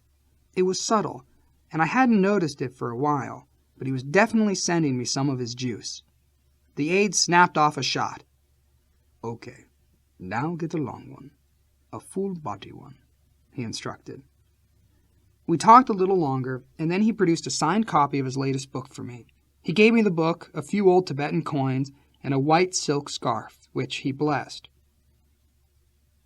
"Thank you so much for the visit," I said. "If there's anything I can ever do to help your cause, then let me know." "There is something you can do. If Adam Yoke, of the Beastie Boys, ever calls you to play another festival for us, please make yourself available. If Adam calls, we'll rock the spot, I promised. You know I'd love to stay and chat, but all these Tibetan elders are waiting, he said. I have to go and teach an advanced course. Of course, you're invited to come. You won't understand a word anyone is saying, but I think just sitting there would be an enjoyable experience for you. I'll tell them to get you a seat right up in front so you can see what's going on in there. And then he was gone. This is so weird, one of the aides said. I can't believe he invited you, of all people, to the advanced tantric. You have to study for 50 years to get in there. I made my way to the outdoor class, and they sat me down right in the front. The class was filled with these crazy-ass old monks wearing big Roman-looking headgear. They were all meditating and making noises. The Dalai Lama was sitting on an elevated platform, and an aide beside him was doing most of the talking and reading. They started passing around a silver goblet filled with rancid yak milk. All of the elder monks took a good hearty sip of the brew, so I thought, yeah, baby, give me some of that rancid yak milk. The monk passed me the goblet, and I took a sip, but I was not prepared. I thought I could handle some weird-tasting shit, but this was not it. So that was why it took 50 years to be prepared for the course. I left at the first break, thoroughly impressed by the perseverance of the monks. Before leaving for New Zealand and India, I had suggested to Louis that he and Sherry move in with me because Sherry was expecting a child. I thought it would be nice to invite the energy and warmth and life of a family into my relatively unlived-in house. So I came home to them and baby Cash living under my roof. Cash was an amazing kid, and we had a nice family environment, making popcorn and watching movies together. But it wasn't long before I started running again. When I started getting high, my friends didn't understand it. They all thought, oh, now he's met the Dalai Lama, he'll never get loaded again. That had nothing to do with drugs. I didn't have to go all the way to India for spiritual enlightenment. The blue-collar spirituality of everyday life was right in front of me. It was in every nook and cranny if I wanted to seek it, but I had chosen to ignore it. I started doing the downtown motel circuit, staying out for 6 or 7 day runs.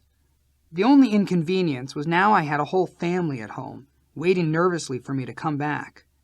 On one of those trips, I sneaked home at 5 a.m, trying not to wake Cash up. I wanted to slip into my bedroom and go to sleep for a couple of days, and deal with the consequences of worried people as far into the future as possible, when I saw that Sherry had set up a little shrine for me. She had taken one of the pictures of the Dalai Lama and me and framed it in a sweet little tacky frame and set up a bowl of popcorn next to it. That almost broke my heart. Another time I sneaked in late at night and opened the door to my room. A little guy sat up in the bed and said, "Oh God, please, oh!" It was Louis's dad, sleeping in my bed in my absence.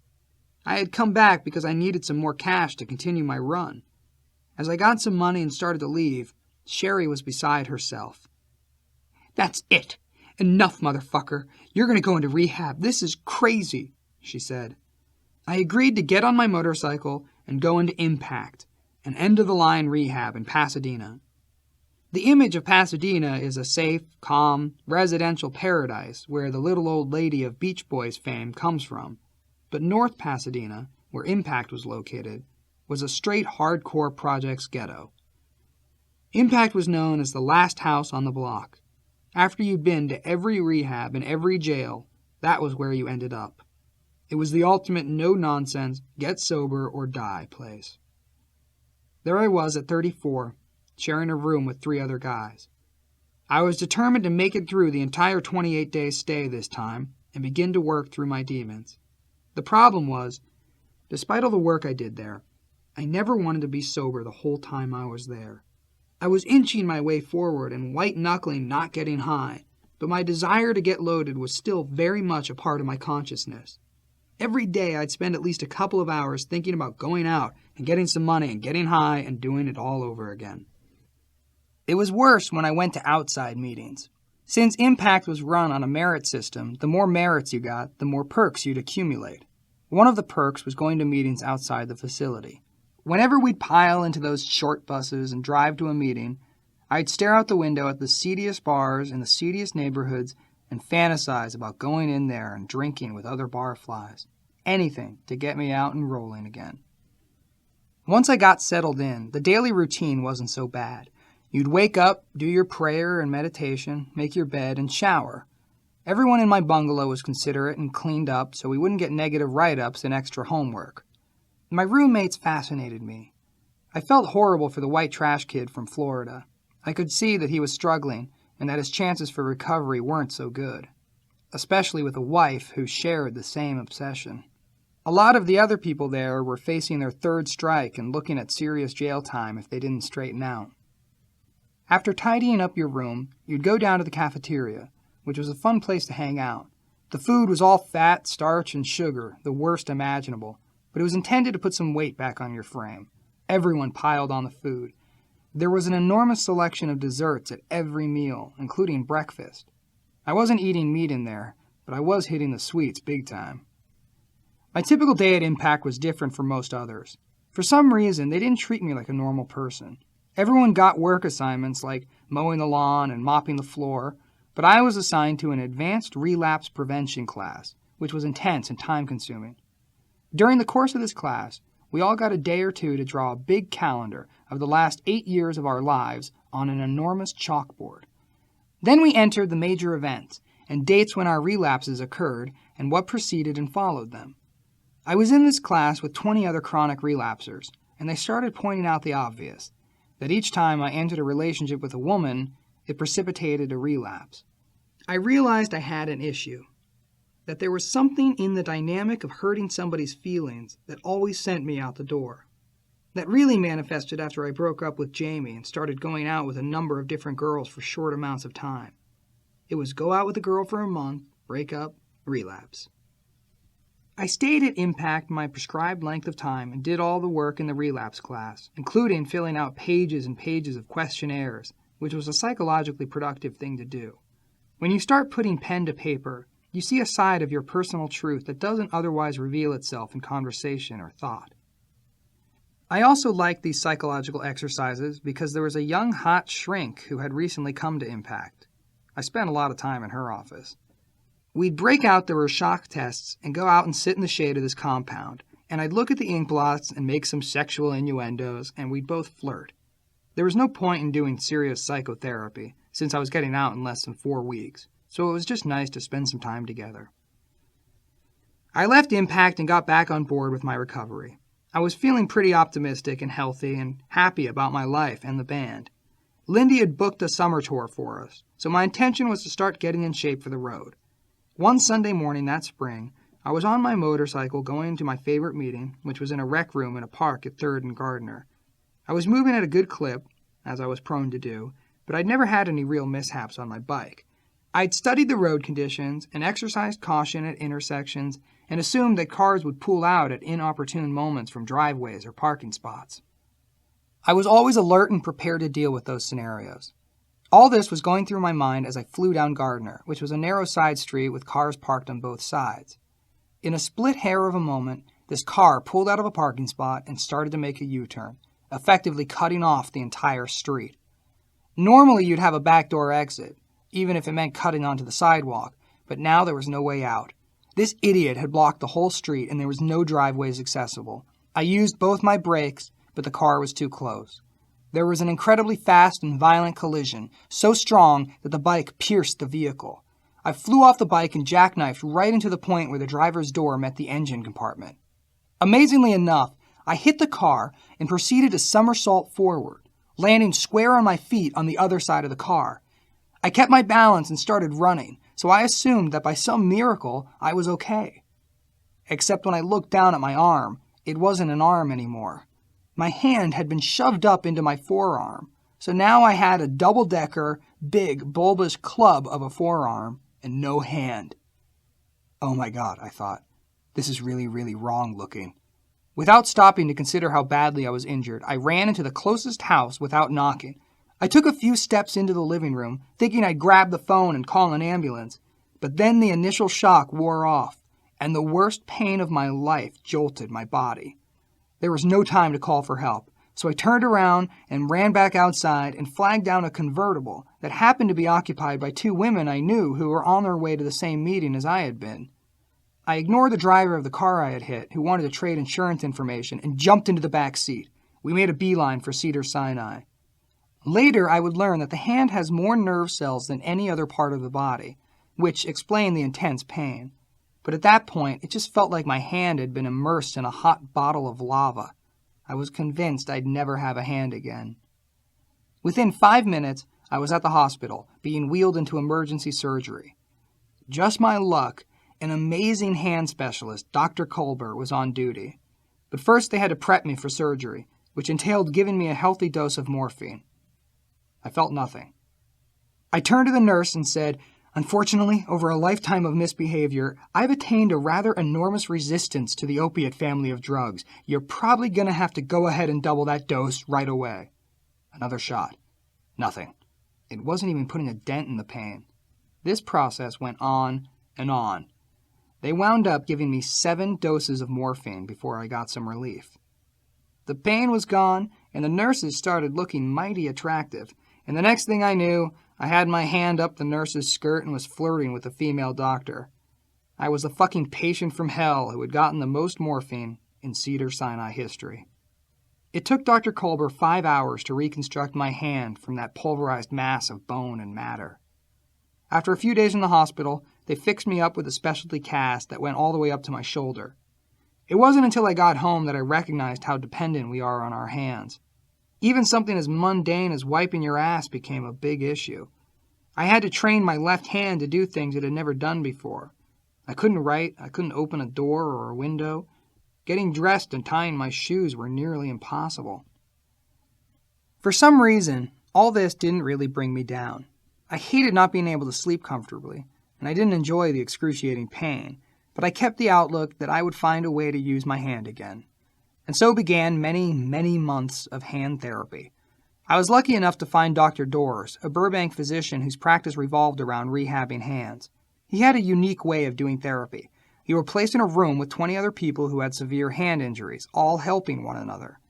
When you see people with much worse injuries than your own, you thank God and decide you can deal with it. It took me 9 months, but I got back most of the strength in that injured hand. We had to cancel dates in Alaska and Hawaii because of my accident, but then Lindy called and asked if I could play the festival at Mount Fuji at the end of July. We were headlining and making a lot of money for that one show, and we hadn't worked that entire year. By that time, my cast was down to my elbow, so I figured if I just kept my arm in my sling, playing was doable. There was only one catch.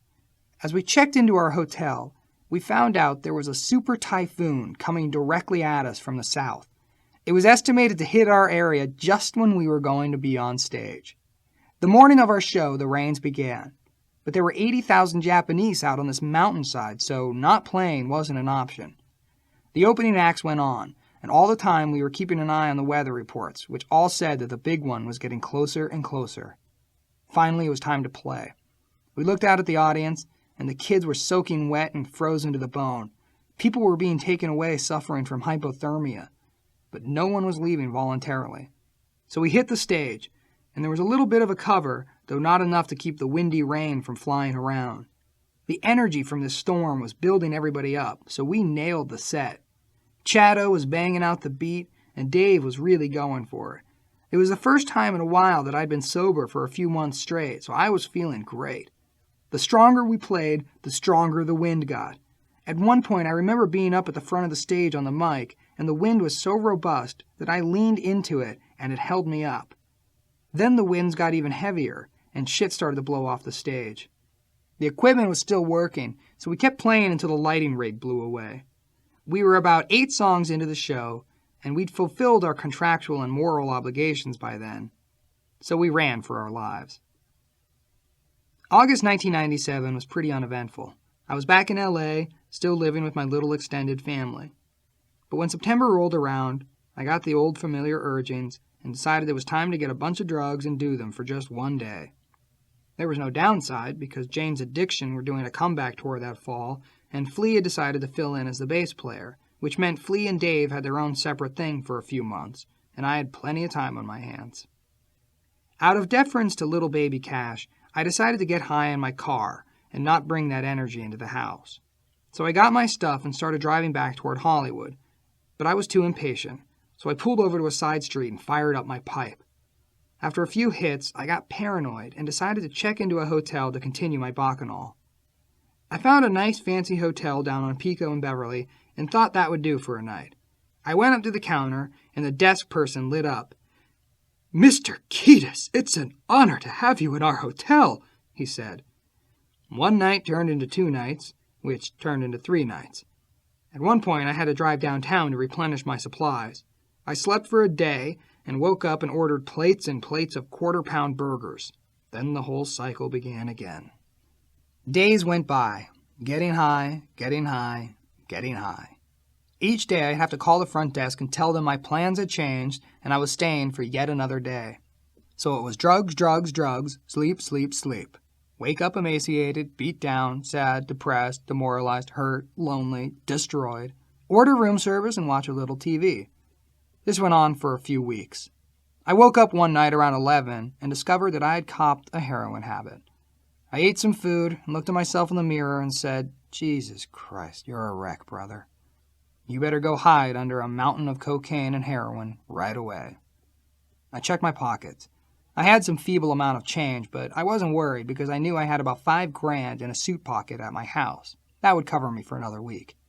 In fact, my whole closet was filled with the accoutrements of serious damage doing. I had jackets that had drugs, jackets that had pipes, jackets that had syringes, jackets that had money, jackets that had Polaroid sex photos, the whole gamut. I would have to scoot home, run up to my closet, grab the cash, and deal with Sherry and Louie. I was a possessed madman, so I planned to tell them to back off, mind their own business, and I'd get better when I got better. If I didn't, that was the price I had to pay. I drove up to my house, pressed the garage door opener, pulled in, and got a huge shock. The garage was empty. My bikes were gone. My surfboard was gone. The crazy mirror on the wall, the shelving unit, all gone. All the concrete was polished and impeccably clean. My heart started pounding as I tried to come up with an explanation. Maybe they wanted to have the place painted, so they took everything out. Or maybe there was a spill of some kind, but it didn't look like somebody had cleaned up. Everything was gone. I climbed up the stairs, slammed my key into the door, and prepared to do battle with Louie and Sherry. I opened the door and walked right into the Twilight Zone, except it was real. Nothing was in the house. No furniture, no paintings, no posters, no silverware, no pots and pans, no glasses, no plates, no cups, no trinkets, no doodads, no bric-a-brac, no television, no chandelier, no toilet paper, no toothbrush. It was like a vacuum from God had come down and sucked out my house. I was thinking that if the bottom floor looked like this, what if I went to the next floor and there were no clothes in my closet and my jacket with the $5,000 was gone? I ran up the stairs to my bedroom. Empty. No bed, no curtains, no desk, no pillows, no nothing. Ran into the closet just in case. Nothing. There was no one, nothing in the house. I can't even stress the nothing enough. There wasn't a thimble. What I didn't remember was that I'd had a casual conversation a few weeks earlier with a realtor and told him I was thinking of selling. I didn't tell him that I'd done so much heroin in the house that the couch was high. The realtor told me that it would probably take about a year to get my price, but he'd found a motivated buyer. So the motherfucker sold my house in 1 week and my possessions were packed up and put into storage. I was in a panic. It was midnight. I had one bad Jones and no money. My entire life depended on getting money. So I drove back to my hotel and remembered that somebody in our crew would routinely get money in Europe by asking the front desk to advance him cash and charge his room account. Back at the hotel, there was a new girl on the all-night desk. I asked her for $500. "Oh, I've only been working here 2 days. I'm not familiar with that procedure," she said. "Can you wait till tomorrow when the manager gets in?" "No, I can't," I said. "As a matter of fact, blah, blah, blah, lie, such and such and such. And I do it all the time." I put the Jedi mind whammy on her and got the money and was out the door, straight down Olympic to my one-stop pool hall. My stay at the hotel continued. I went to an American Express office and got more money, which meant more drugs. By then I was a walking skeleton with muddy, dead, no-one's-at-home eyes. I was lying in bed, watching the local news, when I saw a report about the Jane's Addiction reunion tour. It made me feel horrible that my friends were out playing music and I was alone in a hotel room, wasting away. But I couldn't stop. I changed hotels and kept the run going until the day of my 35th birthday, when I checked into a rehab in Ventura called Steps. They took one look at my arms and figured I'd been shooting heroin for a few years straight. Don't you worry about a thing. You're going on a 4-day mega detox. We'll wake you up for meals, but other than that, you're going to be out. By the time we see you in a week, you'll be detoxed with no physical dependency on anything. I was like, great, where do I sign? I started getting the biggest combination of detox medication I'd ever been on. Clonidine patches, chloral hydrate, Valiums, muscle relaxers. I was like rubber noodles the whole time, in bed with no arm or leg control, just goofazoid out. After 3 days of sleeping and eating, I woke up and thought, I gotta go get high. I was still wasted on the detox medications, and I was a good 100-odd miles from downtown. My main problem was that I couldn't walk. They couldn't legally keep me there, but they would never give me my car keys. I stood up and could barely steady myself in the room, but I was able to scheme and plot. All right, the office with the guy in it is down the hall, I thought. If I hold on to the wall the entire way to the office and get in there and lean up against a door jamb, maybe they'll think I'm okay. I walked down that hallway holding onto the wall, went into the office, puffed myself up, thanked them for everything, and demanded my keys. After a minor argument, they conceded, but then I had to wait until no one was watching me so I could incorporate the wall into my normal walking rhythm. It all worked out. I stopped at a bank and got as much cash as I could, and I made record time downtown. I scored my drugs, checked into a motel, and stayed up all night trying to get as much heroin into my system as I could. I hatched a new brilliant plan. I would go to Big Sur, which was a lot farther away from LA than Ventura, find a hotel, and wean myself off heroin. I flew up and checked into the Ventura Inn. That first night I plowed through all of the heroin that I'd brought to gradually wean myself of, just gobbled it down like a pig. And so began the harrowing ordeal of kicking heroin once again. Luckily, I could eat when there were no drugs, but I started going through a horrible sleepless period of physical and emotional pain. I was experiencing a proper heroin withdrawal, the likes of which I hadn't for quite a long time. I'd make fires in the fireplace and get too hot, so I'd open the window and freeze to death. I couldn't have a blanket over my legs because it felt like pins and needles. Even the pillow hurt my neck. After the first day, the hotel refused to send up room service, so I was forced to go down to the restaurant or walk a mile down a hill to a market. All that walking and fresh air started to bring me back to life. While I was there, I called up my boyhood pal Joseph Walters, who was living in Palo Alto and going through a catastrophe with his crazy-ass fiancée. He drove down and we commiserated for a few days. Somehow, I found out that Jane's Addiction was playing in San Francisco, so Joe drove me up there and then went back home.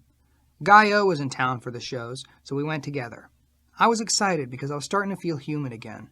Plus, I was going to see my brothers. I went backstage and saw Flea and was all happy to see him, but he didn't seem like himself.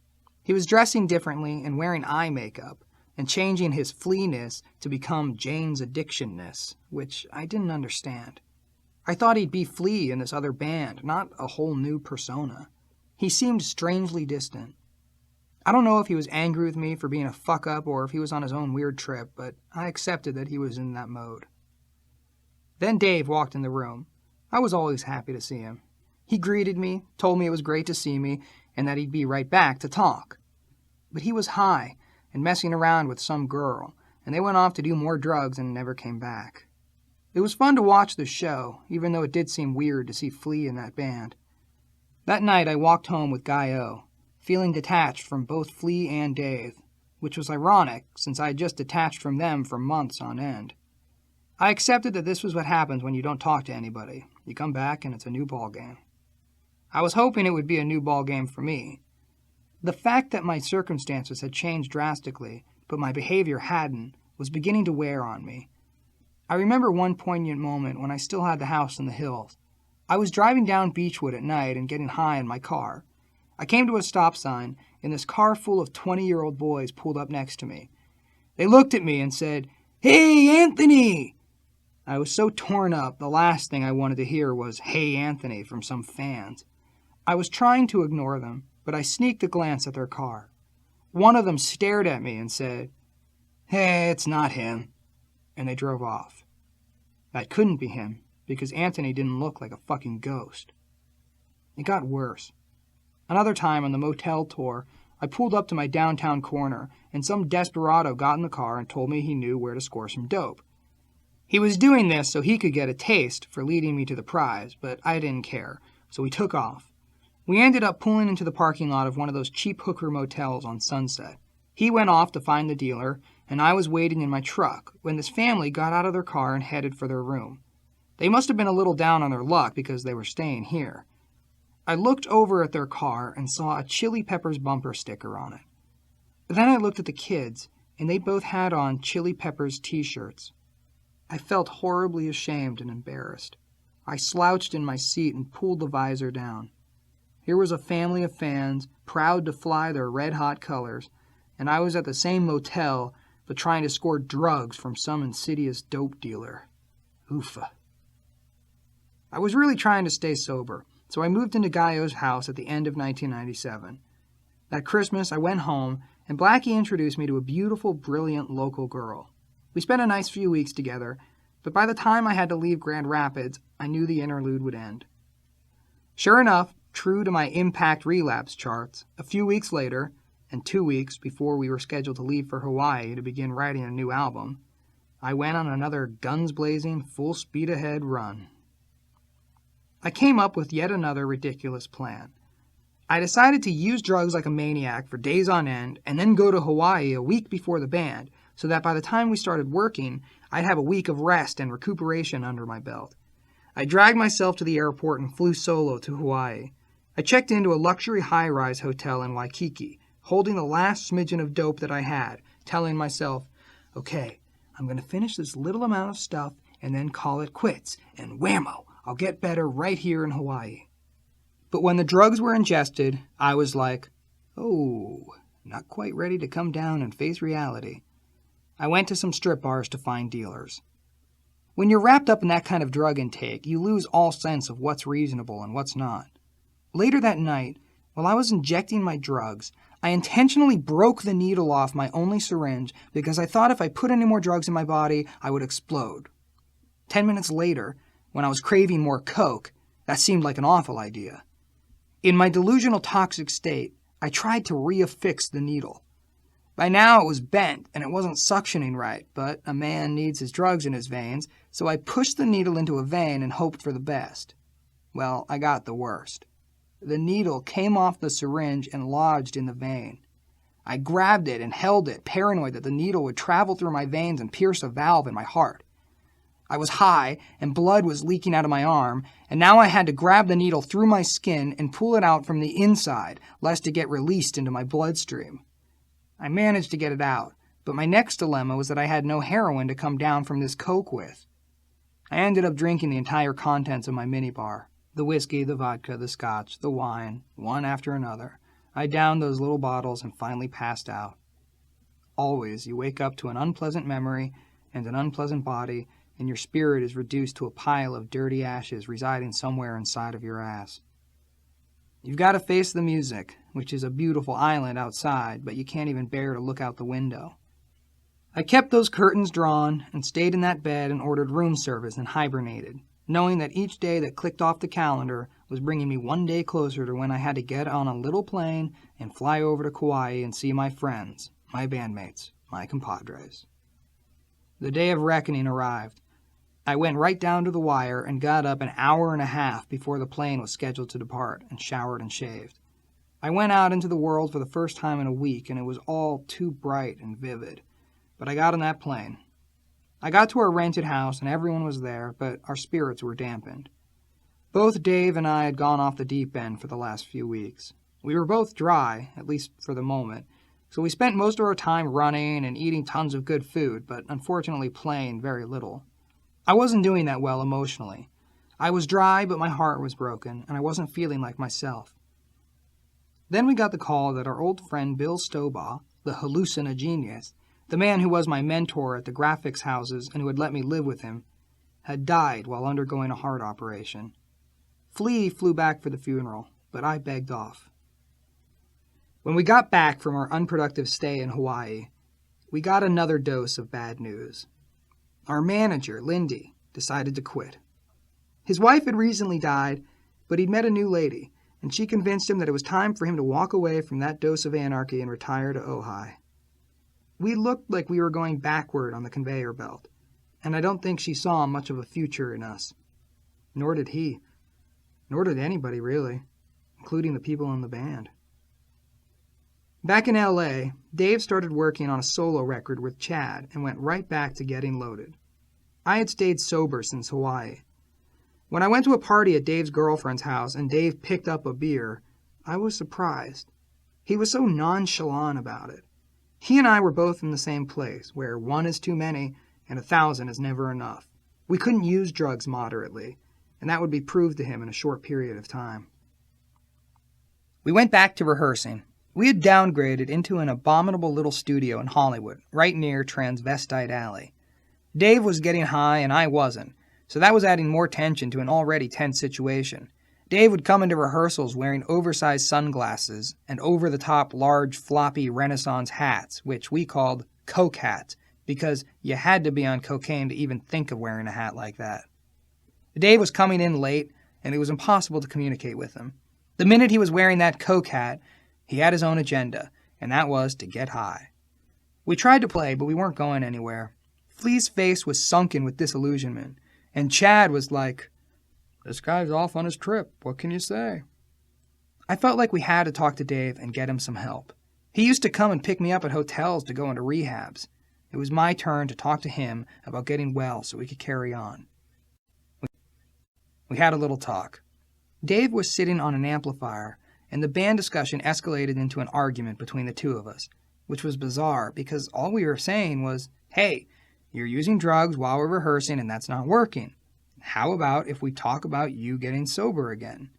He didn't want to hear it. He had a real fuck you attitude about the whole thing. When he came at me with the fuck you attitude, I was like, "Whoa, fuck me? Fuck you!" Those weren't the exact words, but that was the energy that started to go around. Chad and Flea backed off, and Dave got up to get in my face. But as he tried to stand up, he went backward and fell behind the amp that he was sitting on. It was comical, but it was also sad. With the band once again stagnant, I decided to take a trip to Thailand. I had been diagnosed with hepatitis C a few years earlier, and even though I wasn't symptomatic, it was a disease that could reappear if I wasn't vigilant. I brought along my liver-cleansing herbs and swam a lot, prayed, and meditated on the idea of my body getting healthy. It worked. 3 weeks later, my hepatitis viral count came back undetectable. By now, it was April. Flea and I decided that it just wasn't working out. We had to fire Dave. Flea talked to him initially, but Dave was really upset, so I did the follow-up. It went horribly, because he was totally loaded, and even though he knew there was no way this band could work, the verbalization of the reality pissed him off to no end. "Fuck you guys. How can you do this to me, you motherfuckers?" "Dude, there's no band here," I said. "When was the last time you showed up? You're making a solo record. You're off getting loaded. You're not really into this anyway." Of course, Chad was staying totally Switzerland, because he was in the middle of making that record with Dave. Meanwhile, Flea was going through his own health hell, fighting Epstein-Barr, as well as girlfriend hell and band hell. He was like a general doing battle on too many fronts. He was really down, and on top of all this, he was trying to do a solo album. It came as no surprise when Flea decided he wanted out. "I don't think I can do this anymore," he told me. I'd known this was coming. It was so obvious. Nothing was happening with the band. "I know," I said. "I figured that's what you were going to say. I totally understand." Then Flea dropped the bombshell. "The only way I could imagine carrying on is if we got John back in the band." That threw me for a loop. "Why would John ever want to come back and play with us again?" I asked Flea. "He doesn't care for me and didn't really care for the experience." "I have a funny feeling he might be standing on the verge of making a comeback. A personal resurgence into the land of the living," Flea told me. That would be a wonderful miracle, I thought. And the second miracle would be if he'd ever think of playing with us again. You've got to be crazy. John is not going to want to play in this band. It doesn't sound remotely possible, but if it is, I'm open to it, I told Flea. John and I hadn't had much contact since he left the band, except for the odd and unplanned moments that we'd run into each other. Even then, you'd have thought there would be a lot more anger and resentment and dislike, bordering on hatred, but every time I saw him, there was no display of that. The first time I saw him was a few years after he left the band. I had heard all these horror stories about John's descent into a drug hell, and I knew that Johnny Depp and Gibby Haynes, the lead singer of the Butthole Surfers, had even made a film documenting the squalid conditions that John was living in. If you saw that film, you knew that this was the home of a person who had absolutely no interest in life other than shooting drugs and painting. I also heard about the interviews that John was giving journalists extolling heroin use. He'd even shoot up during interviews. I wasn't interested in reading that stuff or looking at the film. I didn't listen to his solo records at the time. I couldn't celebrate his lifestyle because it seemed like he was killing himself. There were a lot of people who were glorifying that and wanting to participate and wanting to get free drugs. Granted, his art, the songs he was writing, were great, but it didn't feel right for me to condone this eccentric person's demise. This guy used to be my best friend, and now his teeth were falling out. So I didn't look at it like other people might. Oh, he's a genius, it's okay. I didn't care if he was a genius or a fucking idiot. He was rotting away, and it wasn't fun to watch. I knew he'd been painting for years, inspired by Basquiat and Da Vinci. So when I heard that he was going to have a show at the Zero Gallery on Melrose, I decided to pop in the day before the show opened and have a peek at the paintings. I dropped by, and lo and behold, John was there hanging the show himself. We were both a little startled. He was high on coke, and his hair was shorn, and he had big black circles under his eyes and was smoking Gauloises. He was shockingly thin, a skeleton in a vest, this little bone man.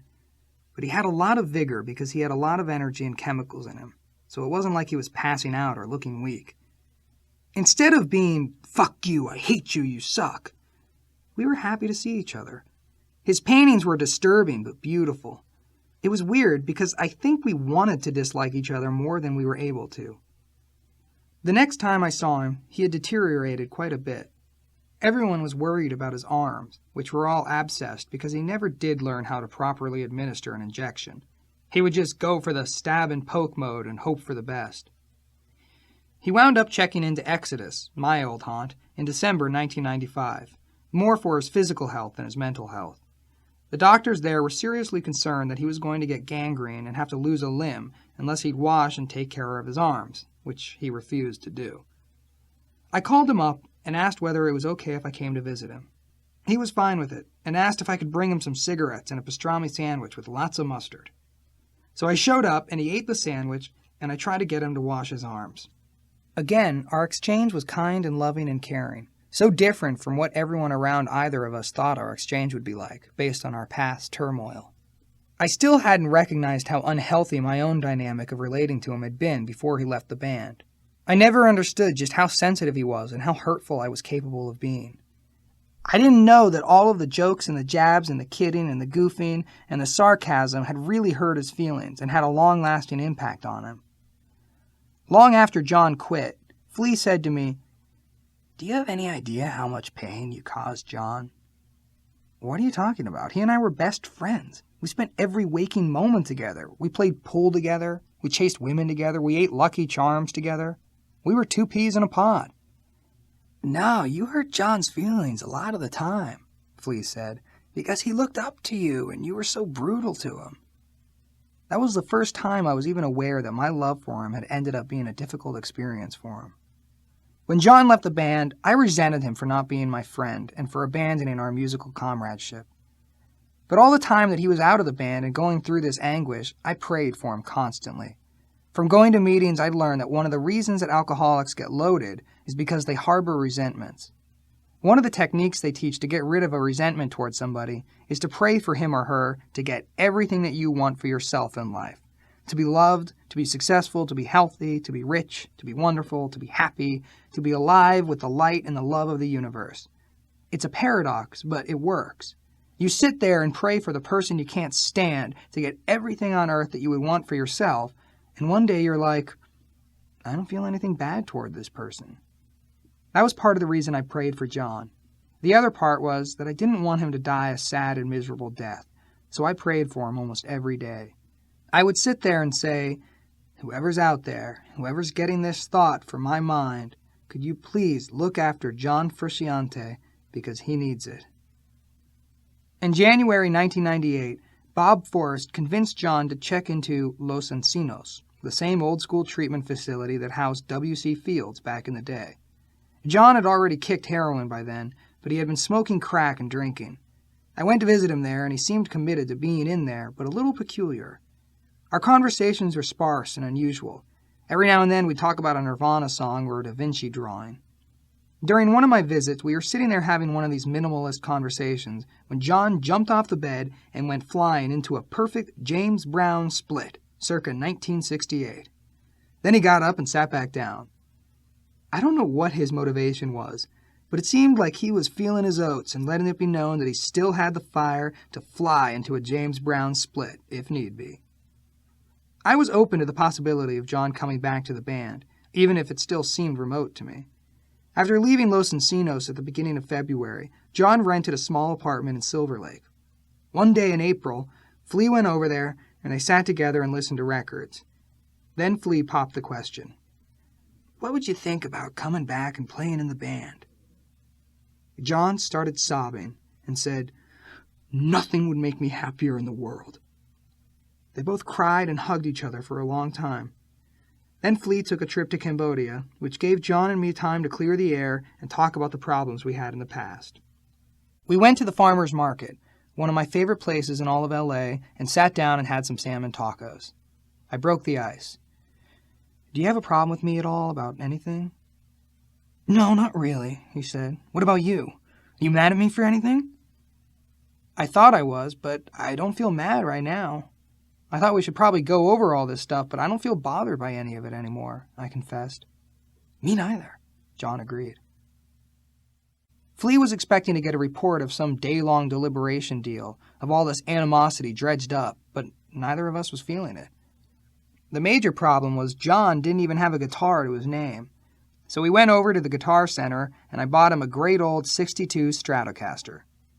John was thrilled by the idea of being back in the band, but he was also scared, because he hadn't played a guitar in a very long time. We decided to make his return low-key. Nothing mattered other than playing music. We didn't give a fuck about record deals, or the fact that our manager had quit, or that our record company had lost interest in us. None of that mattered. We just wanted to get in the garage and rock out together. Flea was living in an incredible Mediterranean superstructure in Los Feliz, a famous old house because tons of musicians like Bob Dylan and Lou Reed had lived there. We assembled in Flea's garage, a portion of which he had converted to a rehearsal space. Chad had set up his drums in the corner. Flea had this look on his face like, "Okay, no great expectations, let's just play music." We had some shitty little PA system set up. John wore a look of uncertainty, but he plugged in his guitar and we started playing. And it was us again. I think I might be the only one who thought so, but the room filled up with heavenly music, made for no motive other than to see what it sounded like when we banged our instruments together. For me, that was the defining moment of what would become the next 6 years of our lives together. That was when I knew that this was the real deal, that magic was about to happen again. Suddenly we could all hear, we could all listen, and instead of being caught up in our finite little balls of bullshit, we could all become players in that great universal orchestra again. Chapter 14. Welcome to Californication. Despite my elation at our reunion, it took a while for us to find the groove. John was rusty, both mentally and physically. I was a pile of rust dust too, but slowly and surely, things started getting better. There was a lot of joy emanating from Flea's house. He had 2 dogs, a mastiff named Martian and a feisty boxer called Laker. Every day we'd make tea in the kitchen, play with the dogs, and then go out to the garage and work. Flea had set up the rehearsal space like a recording studio, so at the end of the session I'd leave with tapes of the new music to lyricize. Although he'll tell you it took years for him to get his chops back, I loved the way John was playing when he didn't have the technical capacity to do everything. He toned down and developed an incredible minimalist style. Every day he'd come up with something spectacular. I had a notebook filled with lyrics that I was dying to turn into songs, so besides the rehearsals, I'd go hang out with John at his apartment in Silver Lake. In typical John fashion, there was no furniture at all, just records and a turntable and a bed and a blender. He was going through a smoothie phase, so there were smoothie materials on the walls and the refrigerator and the stove. It was like Jackson Pollock lived there. We'd sit and smoke and work. It was incredible to once again have one of the great musicians of our time so telepathically connected to me. He'd play me a complicated, weird instrumental piece of music that he had stayed up all night recording, and I'd be like, oh yeah, I know exactly what I'm supposed to do with that. John seemed truly humbled by life. He had been beaten down, and I think the clouds had lifted, and he saw what he had been through and felt like, holy fuck, I can't believe I'm alive. I'm not going to blow it this time. He hadn't been back long enough for people to tell him how wonderful he was. It's always nice to be around someone who's that talented and that excited about life and music, and whose ego hasn't been inflated by other people yet. Everyone was having fun. It was as if we had nothing to lose, nothing to gain. We didn't care. We were making music for the sake of making music. Compared to Blood Sugar, One Hot Minute wasn't nearly as successful, so people had lost faith in us. There was a feeling within the record industry that we'd had our day in the sun. But the more we played, the more we started creating stuff that we believed in and wanted people to hear. It was really hot when we began rehearsing, so we would leave the garage door open. After a few weeks of work, I ran into Gwen Stefani of No Doubt. She was Flea's distant neighbor across the ravine on the opposite mountain. "I hear you guys play every day," she said. "My friends come over and we sit around and listen. It sounds great." It was nice to get the compliment, but it was a bit embarrassing because we thought we were in this private world, working out our ugly spots. At the beginning of June, we took a break from rehearsing to play our first gig since John had rejoined the band. I had promised the Dalai Lama that we would be available if we got the call from Adam Yoke, and we did. The Tibetan Freedom Festival was a 2-day event at JFK Stadium in Washington, D.C. The night before, we did a surprise gig at the 930 Club just to get our sea legs. Come the day of the show, the area got drenched with a thunderstorm, and halfway through the concert, a girl got hit by a lightning bolt, forcing the evacuation of the entire stadium and the cancellation of the rest of the show. That night, there was a logistical meeting. The Beastie Boys camp obviously didn't have our back, because the organizers told us that due to the previous day's storm, some groups would have to be canceled. Since we were the last band booked, we wouldn't be able to play. I couldn't believe it. We'd come all the way from California and were pumped to play our first big show with John back in front of 90,000 people. Thankfully, Pearl Jam was scheduled to close the show that day, and Eddie Vedder got wind of our dilemma and threatened to pull out unless we were given part of their allotted stage time. It was an amazing show of support from them, and we never forgot it. It was still light out when we assembled backstage. We stood behind the backdrop, surrounded by amplifier cases, and got into a soul circle, bowed our heads, and did a collective group hug. Then we went out there and completely rocked out. The audience was 100% behind us, and it was such a joyful moment to be back on stage with John. The next day, I figured everybody had forgotten about the poor girl who'd been hit in the head by lightning, so I went to visit her in the hospital. She was in bed but awake, and she showed me all her burn marks. Her worst burns were where she had metal on her body, a bracelet, her underwire bra. But the really ironic thing was that she was talking on her cell phone when she got hit. That's probably why the lightning hit her. And her last name was Selfin. Back in L.A., the songs were coming fast and furious. Except for one. The first song that John and I worked on, even before we convened in Flea's garage, was a song called Californication. I'd written the lyrics when I was on that cleansing trip to Thailand, when the idea of John being back in the band was still inconceivable to me. While I was on a boat in the Andaman Sea, the melody had crept up on me, one of those simple melody structures that lends itself to flying words into.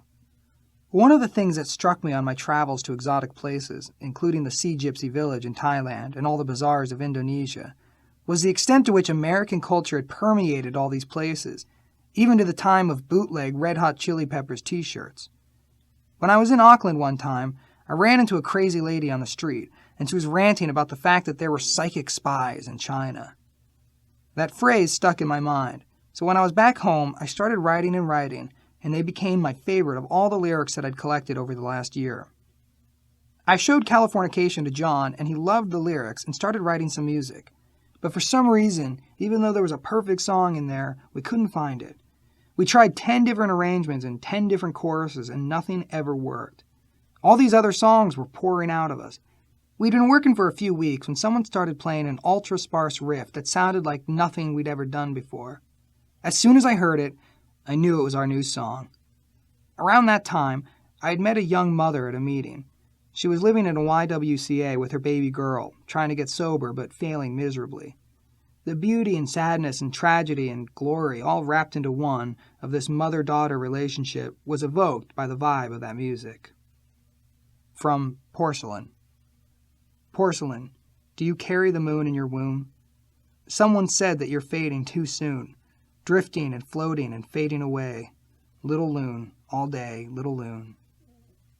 Porcelain, are you wasting away in your skin? Are you missing the love of your kin, nodding and melting and fading away? By late June, we had completed about 12 songs. Scar Tissue was another song where you open up the top of your head and it comes dusting down from outer space. Rick Rubin and I had been talking about sarcasm a lot. Rick had read a theory that it was an incredibly detrimental form of humor that depresses the spirit of its proponents. We had been such sarcastic dicks that we vowed to try to be funny without using sarcasm as a crutch. I guess I was also thinking of Dave Navarro, who was the king of sarcasm, faster and sharper than the average bear. All those ideas were in the air when John started playing this guitar riff, and I immediately knew what the song was about. It was a playful, happy to be alive, phoenix rising from the ashes vibe. I ran outside with my handheld tape recorder, and with that music playing in the background, started singing the entire chorus to the song. I'll never forget looking up at the sky above that garage, out toward Griffith Park with the birds flying overhead, and getting a dose of Jonathan Livingston's seagull. I really did have the point of view of those birds, feeling like an eternal outsider. From Scar Tissue. Scar tissue that I wish you saw. Sarcastic Mr. Know-It-All. Close your eyes and I'll kiss you, 'cause with the birds I'll share this lonely view. With the birds I'll share this lonely view. Push me up against the wall, young Kentucky girl in a push-up bra, falling all over myself to lick your heart and taste your health, 'cause with the birds I'll share this lonely view. Blood loss in a bathroom stall, southern girl with a scarlet drawl. Wave goodbye to Ma and Pa, 'cause with the birds I'll share this lonely view. We finished another song called Emit Remus, which had been inspired in part by my friendship with Melanie Chisholm of the Spice Girls. Around that time, the Spice Girls were a raging phenomenon, especially among young girls like Flea's daughter, Clara. Even when I'd go to New Zealand, all the little girls there would know the Spice Girls lyrics and their dance moves. The tunes were pretty good pop songs, especially when you had 5 different colored crayons out there performing them. That spring, I got a call from Nancy Berry, who ran Virgin Records. She told me that the Spice Girls were coming to L.A., and both the Melanies wanted to go out and have some fun and get some tattoos. Being the resident fun and tattoo meister, I was enlisted to show them the Hollywood ropes. I arranged to have my friend keep his tattoo parlor open after hours to accommodate them. I became friendly with Mel C., Sporty, and we stayed in touch for months and months. It was nice because I got to take Clara to the show and bring her backstage so she could meet these incredible characters she'd been worshipping for the last year. Fast forward to September and Clara's 10th birthday. Flea had been arguing for months and months with Clara when it came to the background music in their house, because Flea wanted to hear Coltrane and Clara had the Spice Girls on a non-stop loop. So Flea decided we were going to pull a stunt at her birthday party. He dropped the hint to Clara that the Spice Girls themselves might show up at her party. And of course, we would be the Spice Girls. The likenesses were obvious. Flea would be Baby Spice. John was Sporty Spice. Chris Warren, our drum technician, was enlisted to play Scary Spice. And I would be Posh Spice. Thank God Ginger Spice was already out of the band and we didn't have to fill her shoes. With the help of Flea's assistant, Sherry Westridge, we got the right clothes and the right wigs and wore the right makeup. We each studied the personality and the body language of our Spice Girl and learned the dance moves. We even had some rehearsals. Come the day of the party, Clara had her whole clan of 10-year-old friends over, all of whom lived and died for the Spice Girls.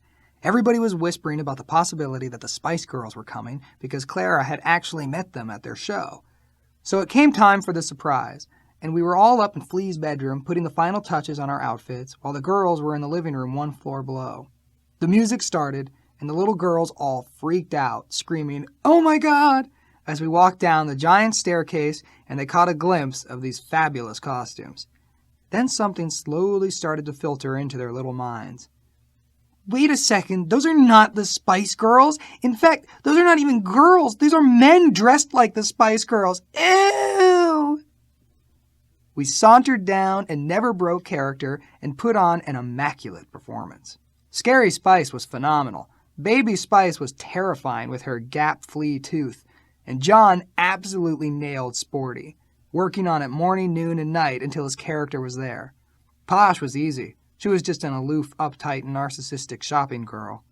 We took our little vocal solos and did our dances. I had on a really short skirt because Posh wears her dresses too short, but I forgot to take into consideration that I was a man in front of kids. I don't think any of them have ever recovered because we didn't shave our legs. Now that it was clear our foursome was a viable configuration once again, it was time to get management. 2 months earlier, we hadn't cared if we had a manager because nothing was going on, but we were more passionate than ever about the music we were generating. A few years before, Rick Rubin had been extolling the virtues of Q Prime management. Q Prime was run by a duo, Peter Mensch and Cliff Bernstein, and in Rick's mind, they were the brightest managers in the rock business, bar none. These two guys flew in from New York to meet with us in Flea's living room. Cliff looked a lot older than he was, because his hair and his long Merlin the Magician beard were all white. He was small and delicate and purposeful and mystical looking. He wore glasses and looked super intelligent. He was like a walking think tank, an organic computer man with a competitive nature that belied his appearance. Peter, on the other hand, was a gruff, loud, obnoxious bundle of muscles who alienated and was brash. He was also very smart and, in a bizarre way, very loving. These guys were very New York. They'd been in the music business forever, having managed acts as diverse as Metallica, whom they raised from inception, AC/DC, Madonna, Courtney Love, the Smashing Pumpkins, Def Leppard, and Shania Twain. Cliff and Peter operated at a different level of professionalism than we'd ever dealt with. We were not exactly coming off a year of greatness, but we did feel that with John back in the band, we held a pretty good hand. Flea had a laundry list of concerns like, "Are you going to get us on the radio?" Peter was countering that by barking, "And don't think we're the kind of managers who are going to take care of you little candy asses. If you're on tour and you're up in Alaska and you forgot your winter coat, don't call us to FedEx you a winter coat because you're going to end up freezing to death." I was like, "Okay, make a mental note to bring my coat when we tour in Alaska." At the same time, I was sure they were wiping Madonna's ass if she was asking them to. Maybe that was why he said that. But there was some chemistry in the room, and we were attracted to each other, so we signed with them. With all this newness in place, we thought that maybe it was time to get a new producer. Every time you make a record, it doesn't matter how good it was working with a producer, and even if you know you're going to end up making a record with that same person again, there's always a day when someone says, "Do we want to get a new producer?" That was how we felt then about Rick Rubin. We considered our options. We had asked Brian Eno to produce us 3 times already, and he always said no, so we asked him again, even though that no was inevitable. We didn't know it, but he was doing us a favor by turning us down. We even considered David Bowie, who wanted to work with us, but finally sent a gracious note explaining that he had too many other commitments to take on another project. Another reason why we were reluctant to go back with Rick Rubin was that he was always working on 6 things at once, plus being CEO of his own record label, and we thought we should find someone who would work only on our project. While this process was going on, we contacted Daniel Lenoir, who had converted an old movie theater in Oxnard, California, just up the coast, into a wonderful old-school recording studio.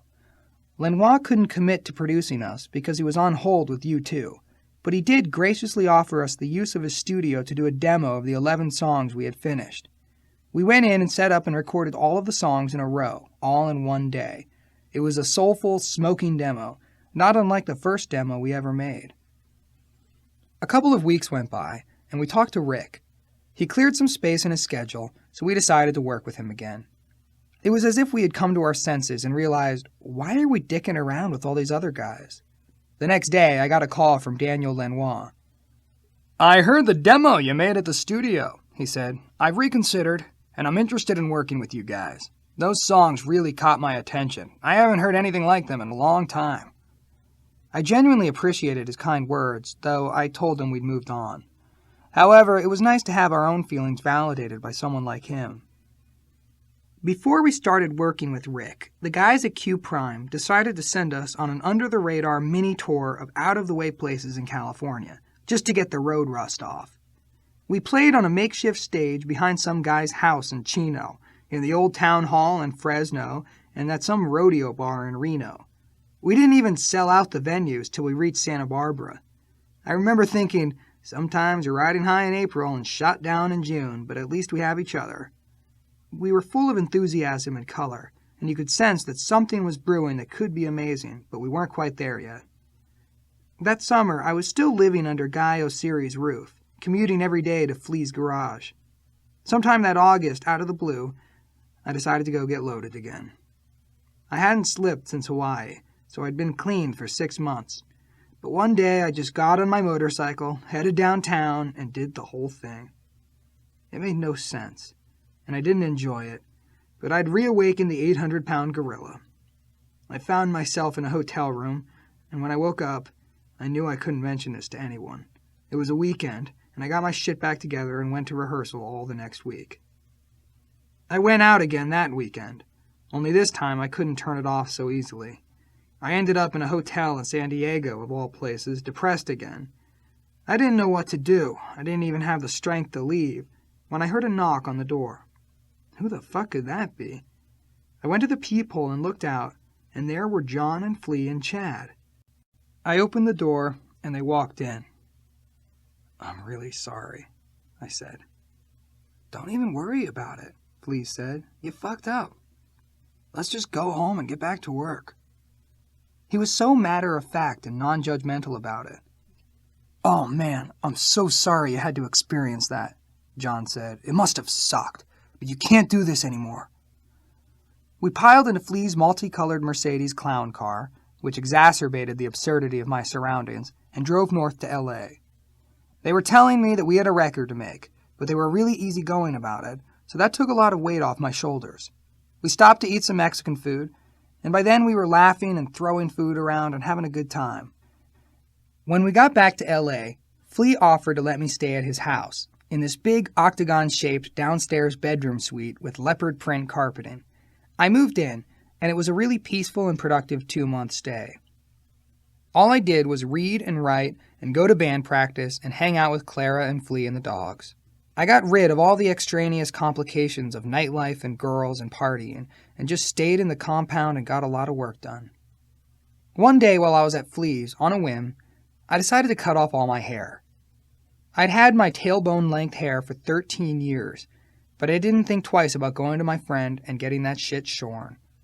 I did save the hair and send it off to my dad in Michigan. He and I had had a hair solidarity thing since the early 70s. The night of my haircut, I got home late, and Flea was already asleep. The next morning, I strolled into the kitchen in my PJs. Flea did the all-time eyes-bugged-out double take, then started laughing hysterically. "Oh my God!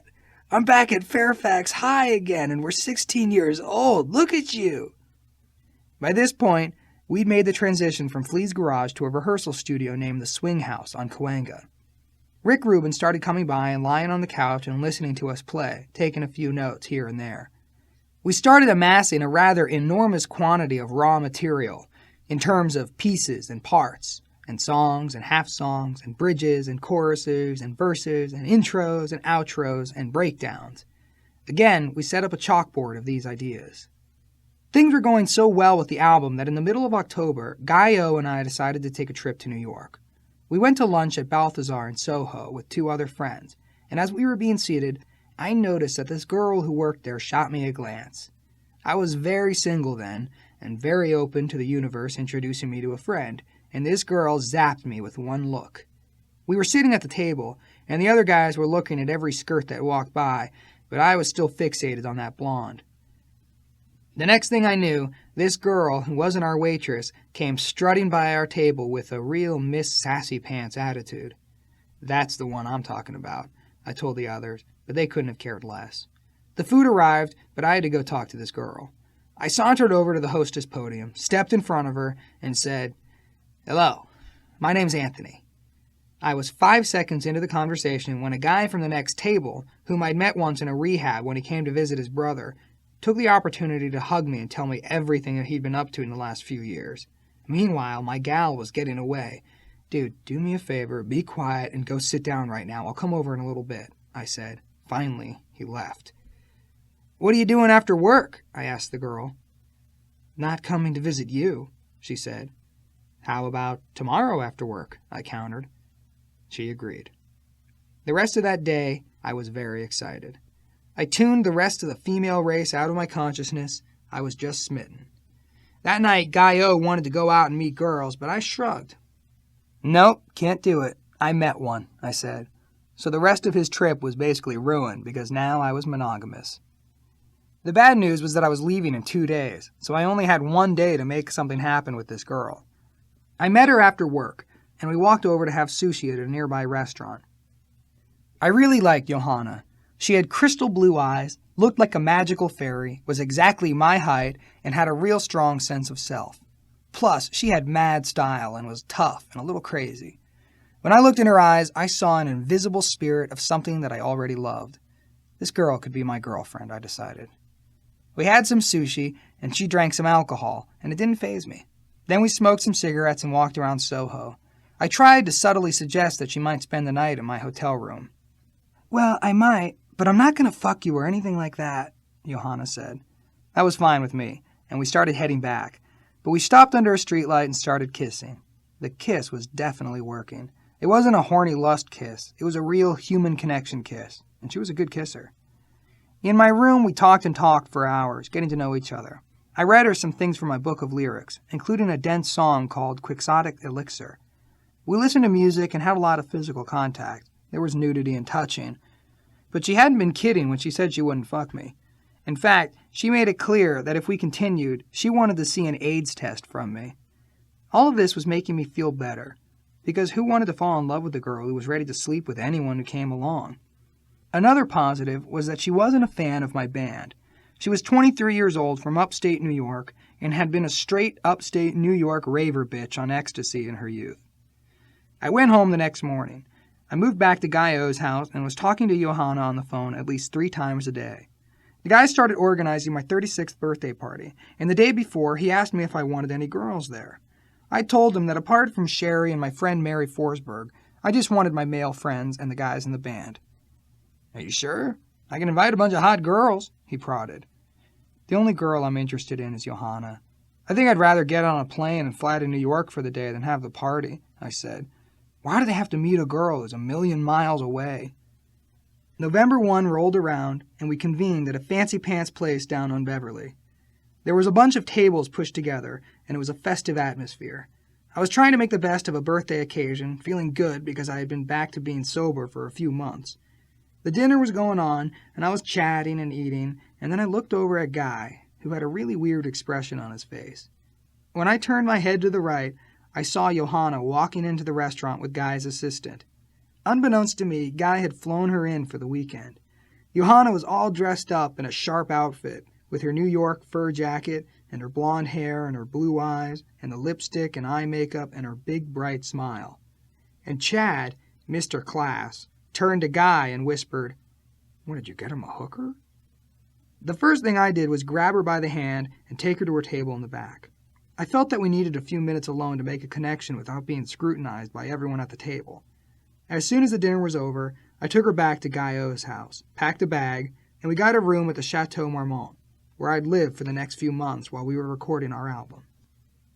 We spent a really nice night. Johanna drank a bottle of red wine and took a bath, and I snapped some pretty pictures of her in the tub, the pale green water contrasting nicely with her pale white skin.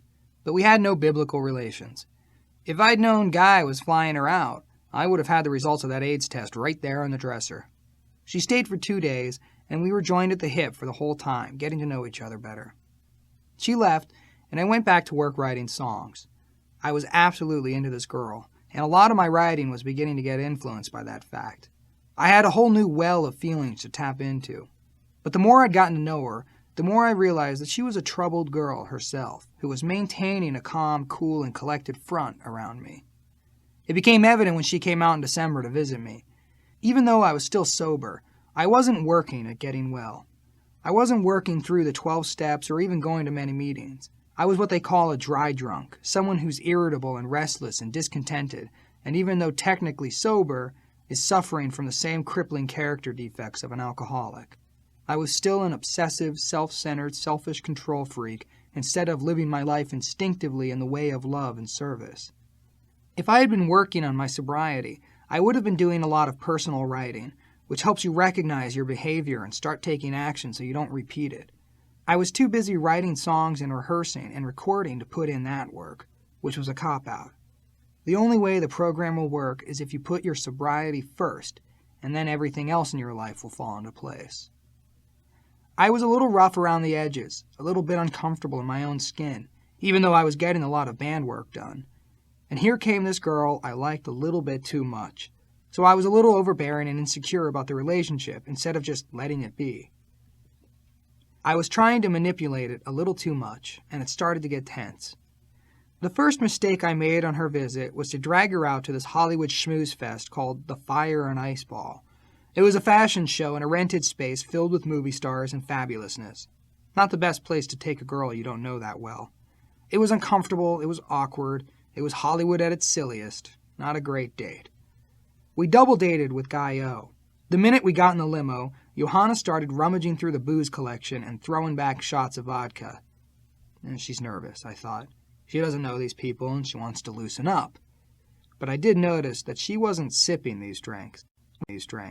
We went into the party and I was just not relaxed. Guys were flirting with her and I was getting jealous and not feeling good about anything. So we started to drift apart, and we ended up leaving and going to a smaller party with Madonna and a bunch of actors on the top floor of a tall building on Sunset. Now Johanna started ordering triple cosmopolitans, downing them one after another. By then she'd stopped talking to me because she thought I was being an asshole. As she was guzzling these drinks, I thought this was definitely not going to work. I got up and started walking around the party. When I looked back at the table, she was gone. Then I looked across the room, and there was Jack Nicholson sitting on a chair with Johanna on his knee. They were passing a joint back and forth. That was not a pleasant sight at all. Meanwhile, chaos had broken out around me, and I was summoned to help this girl who thought she was having a heart attack from doing too much coke. I told her to just go home and sleep it off and she'd be fine. Then I ran into the model who'd been making out with Jamie the night I met her in New York. The girl started rubbing up against me, and I thought, okay, this might work. Two can play at this game. We got on the couch, and within minutes the girl said, "Can I come back to your hotel, or do you want to come back to my house?" "Let's go to your house," I said. Even as the words came out of my mouth, my heart was dying a million deaths. I looked over and saw Johanna sitting on the floor with a very drunk Joaquin Phoenix. This was going from bad to worse. Seconds later, Joaquin came over to me. "I'm having a hard time getting a handle on what's up with this girl," he said. "I keep asking her if she wants to get out of here, and all she can say is, 'I came here with Anthony,' yet you're clearly on your way to another scenario. I just want to know where things are." "She's a big girl. She can make her own decisions," I said. "Whatever she wants, welcome to it. I've got nothing to do with her anymore." It turned into a Mexican standoff. I didn't want to leave with that other girl, and Johanna didn't really want to leave with someone else. She'd also arrived at the point where she couldn't walk anymore. So I picked her up and threw her over my shoulder and got her in a car. I was ready to have this big talk with her, but I looked over and she had passed out cold. I had to carry her into the hotel room. I laid her down on the couch and closed the curtains, and she passed out like a baby. Meanwhile, I had been through an emotional meat slicer. I lay down in my bed, but it was no rest for the tortured mind. I was up all night with visions of Jack Nicholson smoking a doobie with my girlfriend. Ugh. She woke up feeling a lot more refreshed than I did. We had a talk and realized that we were both being idiots, that the night had been a mutual display of vulgar immaturity. That week showed me that nothing short of a small atomic blast could have derailed our relationship. Because if we could get through that first night of her blacking out and me being a creep, we had proved our ability to weather a storm right off the bat. The band began recording the album, and the sessions were going well when we took a Christmas break. I went home to Michigan and then back to L.A. On New Year's Eve, 1999, Flea, John, and I went to the Playboy Mansion for their party. It wasn't really our scene. It was tacky being in the land of a million fake tits. We weren't into the Charlie Sheen, Fred Durst thing at that stage of our career. Plus, I was missing Yo. We had planned to be on the phone for the dawning of the new year, but when I called, something in her voice sounded amiss. She was out on a ferry boat in New York Harbor. Here was this person who'd expressed her true love to me, and I'd done likewise, so there was an obvious heart connection between us. But she wasn't all there on the phone. It was disquieting. Johanna's birthday was early in January. Since everything was going well with the recording, I decided to take a weekend trip to New York to surprise her. She was living in Brooklyn with her sister and a guy who had enough piercings in his lip to make a zipper. I took the red-eye to New York and checked into the Mercer Hotel. I was so excited about this surprise that I had to keep myself from going out to Brooklyn too early. To ensure that she'd be home, I'd told her that I was having an exotic plant delivered to her place that day. Finally, I hopped in the cab and headed out to Brooklyn. The further I went, the dingier the neighborhood became. When we got to the address, it turned out that she was living in a basement apartment in a very shady neighborhood. I knocked on the door, all excited, and she answered it and was just torn up and hung over. She was not looking good or feeling good, and certainly not blossoming with joy at my surprise appearance. She let me in, grunted, and got back in bed. I jumped into bed with her. We made love, but it was very uninspired. Then we got into the shower together. I looked down and saw her arms, and my heart sank. She had crazy-ass black and blue track marks. I knew that she drank, and I knew that she had been the ex-raver girl, but I had no idea she was the coke-smoking, coke-shooting, occasional heroin chaser girl. I was devastated. Not because I was upset with her, but because I realized that this person I was so in love with was a sick drug addict, and that her poor little soul was probably doomed to a miserable life of chasing the drugs and feeling like crap. Johanna saw the look in my eyes and was saddened because she'd been found out. She assumed that no guy in his right sober mind was going to hang out with a girl who was shooting coke. I had to sit with my senses. This clear, beautiful intuition took over. I knew exactly how I felt, and I wasn't confused or clouded or compromised. I realized that none of my feelings had diminished, but I might have to lose someone I truly loved. I didn't want to run away from Johanna, but I knew drug addiction was strong enough that I had to be willing, if need be, to let go of the person I'd just fallen in love with. We went for a walk through Brooklyn and stopped to get some coffee. She was 24 years old that day, and she looked so unhealthy with sunken, bloodshot eyes and a sickly pallor. "Does this mean it's over for us?" she asked me. "I don't think so," I said. "I still love you. I don't know if it's possible for us to be together, but I'm not walking away from you because of this."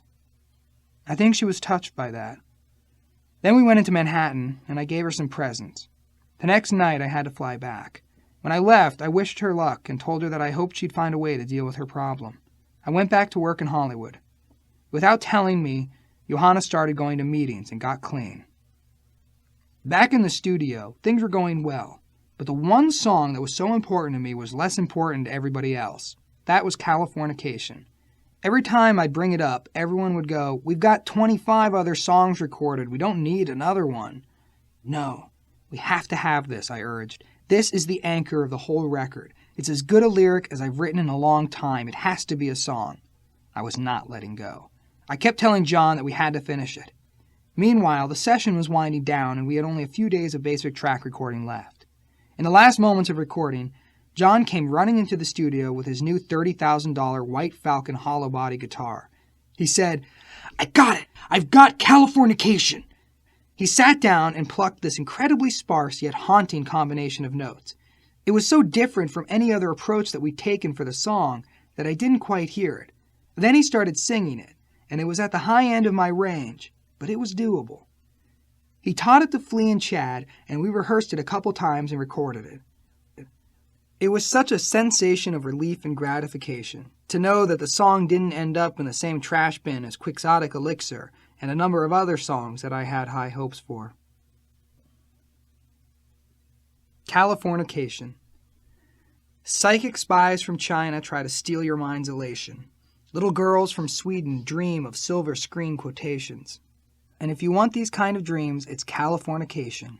It's the edge of the world and all of Western civilization. The sun may rise in the east, at least it settles in the final location. It's understood that Hollywood sells Californication. Pay your surgeon very well to break the spell of aging. Celebrity skin, is this your chin, or is that war you're waging? Firstborn unicorn, hardcore, soft porn, dream of Californication, dream of Californication. Marry me, girl, be my fairy to the world, be my very own constellation. A teenage bride with a baby inside, getting high on information, and buy me a star on the boulevard. It's Californication. Space may be the final frontier, but it's made in a Hollywood basement. Cobain, can you hear the spheres singing songs off station to station? And Alderon's not far away. It's Californication. Born and raised by those who praise control of population, everybody's been there, and I don't mean on vacation. Firstborn unicorn, hardcore soft porn. Dream of Californication. Dream of Californication. Destruction leads to a very rough road, but it also breeds creation. And earthquakes are to a girl's guitar. They're just another good vibration. And tidal waves couldn't save the world from Californication. Pay your surgeon very well to break the spell of aging. Sicker than the rest. There's no test. But this is what you're craving. Firstborn unicorn, hardcore soft porn, dream of Californication, dream of Californication. One of the reasons I was able to sing Californication with little trouble was that I'd been taking vocal lessons with an amazing teacher named Ron Anderson. Over the years, I tried a number of vocal coaches. Before Mother's Milk, I took lessons from a white-haired crazy lady from Austria, whose claim to fame was that she had worked with Axl Rose before Appetite for Destruction. Her whole thing was to stand in one place and press your belly a certain way, which didn't resonate with me since I was ragdolling all over the stage. Around Blood Sugar, I took some lessons with Michael Jackson's vocal coach, but I didn't like him much and bailed out after 2 sessions. For One Hot Minute, I took lessons with a pleasant fellow who played piano and sang in bars for tips. I don't know if I improved my vocalizing abilities, but it was a lot of fun. Instead of doing scales, we'd get out one of his hundreds of songbooks and sing Beatles songs. Then I found Ron Anderson, who was a classical teacher possessed of an operatic voice. It wasn't fun to sit there and sing scales, but I could feel immediate results and had much more control over my voice. I worked with him every day during the recording of the album, which we ultimately called Californication. My biggest mistake was not to continue working in his style, so I'd lose my voice a lot when I was out on the road. It reached a breaking point while we were on tour in New York. Ron flew out and worked with me all day, and I was well enough to make the gig. He gave me a strict regimen of warming up my voice, which I do religiously to this day. We were all thrilled when we finished work on the album. We felt like a forest that had been burned to the ground and then new trees had sprouted from the ashes. Flea was still in his emotional ringer, but John and I, and even Chad, had been through our own ringers, so there was a real bond between us, and seeing this project through was a real unifying process. Having gone through it all had changed our outlooks. You can't be as much of a bitch as you were before. You can't be as much of an egomaniac. You can't feel as much like the world owed you something. You can't be the where's mine guy. The where's mine was that I was alive and getting the opportunity to play music with the people I most like to play music with. One of the most mystifying aspects of this era of our band was that we were as enthusiastic as we were when we started, if not more so. And when we started, we had cornered the market on enthusiasm. We mixed the record, and people started coming by to hear it, and we were over the moon with the reactions. Things were going well on the home front, too. I was going back and forth to New York to visit Johanna, who was now the sober girl. She wanted to go back to school, so I set her up at the Fashion Institute of Technology, and she was doing well. The light in her eyes was back, and we were getting along spectacularly. The only snafu the band ran into was when we played the finished album for our new management team. Cliff and Peter flew to L.A., sat in the studio, listened, and were so unimpressed we couldn't believe it. We played them Scar Tissue and Other Side and Californication, and they sat there saying, "Okay, we might be able to work with that one. I don't know about the other one. It's not a home run, but we might be able to get on base with that." They're still like that. They still underreact to things. We found it almost humorous that they were receiving the fruits of our labor with such a low-key reaction. We weren't worried about it. We believed in the record, and we loved it and wanted to share it, but we weren't anticipating its reception so much as we were just pleased with what we made. Cliff decided that we should lead with Scar Tissue as the single and the first video. We decided to do a special small tour to unveil the album. Since it was being released in June, my friend Chris Rock suggested we play proms around the country to promote it. That got me thinking about my high school days and how exciting it was to turn out to see bands that came through, so we decided to do a bunch of free shows for high school students. Then Columbine happened, and a firestorm of fear swept over all these high schools. We felt it was more important than ever to do the shows, so we came up with the idea of having high school students write essays on how they could make their schools better, safer, happier, more rocking places, so they didn't have to go to school afraid. If you wrote the essay, you got a free ticket to the show. We went out in May and played, and it was an absolutely magical grouping of shows, because they were small and for kids who clearly wanted to be there, who had taken the time to write the compositions. There was so much love coming off these kids, we couldn't have asked for a better reception. We knew that the album was connecting with a lot of people when we went on a European press tour in June. We were in Italy, and John and I were riding in the back of a Mercedes with the window open. A scooter with 2 Italian guys on it pulled up next to us. They looked inside the car and started screaming, "Hey, Californication, Californication!" Then started singing Scar Tissue. The record had been out for 5 days. Everywhere we went, every shop was playing our record. Italy had caught fire. We went from selling a handful of records to selling more records than anyone that year in Italy. How does an entire country decide to start loving you in one day? In July, we began a series of huge shows. In the short amount of time since our record came out, there had been a huge buzz all over the world. The record was getting received in a much larger and warmer way than we ever expected. Somewhere along the way, we were asked to close Woodstock 99. That was perfect, because we had been asked to play an outdoor show on Yonge Street in Toronto the day before. It was supposed to be a low-key show, but the whole town turned out. This massive expanse of humanity filled the street in every building and rooftop. It was another indicator that the world was with us, and that we had reawakened the sleeping red-hot fans from their Rip Van Winkelsome. They all came out of the woodwork to rock with us for this record. The next day we went to Woodstock. We planned to fly in, get on a bus, get to the venue an hour before our set, get focused, play, and get the hell out of Dodge before the mass exodus began. Before we got there, we'd heard reports that this event was less organized and the crowds were getting out of control.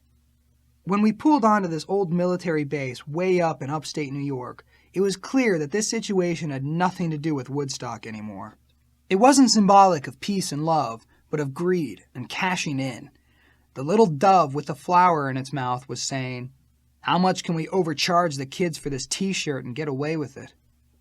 We got backstage and were all hell-bent on getting straight into our rituals. The physical warm-ups, the stretching, the meditating, the finger exercises, the vocal warm-ups. It was about 7, so we would be taking the stage during an explosive and dramatic upstate New York sunset. We hadn't heard any reports about people getting abused or raped or anything like that. It just seemed to us like another big rock festival, with no particularly evil elements about it. Our sacred hour of preparation was interrupted when Jimi Hendrix's sister came backstage and pleaded with us to do a song by her brother. It seemed that an all-star Hendrix tribute had fallen apart, and she was mortified that Woodstock would forget him. It had been a long time since we played a Hendrix song, so our first inclination was to say no. But she kept telling us how much it would mean to her, so 10 minutes before we were to go on stage, we decided to do Fire. I reviewed the lyrics, and John reacquainted himself with the chords. Right before we were due on stage, Flea came up to me and said, "I'm thinking of doing the show naked. What do you think?" "If that's what you're thinking, don't even question it. Go let your freak flag fly, brother," I said. In that setting, it seemed natural for him to be naked, and no one let it be a distraction. We played a fluid, dynamic show. As night fell, we saw this giant column of fire far back in the audience. We'd been through tons of festivals where bonfires had been started, so this one didn't seem out of the ordinary. When it was time for our encore, we started into fire. Not because there were fires raging, but as a palliative for poor Jimmy's sister. And the old shoe fit. Then we ran off stage, drove to the plane, landed in Manhattan, and checked into our home away from home, the Mercer Hotel. It was only midnight, but we started hearing this ruckus about the riots and the rapes and the fires raging at Woodstock. That was so weird because to us it had seemed like a normal rock and roll show. But we woke up to papers and radio stations vilifying us for inciting the crowd by playing Fire. We ignored these ridiculous charges, though it did turn out that the promoters were assholes, and it had not been a user-friendly environment. We should have paid closer attention to that and not been so isolated from the fans' point of view. I guess it was irresponsible to just show up, play, and leave without taking a closer look at some of the details surrounding the show. Now it was time to go to Europe to play. Q Prime was ideologically built on touring. Their basic philosophy was that after you put out a record, you had to crisscross the globe 10 times if you wanted it to do well. We were used to touring, but not to that degree. The longer you've been in a band and the more times you've toured, the more difficult it becomes to say, I'm going on tour for 2 years and I'm going to sleep in a different bed every night and be in buses, trains, cars, taxis, shuttling and shifting and pushing and pulling and not eating normally and not sleeping normally and not being around loved ones. Flea had a young daughter, which made it even harder. But Q Prime were very into it, and it had been a long time since we'd been there, so we were a bit more willing to hit the road incessantly than we would be in the future. We started by doing a free show in Moscow on August 14, 1999. As part of Russia's Glasnost awakening, they'd embraced MTV, and we were tapped to inaugurate MTV's Russian debut with a huge free concert in Red Square. The first problem was that John had to be talked down from his concern that we might be kidnap victims, because next to Colombia, Russia had become the kidnap capital of the world. After getting assurances for our personal safety and getting assigned a contingent of security personnel, we agreed to do the show. You'd expect that Moscow, Russia's biggest city, would be run efficiently, maybe even in a military fashion, but that wasn't the case. There was no order at all, and shakedowns were the norm. The cops, the military, the airport personnel, everybody wanted our rubles. It was the first time any of us had been to Russia, and we did feel a little unsafe there. We stayed at the Kempinski Hotel, a 5-star, gaudy, gilded, marbled oasis in the middle of a strikingly poor economy. Everything in Moscow was gray, gray, gray. The sky was gray, the buildings were gray, the streets were gray, the bushes were gray. There was this heavy cloud of Stalin-esque gravity that suffocated the place. We took a couple of days to decompress and tour the city. The day before the show, by some horrible stroke of fate, I wrecked, racked, twisted, turned, sliced, and diced my back. I saw a physical therapist, but it did no good. I could see the enormous stage they had built from my hotel window, and I was bummed at the prospect of playing before all of Russia on MTV with a whack back. The day of the show, Red Square was so filled with wall-to-wall Russians that we needed a police escort to get near the stage. By the time we went on, my back was still not happening, even though it was better than the day before. Still, I was able to stand up straight and present the songs. Nothing buck wild, no ability to do my song and dance thing, but we made the best of it. Then we hightailed it out of Russia, but we got pulled over and extorted by the police on the way to the airport. As a final indignity, Chad got shaken down for all the money he had on him right before boarding. I'd never really liked Austria, mainly because the people I met there were so arrogant and pompous, but when we stepped off the plane in Vienna after a week in Russia, it was like going to Disneyland for the first time as a kid. The sun came out, the clouds opened, you could smell flowers, there was snow on the mountains, it was just heaven. However, the rest of this leg of the European tour was not my shining moment. It's difficult to keep a relationship prospering when you're in Europe and your girlfriend is in America, and you're both relatively newly sober, and you haven't worked through a lot of control issues and jealousy issues and insecurity issues and dependency issues. There was a lot of emotional frying going on. It was hard being gone for months at a time and so far away that the time difference became a huge obstacle. You want to communicate, but then you aren't able to, and days go by. You get mad and try to call her, and you can't find her, and then you finally do catch her, and she's been out doing something stupid that she shouldn't have been doing because she should have been there waiting for your phone call, but she blew you off, and then she starts to get suspicious, and who's that girl's voice in the background? Oh, that's my masseuse or my friend or whatever. I wasn't good at it, and Johanna was no better, and together we equaled stubborn. These things always took a lot of repairing, and we'd have to wait until I got home. The band worked our asses off touring that year. Johanna finished school, and we decided it would be a good idea for her to move to L.A., which meant I'd have to get a place to live. I'd always fancied a gorgeous old building in West Hollywood called the Colonial House, which was a stone's throw from the Chateau Marmont. When Jennifer Lopez moved out of the penthouse, I grabbed it. Johanna moved to L.A. in September 1999. She had the use of my nice new Cadillac Esplanade and all her expenses paid, but she didn't have a job, and she didn't know that many people, and I was about to leave again for Europe.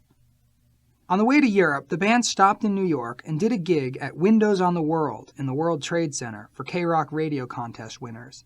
The show was lively and energetic, but the sound system was horrific.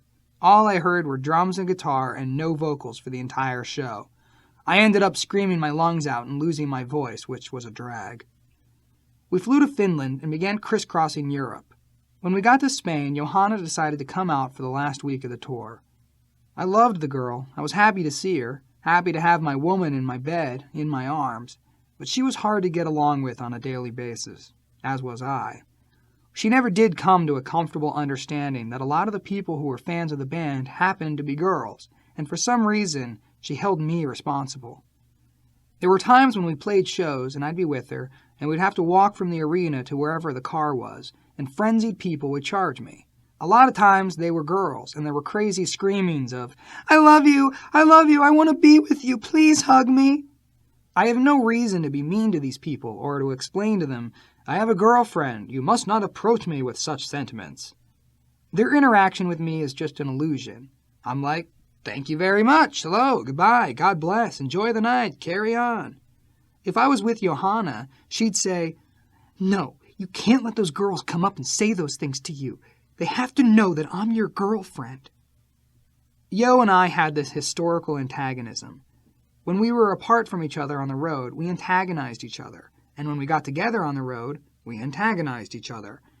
It was because all we wanted was each other's constant love and attention, and for no one else to receive that love and attention, which is a selfish and difficult place to be in a relationship. We were emotionally retarded, and that was the best we could do at the time. We played in Barcelona, and Chad had made friends with a Barcelonan sweetheart who was cute as a button. She came backstage, and when Chad introduced her, I stood up, gave her a European kiss greeting, and welcomed her to sit down and grab a bite to eat. This, of course, infuriated Johanna. When the girl left, I looked up and said, Bye-bye, sweetie. Sweetie? Did you just call her sweetie? Johanna fumed. Oh, so now she's your sweetie. Although she was making an ass out of herself, I was right there with her, because the next day it would be me saying, Did you just say goodbye, sweetie, to that guy? By the time we got to Madrid, the wheels had fallen off. We got into another unmemorable bickering match, like something off of I Love Lucy, but without the happy ending. We were in this beautiful hotel suite in Madrid, madly in love, out there on a fun, successful tour in the middle of Spain, and we started fighting about the dumbest thing on earth. And we brought it down the elevator, into the lobby, into the bus that was taking us to our plane. Unfortunately, that carried on throughout Lisbon. Then we went home and fought there. I loved living in this cool penthouse apartment with her, but it was never smooth sailing. We'd both been such fucking dope fiends for so long that we never had a chance to grow out of our childish behavior. We must have loved the drama and the constant rush of fighting and making up and starting the whole cycle over again. It was just crazy.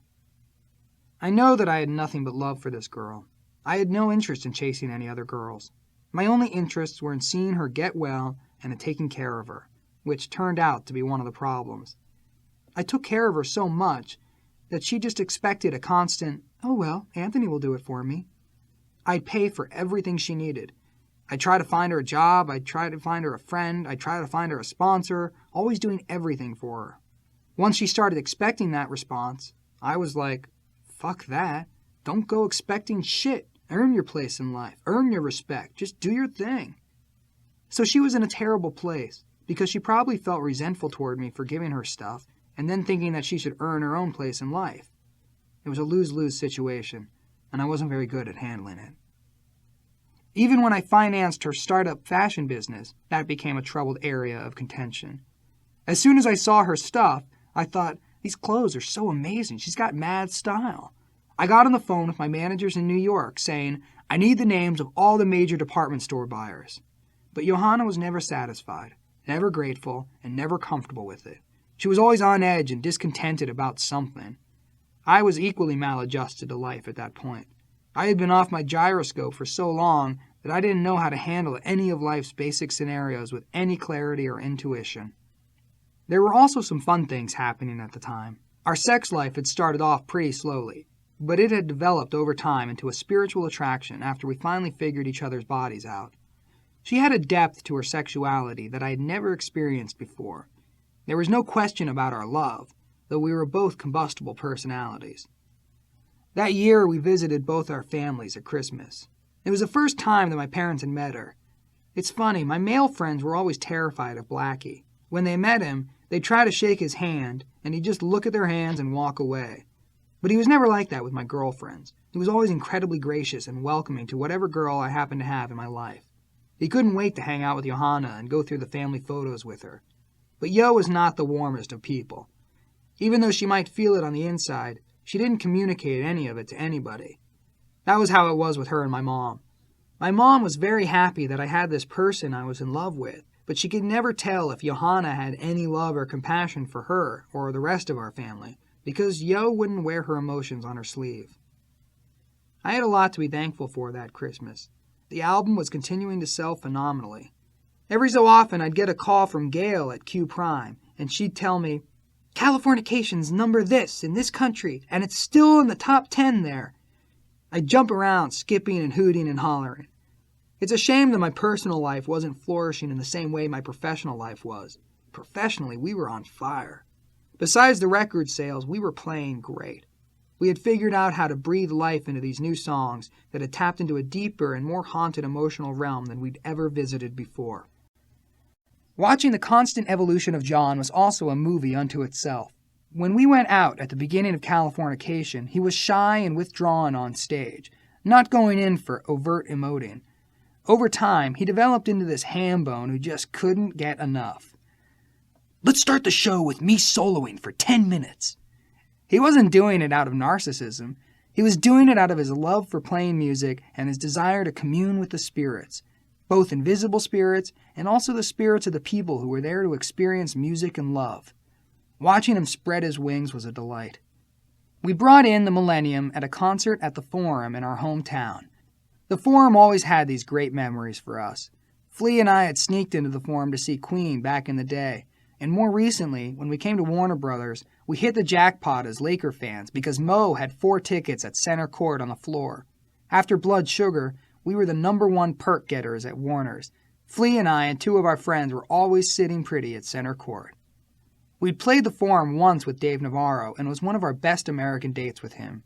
It's always hard to do well when you're playing in your hometown. There are such high expectations, and then you have the added stress of arranging tickets for family and friends. So it can go 2 ways. Instead of doing what you do best, which is going out there and rocking, you might get too hung up on all those outside issues and wanting the show to be the best ever and end up sucking.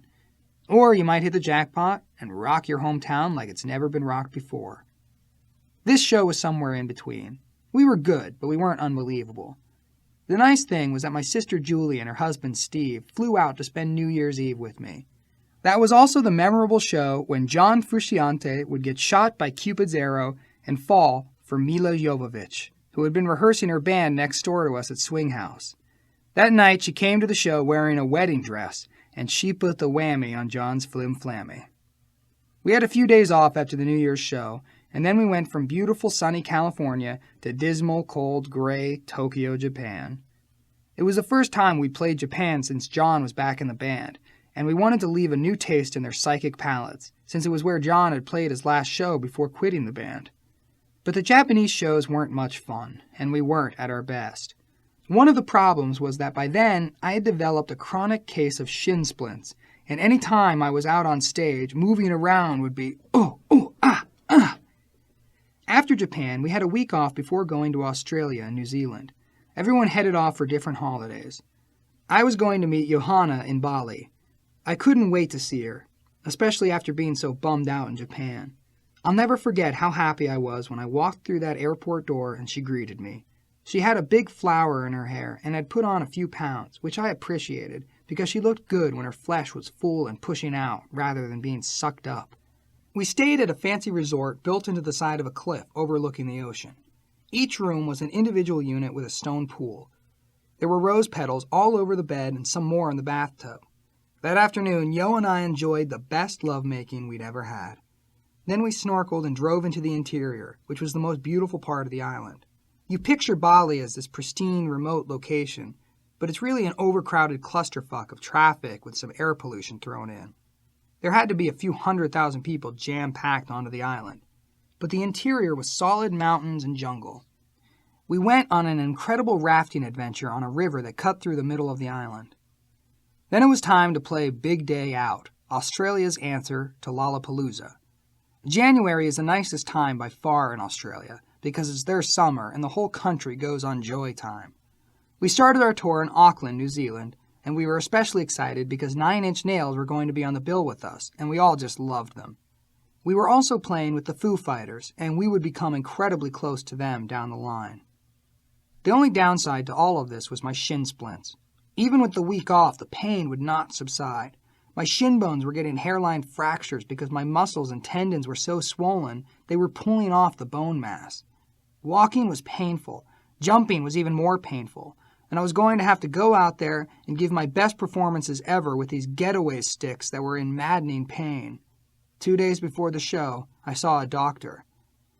"Doc, I got shin splints. Could you please give me a muscle relaxant or something that's not going to affect me from the neck up so I can perform?" I asked. He suggested Advil, but I told him I'd tried that and it hadn't worked. "There's a new non-narcotic painkiller called Ultram," he said. "It really works on athletes who have to perform under similar conditions to you. Take one in the afternoon and one right before the show." The day before the first show, I took the Ultram, and lo and behold, I started to feel pretty good. Not good enough to know for sure that I felt good, but I could swear I felt good in the subtlest possible way. It couldn't be the Ultram, because it was a non-narcotic, so I decided that I just felt good. I took the other one before the show, and man, I felt no pain in my legs at all. We played our show, and it was mad fun, 50,000 Kiwis bouncing in unison. The kids knew every word to every song, even the new ones, and it was an unbelievable rush. John was blazing on his guitar. Chad was an orchestra of cannons blasting off. Flea was a ball of primal aborigine energy, and I felt totally in control of myself as a singer and a performer. And there was no pain. I was ready to kiss the earth. It was all good, and when we got back to the hotel, I had sex with Johanna, and something unusual happened. We were fucking, and I just was not coming. That had never been a problem. Later, it crossed my mind that it might have been due to the Ultram, but how could it make me not come? It was supposed to be a glorified Advil, a non-narcotic. It made no sense. I thought it was amazing that I could be getting pain relief from a non-narcotic pill that was also making me feel pretty nice. There had to be part of me that recognized the voice in my head saying, "Okay, you're supposed to take your Ultram at 3, and it's noon now, so maybe you should take it a little early." Halfway through the tour, I had to have my prescription refilled. But the doctor had told me it was not a narcotic, and I wasn't getting goofy high, just a foundation of artificial well-being, which I was loving. So we rocked Auckland and went on to the Gold Coast of Australia. We were the inaugural event at the Olympic Stadium in Sydney. Physically, I was in perfect health. My legs weren't bothering me. I was exercising every day, running and swimming and stretching. Johanna and I were having fantastic sex. I was loving the whole experience. But then I started to become aware of the fact that Flea was not experiencing the same euphoric joy of life and touring and music and people and skies. He was not on the same heavenly ambient wavelength. Flea had been going through a lot of personal shit with his girlfriend for this whole Californication time. I knew he was down and sick and depressed and anguished about everything, but I also knew the situation was of his own making. We create a horribly painful bouillabaisse to sit in for years on end until we can't fucking sit there anymore. But it wasn't like some evil fate flew into his ass. He created it. He sat there and masterminded his own misery. So he was troubled, but he had to appreciate that the love he was experiencing from both John and me was immense. We were backing him. We weren't dissing him. It wasn't like during the mother's milk era when John and I bonded up and left him unattached. And Flea can, at times, be a prima donna, especially earlier in the Dave era when he was ready to quit the band at the drop of a hat. Just for the record, anything negative that I ever say about Flea is only because he's my brother and I love him. The fact is, it's funny to take the piss out of ourselves. Each one of these guys, Flea, John, Chad, is individually a bridge to God for me. And there's nothing I would do to change any of these people or the experiences I've had with them. Every one of them has given me love and music and the best life I could ever hope to have.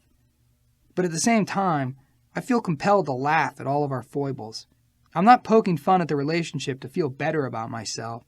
It's just because we really are all such kooks. Flea was suffering then, both emotionally and physically. He was feeling zapped and sapped and run down and not centered. When we got to Melbourne, he called a band sit-down. Peter Mensch was there to tell us about our upcoming U.S. tour.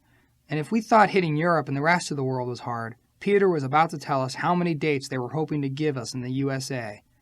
I was feeling gung-ho, let's go. But Flea basically broke down and explained that he wasn't able to enjoy this experience. You could tell by the look in his eyes that he was at his wit's end. That was when he proposed the idea of touring in 3-week segments, then taking 10-day breaks between segments. It was a fairly revolutionary idea, and it made it nearly impossible to generate any money, because you have to keep your crew on salary for those 10 days. You have to keep your buses and your trucks, and it's the same amount of expenses, except for hotels, as being on tour, only you're not making a penny. We realized that doing this tour was not about making the maximum amount of money. It was about having the maximum amount of fun and enjoying and staying healthy. We implemented that schedule, and to Flea's credit, we stick to it religiously to this day. Flea came up with another important idea. For a long time, we had both been charity-oriented, and earlier, while we were on holiday at his house in Australia, he and I had talked about the idea of taking some of our profits and creating some sort of charitable organization. We decided to take 5% of our income from touring and give it away. Just give it to the best charities we could find, whether it was cancer research or children's hospitals or music programs, whatever. That's a pretty big percentage of income because half always goes towards the expenses of touring, and then another 20% goes to the managers, and 5% to a lawyer, and another 5% to the accountants. We went to John and Chad, and they both thought it was a great idea. It turned out to be an incredibly fun and positive change, because now we get the joy of helping all these people. It was shocking to the core how good it felt to be of service. Kids send us pictures of themselves and letters of gratitude and tell us how much it means to them to get some medical care or a playground or musical instruments. It was one of the best decisions we ever made as a team.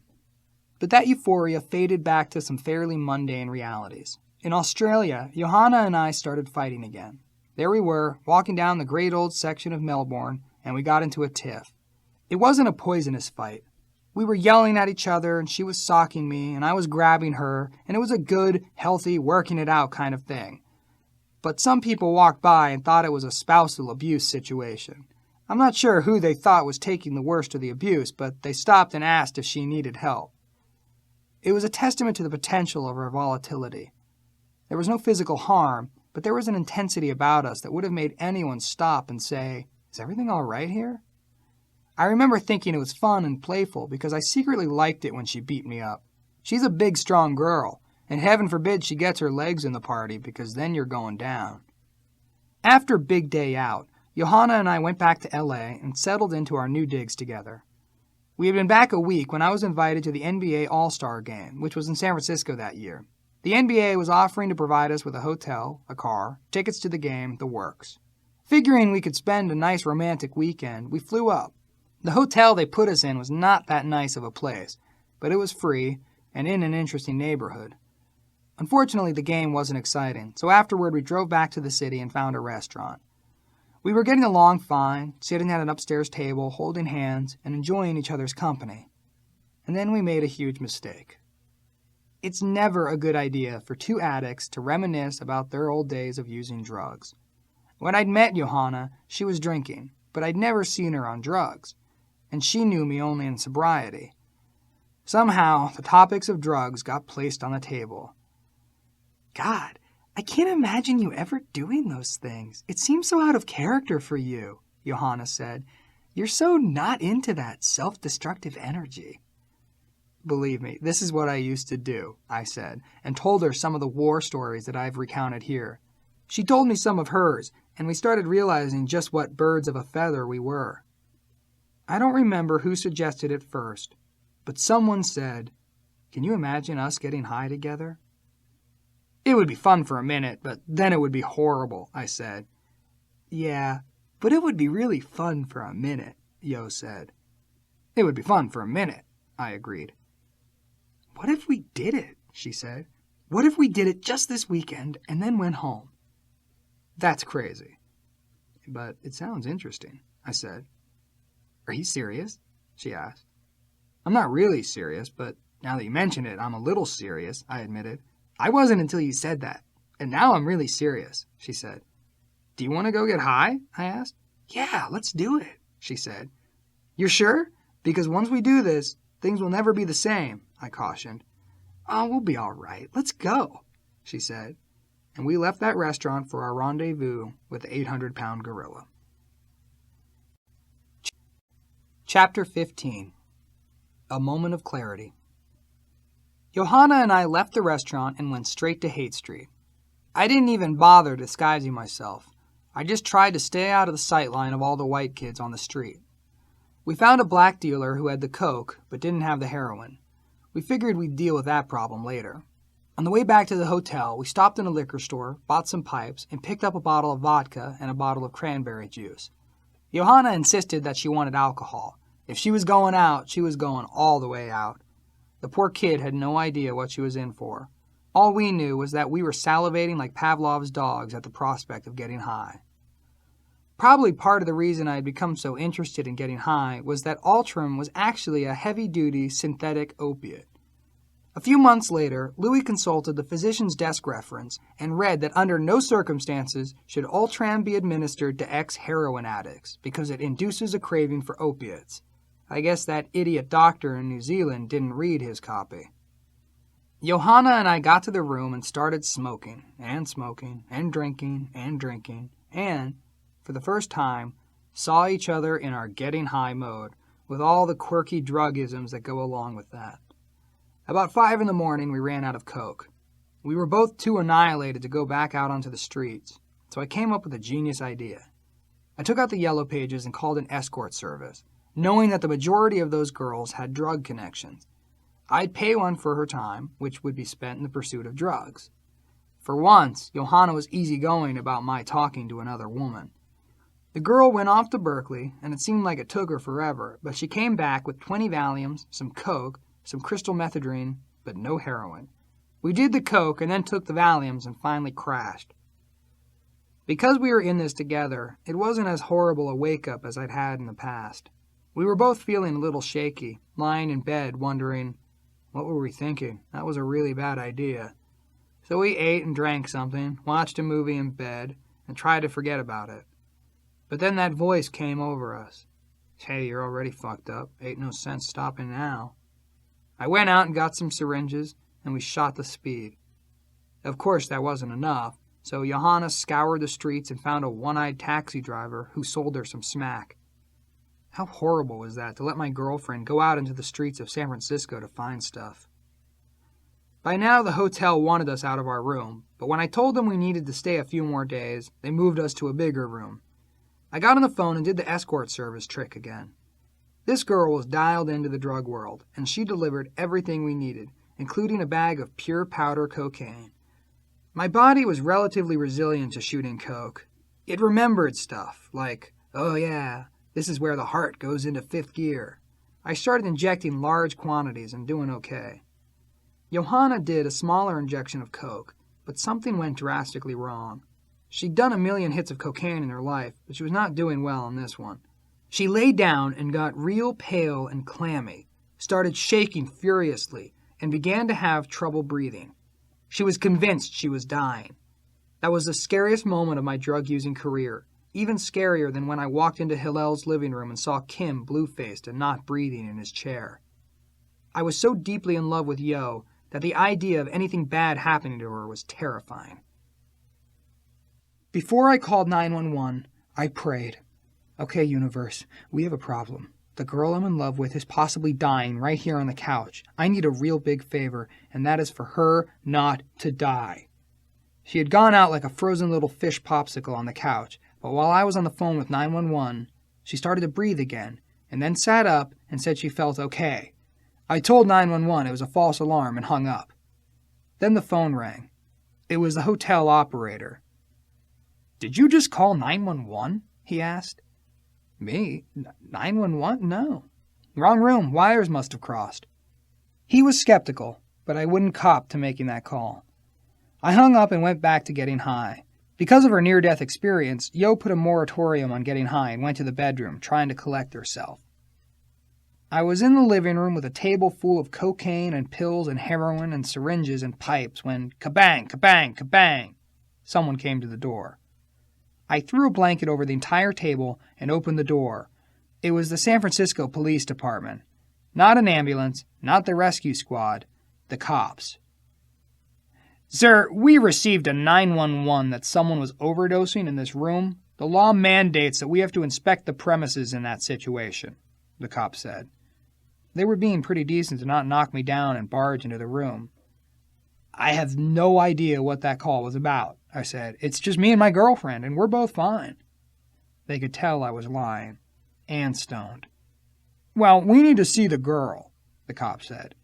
I called Johanna into the room, and she looked good enough to satisfy them. So they left, and she went back to bed, and I started getting high again. Then again, bam, bam, bam, it was the door. Again, I covered up the stuff. This time, it was the damn sheriff's department. "We got a report that a call was made to 911 concerning a possible drug overdose," the sheriff said. No, the police were just here. We handled this already," I said. The sheriff recognized me and almost apologized for disturbing us and left. But I was frazzled. Johanna wasn't well. The cops kept coming. The hotel obviously was aware that 2 dope fiends were going for it on their top floor. The whole scenario was going from bad to worse. In the morning, we ate some food at a diner and then flew back to L.A. Both of us looked like wrecks. But I wasn't finished. On the plane ride down, I decided to drive downtown, buy a lot of drugs, and have Johanna drop me off at a motel and then go home. She dropped me off at a sleazy motel in Alvarado. "Be careful. Don't hurt yourself. I'll be home when you're done," she said. "I'm terribly sorry, Yo, but I gotta do what I gotta do," I said. She laughed, and I started firing up and getting very, very out there. And bang, bang, bang, again, knocking at the door. It was already nerve-shattering to be smoking crack, so you don't want any intrusions into your psychotic little world. Then I heard a voice. "AK, it's me. Let me in." It was Johanna. "I changed my mind. I want to get high," she said. She had gone a few blocks in the car and then decided to indulge, so she parked in this horribly scary neighborhood and in her high heels and platinum blonde hair and vintage long jacket walked all the way back to the motel. That run went on for a few days. Eventually we went home and brought the drugs into the house with us. Now our love nest had been soiled with the negative energy of crack and heroin. But we couldn't stop this demonic behavior. The only fun part of the whole experience was when we stopped smoking the coke and did heroin and lay in bed together, smoking cigarettes and watching movies till 6 in the morning. Of course, we had these sweet heroin-induced conversations about how much we loved each other. I remember telling Johanna on one such occasion that I not only wanted to be with her for the rest of our natural lives, I also wanted to make sure that after we were both dead, our spirits stayed together. That kind of craziness. Most of the time, we'd watch a movie and she'd fall asleep in the middle of it, so I'd end up watching it by myself. One night, Less Than Zero came on, a movie that the Chili Peppers were in for a snippet, playing Fight Like a Brave. I'd never seen it before, and I was blown away by Robert Downey Jr.'s amazing performance, which absolutely mirrored his life, and spoke to my life, which had pathetically reverted back to the 80s. I'd gone back to less than zero. Was that what was waiting for me? Dying in a convertible on the way to the desert? I hatched a new plan. Yo and I would go to Hawaii and kick there. Who could do what we were doing here on the beautiful island of Oahu? We checked into a hotel overlooking Waikiki Beach and ate some delicious ribs at the Dusk Barbecue. I was back to eating meat. But then we decided to keep the run rolling. There wasn't a street dealing scene for heroin in Hawaii, so I dragged my lovely sweetheart to the strip bars of Waikiki to score. For backup, we ran a prescription scam and had Johanna feign tooth pain to get a codeine supply. We had no problem copying at the strip clubs. All the strippers wanted to party and whoop it up with us, and the dealers were ecstatic to be dealing to me. Dude, I've been listening to your music since I was in high school. Our routine was to go out to the clubs, buy the drugs, go back to the hotel, and do them until we couldn't do any more. Then we'd wake up and say, let's stop. Let's go swimming in the ocean and eat some good food and get our health back. By 11 that night, we'd be itching for more drugs. I was the sicker of the instigators. Johanna would always beg to stop and go back to being clean. After 10 days of this cycle, we went back to L.A. The minute we were back, we got high at our place again. Yo's heart was into being clean, but I had a harder time surrendering. The sad thing is that all of this using together had definitely affected our relationship.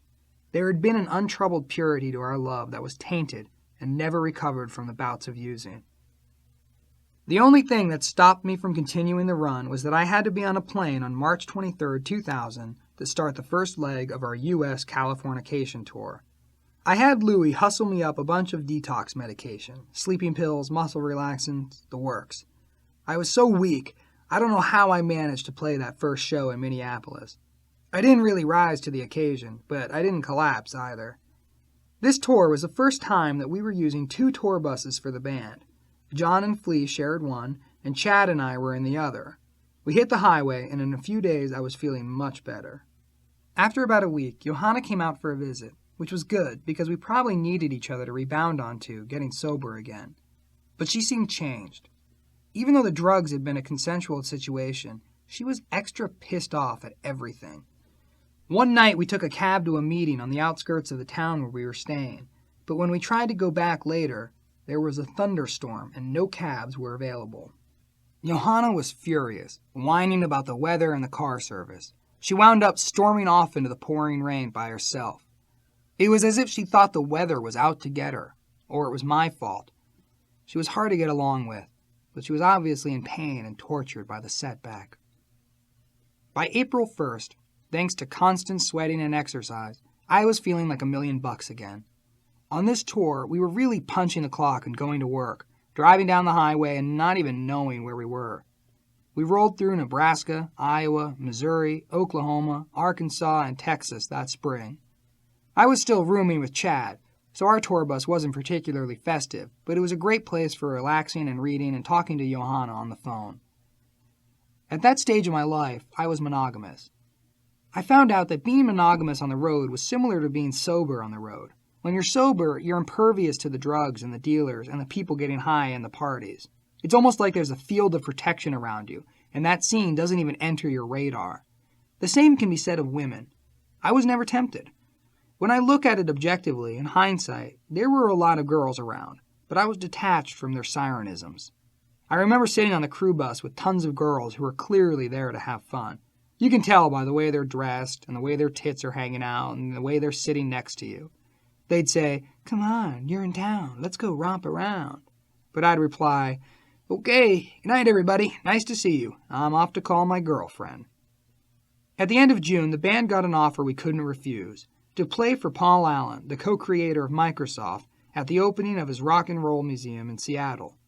Allen had gotten Frank Gehry to design this incredible new building. To me, it looked as if Gehry had taken a 100-foot-tall beer can and crushed it into the shape of a woman and then made a building out of it. It was sexy, flowing metal curves, more like a giant sculpture than a building. We didn't play well that day, due to some technical snafus, so to save the experience, we broke out the socks for our encore. It was nostalgic to strip down with John.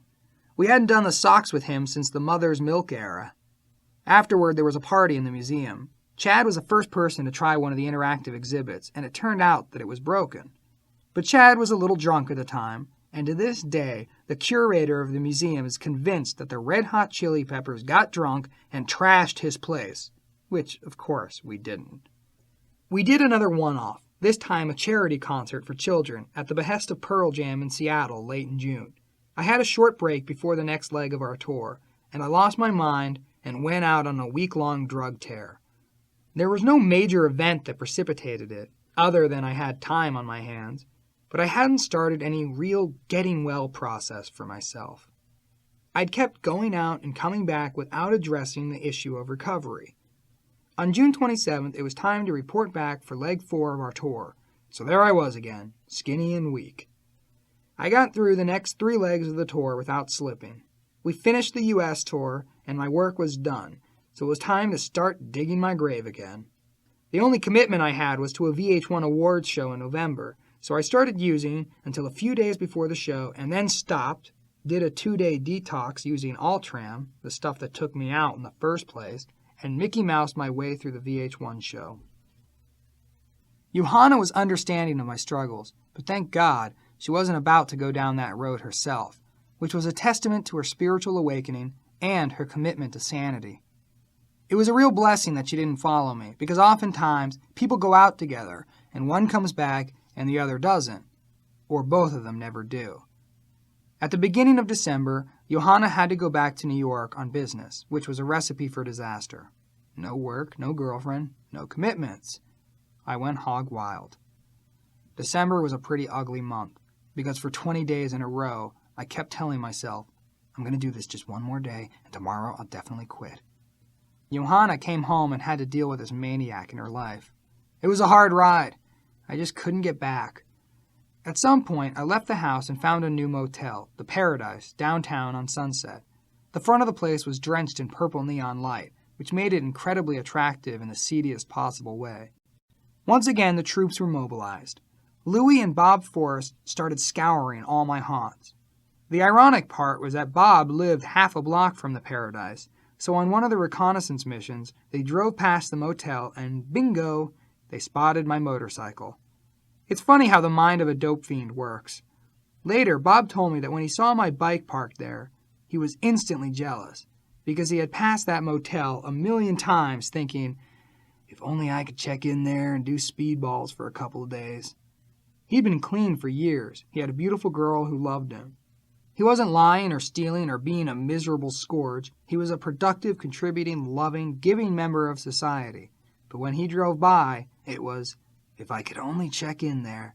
That purple light looks so inviting. When Louie knocked on my door, I knew I was busted again. I asked him for half an hour, and he said he'd wait in the parking lot. So I finished up the heroin and stepped out to face the music. I was taken aback to see John out there, sitting in his black Mercedes. He was so loving and concerned. We're going back to Louie's house to talk, he said. I got on my bike, and we caravanned over to Louie and Sherry's place. I had done my running by then and was ready to be intervened upon. I was so high that I wasn't that bummed out. I wanted to apologize to Johanna, but she wasn't having any of it. It was one of the rare occasions when I deserved the trouble she was giving me. I spent the night at Louie's, since they were afraid that I'd run off again. I wasn't much of a pill detoxer, but I asked Louie to call some doctors and line me up some pills. I didn't want to be the suffering, shivering, sleepless, muscle-aching guy. The plan was for me to go to Christmas at my mom's and head to St. Bart's in the Caribbean and get healthy. Our next commitment was to play a huge festival in Rio, but that wasn't until January 21st. It was the same old broken record, the pipe dream of going somewhere warm and getting straight and then going back out to work and fulfill my professional responsibilities. The fact was, if I didn't get better, I wouldn't have any professional responsibilities. You can't start and stop and expect everything to be okay, because there will be a day when you go to stop and you can't. Every relapse is the worst one, but this one was the longest of the bunch, and the idea that I was causing Yo so much emotional anguish was weighing heavily on me, even though I was trying to ignore it. Our relationship was shaky to begin with. A certain amount of volatility and drama can be healthy, keep things fun and interesting if you're willing at any moment during a fight to say, "This means nothing. I love you. Let's forget about it." We didn't have that ability. I eventually wanted us to go there. I wanted less drama. But we never evolved into that. Being with Johanna was hard. She was probably the girl I loved most of all my girlfriends, but also the toughest one to make things work out with.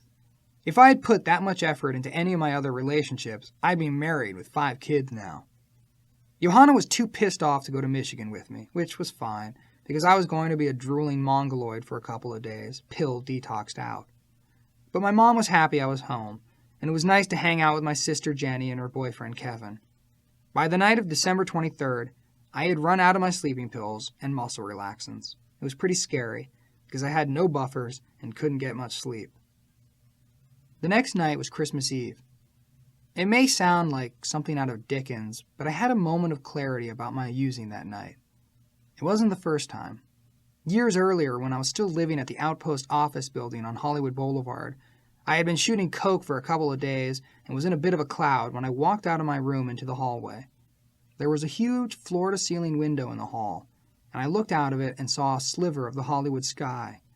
I stared at the sky, and for the first time in my life, a voice went off in my head. "You have no power over what happens in your life. Drugs dictate exactly what you're going to do. You've taken your hands off the steering wheel, and you're going wherever the drug world takes you." That had never changed. The feeling would well up inside of me, and no matter how much I loved my girl or my band or my friends or my family, when that siren song, "Go Get High Now," started playing in my head, I was off. Now it was Christmas Eve, and I was raw, without a single grain of medication in me. I drove over to a meeting in Grand Rapids. Before I entered the building, I paused and considered my choices. I could turn around and drive down to the ghetto. I knew the precise corner. I'd seen the dealers, so I could go cop some dope and get high in a matter of minutes. Or I could walk through those doors and turn my life over to a power higher than myself and start walking out of the woods of my dependency. I saw what I had been doing and where I'd been, and I didn't want to succumb to that kind of energy any longer. Giving myself up to a higher power was easy. I'd had so many experiences all over the world when I communed with a power greater than myself. I walked into that meeting and announced myself as a newcomer and was welcomed with open arms. And I recommitted myself to recovery, just as I had done on August 1st, 1988, when I went to my first rehab. I made the full-on commitment to getting better. No waiting for the right time. No, if I don't like the way things are going, no back doors. December 24th, 2000 is my sobriety date, which is a festive holiday date, and very uncommon. Most dope fiends get loaded for the rest of the holidays and then get sober after New Year's. I had called Johanna the day before and asked her to come out for Christmas and then to St. Bart's with me. She agreed, even though she was still mad at me. She flew into Grand Rapids, and I went to pick her up at the airport.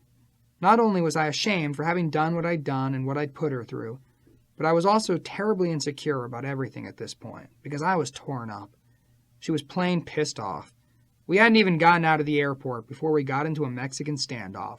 We weren't fighting, but we were just so angry at each other. We ended up sitting on opposite benches in the waiting room. "Are you sure you even wanted to come here?" I asked. "No, I'd be happy to get right back on that next plane and go home," she said. "Then you should. Then I will." "Great. Take your ticket and go talk to the lady, and adios." We sat there for an hour, going back and forth. There was no way on earth I was going to let her get on a plane and fly away. I don't think she would have, but that was the way we were acting. To add to the general absurdity, I had accidentally taken a large dose of niacin, thinking I was taking a different liver-cleansing herb, so my face was beet red. Finally, we stopped the foolishness and went home. We spent the next few days in Michigan, trying to become friends again, but it was rough. There was a lot of stuff that felt unresolved and strained between us. Though I'd been there with her when she was using and had to forgive her and go forward, she wasn't having an easy time saying, "Okay, you're a sick motherfucker, but you're willing to get sober now, so let's lighten up on each other." She was still holding it against me. We flew to St. Bart's. where we were going to share a boat with 10 other people, an idea I would never recommend in retrospect, especially when you're not feeling your best. It didn't go that well down on the island. I'd had some shift of consciousness and was looking to move in a positive direction with respect to the energy I was putting out, but Johanna was stuck on being pissed about everything. At one point, I'd either eaten some bad food or some residual toxins were coming out of me. I felt horrible and crawled into bed in our cabin. Everyone was going on a side trip for the day, but I couldn't get up and I couldn't eat. So I asked Johanna if she could just hang out with me and be together and watch movies in bed. "No, I want to go and do the activities with all the other people," she said, and left. I had another moment of clarity when I thought, I don't care how much weird stuff we've been through. I've been so good to her on so many levels. I've taken care of her to the best of my ability, but she doesn't have the capacity to take care of me when I need her. She's not a giving person, and she can't be my girlfriend. I made a decision in my mind to end it, but I didn't want to freak her out or ruin the vacation, so I didn't tell her. I just let her know that I wasn't happy. I was also willing to be proven wrong. On New Year's Eve, we went to a party on the yacht, and Johanna busted my balls all night. There was a Basquiat painting on this boat, and I was standing there admiring it when two nannies came up to me. They were frumpy and a bit homely, but they were acting flirty toward me. I was in no way interested, so I bantered with them for a minute. No fucking big deal. But Johanna had been watching and swooped in as soon as they left. "Why were you flirting with those girls?" "I was looking at a painting and two wenches came up and interrupted me, so I made a few jokes and sent them on their way. That's not flirting," I explained. That was it. She wouldn't talk to me for the rest of the night. There we were, under the stars on a beautiful island, and she would not give up this imaginary fight. That solidified my decision. The next day we got on the plane to go home. It was hard because I loved her like crazy, and the idea of being alone did not appeal to me. Plus, I didn't have the slightest interest in any other girls. But I didn't want to live with a constant discontentment, so I turned to her and said, "Yo, this is over between us. It's not working. I don't want to do this anymore, so you're going to have to move out."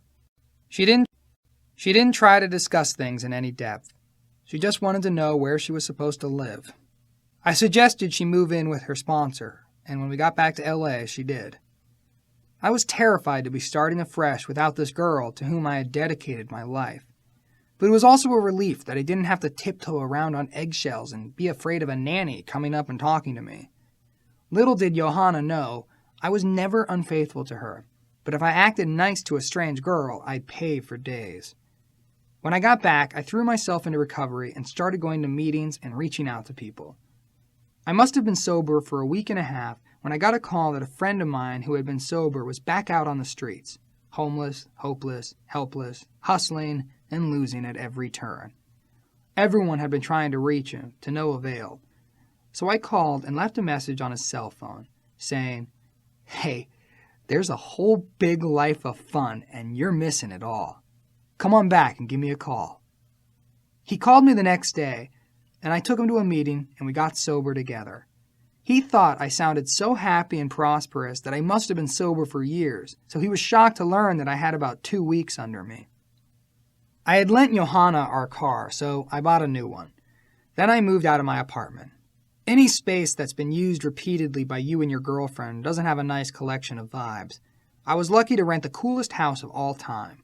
It was Dick Van Patten's old house, high up in the Hollywood Hills, an old craftsman house that was the first one built on the hill back in the roaring 20s.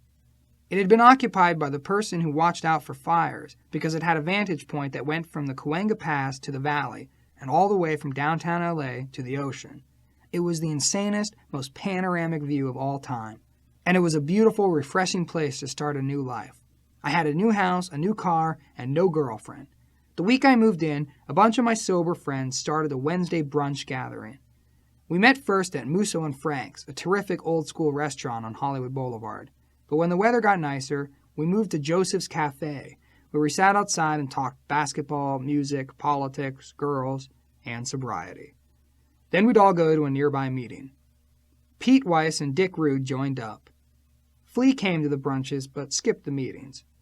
This Wednesday group was a significant part of my new sober thrust. When the weekend would roll around and I might be tempted to get high, I'd remember, nope, gotta be at Joseph's on Wednesday. The guys are counting on me. The meeting we went to was on Yucca and Gower, a meeting where there was an eclectic mix of homeless people, transvestites, and Hollywood weirdos. I took a commitment to set up the chairs for the meeting, so I'd get there a half an hour early. I did that for a year, and that also kept me sober, because if I went out and got high, who would set up for the meeting? That first week in January 2001 was the occasion of another renewal of life for me. Back on my birthday in November, Guy O, who is one crafty gift giver, knew that I'd been talking about getting a dog for years. He also knew that I loved Rhodesian Ridgebacks. I came home that day, and there was a little red wagon on my doorstep with a stuffed animal inside and a photograph of the most beautiful Rhodesian Ridgeback ever. The attached note said, "Your puppy will be ready the first week in January." Guy had found the best California breeders in a little mountain town called Julian, about an hour inland from San Diego. Dick Root and I drove down there to get my dog. I was the last person to pick up a puppy, but the owners had chosen the firstborn, biggest, strongest male and set him aside for me. He was also born the first week in November, so he'd been there for a couple of months and had gotten attached to the lady who ran the farm. My dog looked at me when I walked in, like, "Oh no, what are you doing here? I live with this lady. I hope you don't think you're going to take me away." He was so afraid to leave the safety of his home and this big loving woman who cared for him that he looked destroyed. I picked him up and said, "Dude, we're moving to Hollywood. You're my guy." I had Dick drive home, and I sat him on my lap and held him the whole way back. I tried to tell him it would be okay, but he was so afraid of this big wide world he was facing, especially when we started hitting traffic on the 405. He came up to that house with me, and I had to go through the massive ordeal of training him from scratch. Ridgebacks are the most willful of all breeds, and I was crate training him. He went through diarrhea fits and barking fits and got skunked 3 times in the backyard. It was a constant job raising this crazy puppy, but we were also having the time of our lives, playing in the backyard, with him smelling flowers and chasing insects and playing with sticks. I named him Buster, after Buster Keaton, one of my all-time favorite comedians. Sometime in the middle of January, I met a new girl. I wasn't in the mood or the mode to go womanizing, but I went out with Guy one night to a club and saw this extra fine girl from across the room. There was a line of guys waiting to talk to her, but I just cut the line, took her away, and sat her down on a couch. That line waited for the rest of the night, but they didn't get any FaceTime with her, especially after she told me she'd had a dream that we would meet and spend time together. Her name was Cammie. She was an actress who lived in a Laurel Canyon house with a lesbian Playboy centerfold and Paris Hilton. She was wonderful and beautiful and smart and funny, and she started staying over at my house and became my girl. About a month later, on a Sunday morning, I went to a meeting in West Hollywood. I was supposed to meet Cammie later that day for lunch. At the meeting, by sheer chance, I saw Johanna. I hadn't seen her for about a month, and the last time we were together was not a pleasant time. I'd gone to visit her at her friend's house. I knew she didn't have a job, so as a friendly gesture, I offered her some money. A pretty damn friendly amount of money, an amount of money that no one has ever offered me for no reason. I figured she could use it to pay rent and expenses and maybe get a little car. "I think I'd better see a lawyer," she said. "About what?" "I think I could get more money than that," she said. "What are you talking about, get more money? This is a gift. There was no marriage here. You haven't contributed anything. I've only ever helped you. You never helped me back," I said. "A friend of mine said I could probably get some money if I got a lawyer," she explained. I was mortified. I ended up dealing with some lawyer who proposed that I give her a certain amount of money, but I told him to forget it. It was a chump-ass bullshit move to pull on someone who was trying to help you out. She came up with crazy stuff like, "I moved out here and left my home for you." What? You were sleeping on a couch in a fucking ghetto. I put you through school, and then you left your couch to move into a penthouse. I wasn't buying any of it, but Johanna seemed confused and scared, so I forgave her and went on with my life. There was no residual, "Oh, I miss that girl." It was like a closed chapter. Done. Moved on. Or so I thought. I was so happy to see her at the meeting that at the break, when everyone left the room, I rushed over to where she was sitting, sat down next to her, and started giving her kisses on the cheek. It was an impulsive reaction to seeing her, and her smile, and her eyes, and her smooth white cheeks. We started kissing and cuddling and talking, and 5 minutes later, I was kissing her on the mouth. The whole floodgates came rushing open out of nowhere. I had a new girlfriend. My life had changed. This girl was of the past. But here we were, making plans to see each other later that day. I was so excited. I drove straight to Cammie's house because I didn't want to lie to her or leave her hanging. I'm really, really sorry, but something fucking totally unexpected happened to me today, and it has to do with my ex-girlfriend. I think I'm going to be seeing her, so I can't see you, I said. That night, I met Johanna at a 1-year sober birthday celebration for a friend of hers at El Cholo, a Mexican restaurant on Western. I felt like I had fallen in love and was on my first date with this girl. I was on my best behavior, and every glance she threw me made my heart flutter. Something weird had happened. Not only had I fallen back in love with this girl, it was like starting from the beginning. We ran with it, and she moved right into the house. My house had 3 stories, and I'd moved my stuff into the upstairs area, so I suggested that she move her things into the bottom story, which had a big bedroom and bathroom and huge closets with a dressing area. It was much nicer than the upstairs. Paradise didn't last long. Down the line, she started complaining.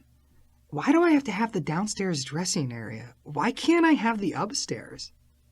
It made no sense. Give her the continent, and she wanted the hemisphere. But at first our love was still in full bloom. The band started working on our next album in March 2001. That month, I organized a family trip to Hawaii. I took my mom, both of my sisters, their husbands, and my adorable little nephew Jackson to Kauai. I wanted Yo to come, but she had a work commitment. My feelings for her inspired a song, Body of Water, which was a tribute to her spirit and her inner energy, which always had me captivated. In March, we got some tragic news. One of my closest friends and mentors, Gloria Scott, was diagnosed with lung cancer. Her friends quickly rallied around her and tried to find her whatever treatments could help her, but there was also a huge need for cash, because she had zero. So we played a benefit for her, and also for Huntington's disease, an affliction that had struck the family of Flea's longtime ex-girlfriend, and raised the needed cash. Since Gloria had always jokingly referred to Neil Young as her higher power, I put in a call to ask Neil if by any crazy chance he could perform. "You tell me when, and I'll be there with Crazy Horse," he said. By the night of the show, Gloria's condition had worsened, but she made it to the concert, and I was thrilled to introduce her to Neil. It was a magical moment to see these 2 people come together. We got Gloria a little apartment on the water in Venice Beach, because she was always about the ocean, but she'd lived inland in Venice for 30 years.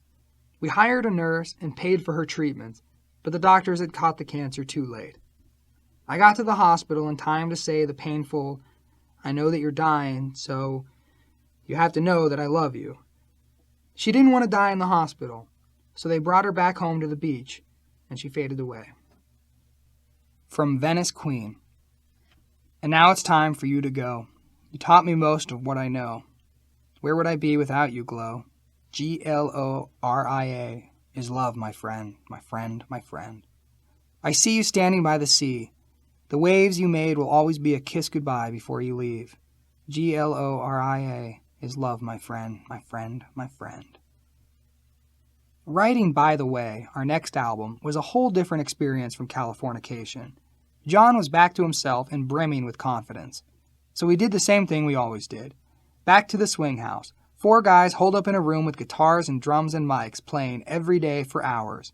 We started finding some magic and some music and some riffs and some rhythms and some jams and some grooves, and we recorded it and added to it and subtracted from it and pushed it around and put melodies to it.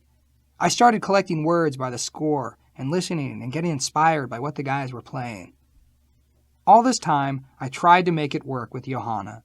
She had started her own clothing line. She was productive and creative, but we weren't clicking as a 2-person singular entity. We even went to a couples counselor, a practical, smart, unbiased woman who gave us some tools to work with, but nothing ever amounted from it. The changes that needed to happen didn't happen. Sometime that summer, we half broke up. Johanna moved into the downstairs bedroom, in theory, until she found her own place. I wasn't going to kick her out again, but of course that led to late-night visits between floors. The forbidden fruit of liaisons in the downstairs bedroom on top of piles of her clothing did wonders for our sex life for a while. But eventually we split up, and I rented a small bungalow for her in Beverly Hills. I let her keep the car until the lease expired, and she returned it to me without any door handles or stereo or carpeting. It was symbolic of our relationship. I tried to do her a favor, and she returned it destroyed and told me the insurance would cover it. Even after she left the house, our relationship continued off and on.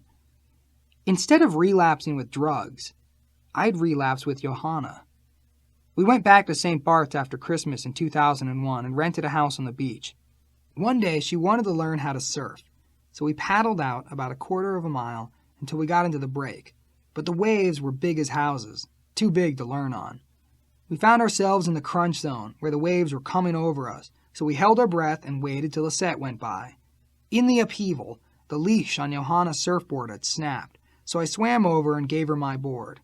We finally made it back to shore, but in the confusion of the storm-swelled waves, we made the mistake of coming back in over a coral reef instead of going through the channel. The good news was that we were alive, but the bad news was that we had to walk over this coral reef, and the coral had barnacles and sea urchins. Even little waves were enough to push you around, so we were getting poked and sea urchined, the spines of which break off, are impossible to remove, and cause you much discomfort. Johanna started yelling hysterically at me, as if I wanted her to get urchined. I spent the next 2 days calling doctors and rushing to pharmacies to get her some relief, but she was crazed. She was so mean to me the whole trip that, once again, I realized she wasn't the girl for me. While we were still in St. Bart's, I reached a breaking point. "Yo, you've got to go home," I told her. "I won't sit here and be yelled at. I've done my best to make it a pleasant journey for you and to share my life with you, but you're impossible to be with." I sent her the hell home, and we broke up again. Sometime the next year, I relapsed. I'd keep getting back with her because I missed her friendship, but I always got the same result. Never any progress. 4 years into the relationship, she was as smolderingly distraught over the littlest things in life. She'd lie there steaming in bed over a fight the size of a ladybug. I would apologize and say, "Let's forget about it. My bad. I love you. I care about you. I want you to be happy. Let's enjoy this love and this life." But she wouldn't let go. She wouldn't choose to be happy. Even all my troubles with Johanna couldn't derail my sobriety. My Wednesday breakfast meeting was grounding, and everyone got into the idea of being of service. We were picking people up and taking them to meetings and bringing new guys into that particular circle so they could see sobriety wasn't about giving up the party. It was just creating a new, saner party. Having a moment of clarity was one thing. I'd had moments like that before. It had to be followed with a dedicated push of daily exercise. It's a trite axiom, but practice does make perfect. If you want to be a strong swimmer or an accomplished musician, you have to practice. It's the same with sobriety, though the stakes are higher. If you don't practice your program every day, you're putting yourself in a position where you could fly out of the orbit one more time. The good news is that being in recovery is a blast for me. I love going to meetings. I love hearing people speak. Some of the speakers are boring old twats with nothing to say, but some of them are truly angels. At one meeting, I saw this big, heavy-set Mexican transsexual in full woman's garb tell her life story. She was up there cracking jokes and singing and talking and sharing the message of being of service, and she positively glowed. When she left, I knew that I'd seen an angel. I've seen the same thing with cowboys from Montana and preachers from down south, all types of people who used to be the walking dead and now are carrying this message of light and love and recovery. Meetings are a gas. It's like a combination of a free seminar and a lecture and a social. Sometimes there are even hot girls, and people are funny and creative and festive. As the book says, we are not a glum lot. All those years when I was going in and out, I'd lie to myself and say, "You're just relapsing. You're not going back to use for good. This is a temporary condition." It always went on longer than I planned, and I was able to come back. But now I knew that I had come back for a purpose. It wasn't because I outwitted drug addiction. It was because something somewhere wanted me alive so I could be a part of creating something beautiful and helping somebody else. I'd made the decision to stop doing drugs many times before, but I never followed up with the daily maintenance, the cultivation of a path to a spiritual awakening. I think that anyone who comes in and works all of the steps and goes to meetings and is of constant love and service is guaranteed to stay sober. But anyone who comes in like I did in the past and picks and chooses and thinks, I'll do it some days, I won't do it others, I'll work some steps, but I won't work the others, I'll take the call sometimes, but sometimes I'm too busy, is doomed to failure. You can't buy 7/10 of the way into the program and expect to get 7/10 back. You get nothing back unless you give yourself completely. Another thing that I think is genius about the program is that they realize you can't preach sobriety or try to make converts out of alcoholics. What's crucial is that you take care of yourself and in doing so become a program of attraction rather than promotion. The minute you say, hey, this is what you should be doing, to an alcoholic or a drug addict, nothing will come of it. If you just do your thing, then someone will see it and think, that guy used to throw up on his trousers, but he looks like he's enjoying himself now. There's no alcoholic in the world who wants to be told what to do. Alcoholics are sometimes described as egomaniacs with inferiority complexes. Or, to be cruder, a piece of shit that the universe revolves around. Which is okay, because there's a way to deal with that. You're feeling like shit? Go get out of yourself and do something for someone else. Voila! You don't feel like shit anymore. You're confused and you're driving yourself crazy? Go call a guy who's got 3 days sober and has no clue what to do. The minute you get out of your self-centered mindset, you're instantly freed of your own pain. The trick to staying sober is to constantly be of service to another alcoholic. It's like perpetual motion. All these people freely gave you what was given to them, and now you get to give it to someone else. It's a constant source of energy, like recharging a battery, only there's no pollution or toxic runoff. The reason the program is so successful is because alcoholics help other alcoholics. I've never met a normie, our lingo for a person who doesn't have a problem with drugs or alcohol, who could even conceive of what it's like to be an alcoholic. Normies are always going, there's this new pill you can take and you don't want to shoot heroin anymore. That shows a fundamental misunderstanding of alcoholism and drug addiction. These aren't just physical allergies. They're obsessions of the mind and maladies of the spirit. It's a threefold disease. And if it's partly a spiritual malady, then there's a spiritual cure. When I say spiritual, I'm not talking about chanting or reading Eastern philosophy. I'm talking about setting up the chairs at a meeting, picking up another alcoholic and driving him across town to a meeting. That's a spiritual lifestyle. Being willing to admit that you don't know everything and that you were wrong about some things. It's about making a list of all the people you've harmed, either emotionally or physically or financially, and going back and making amends. That's a spiritual lifestyle. It's not a fluffy, ethereal concept. My friend Bob Forrest is a spiritual person.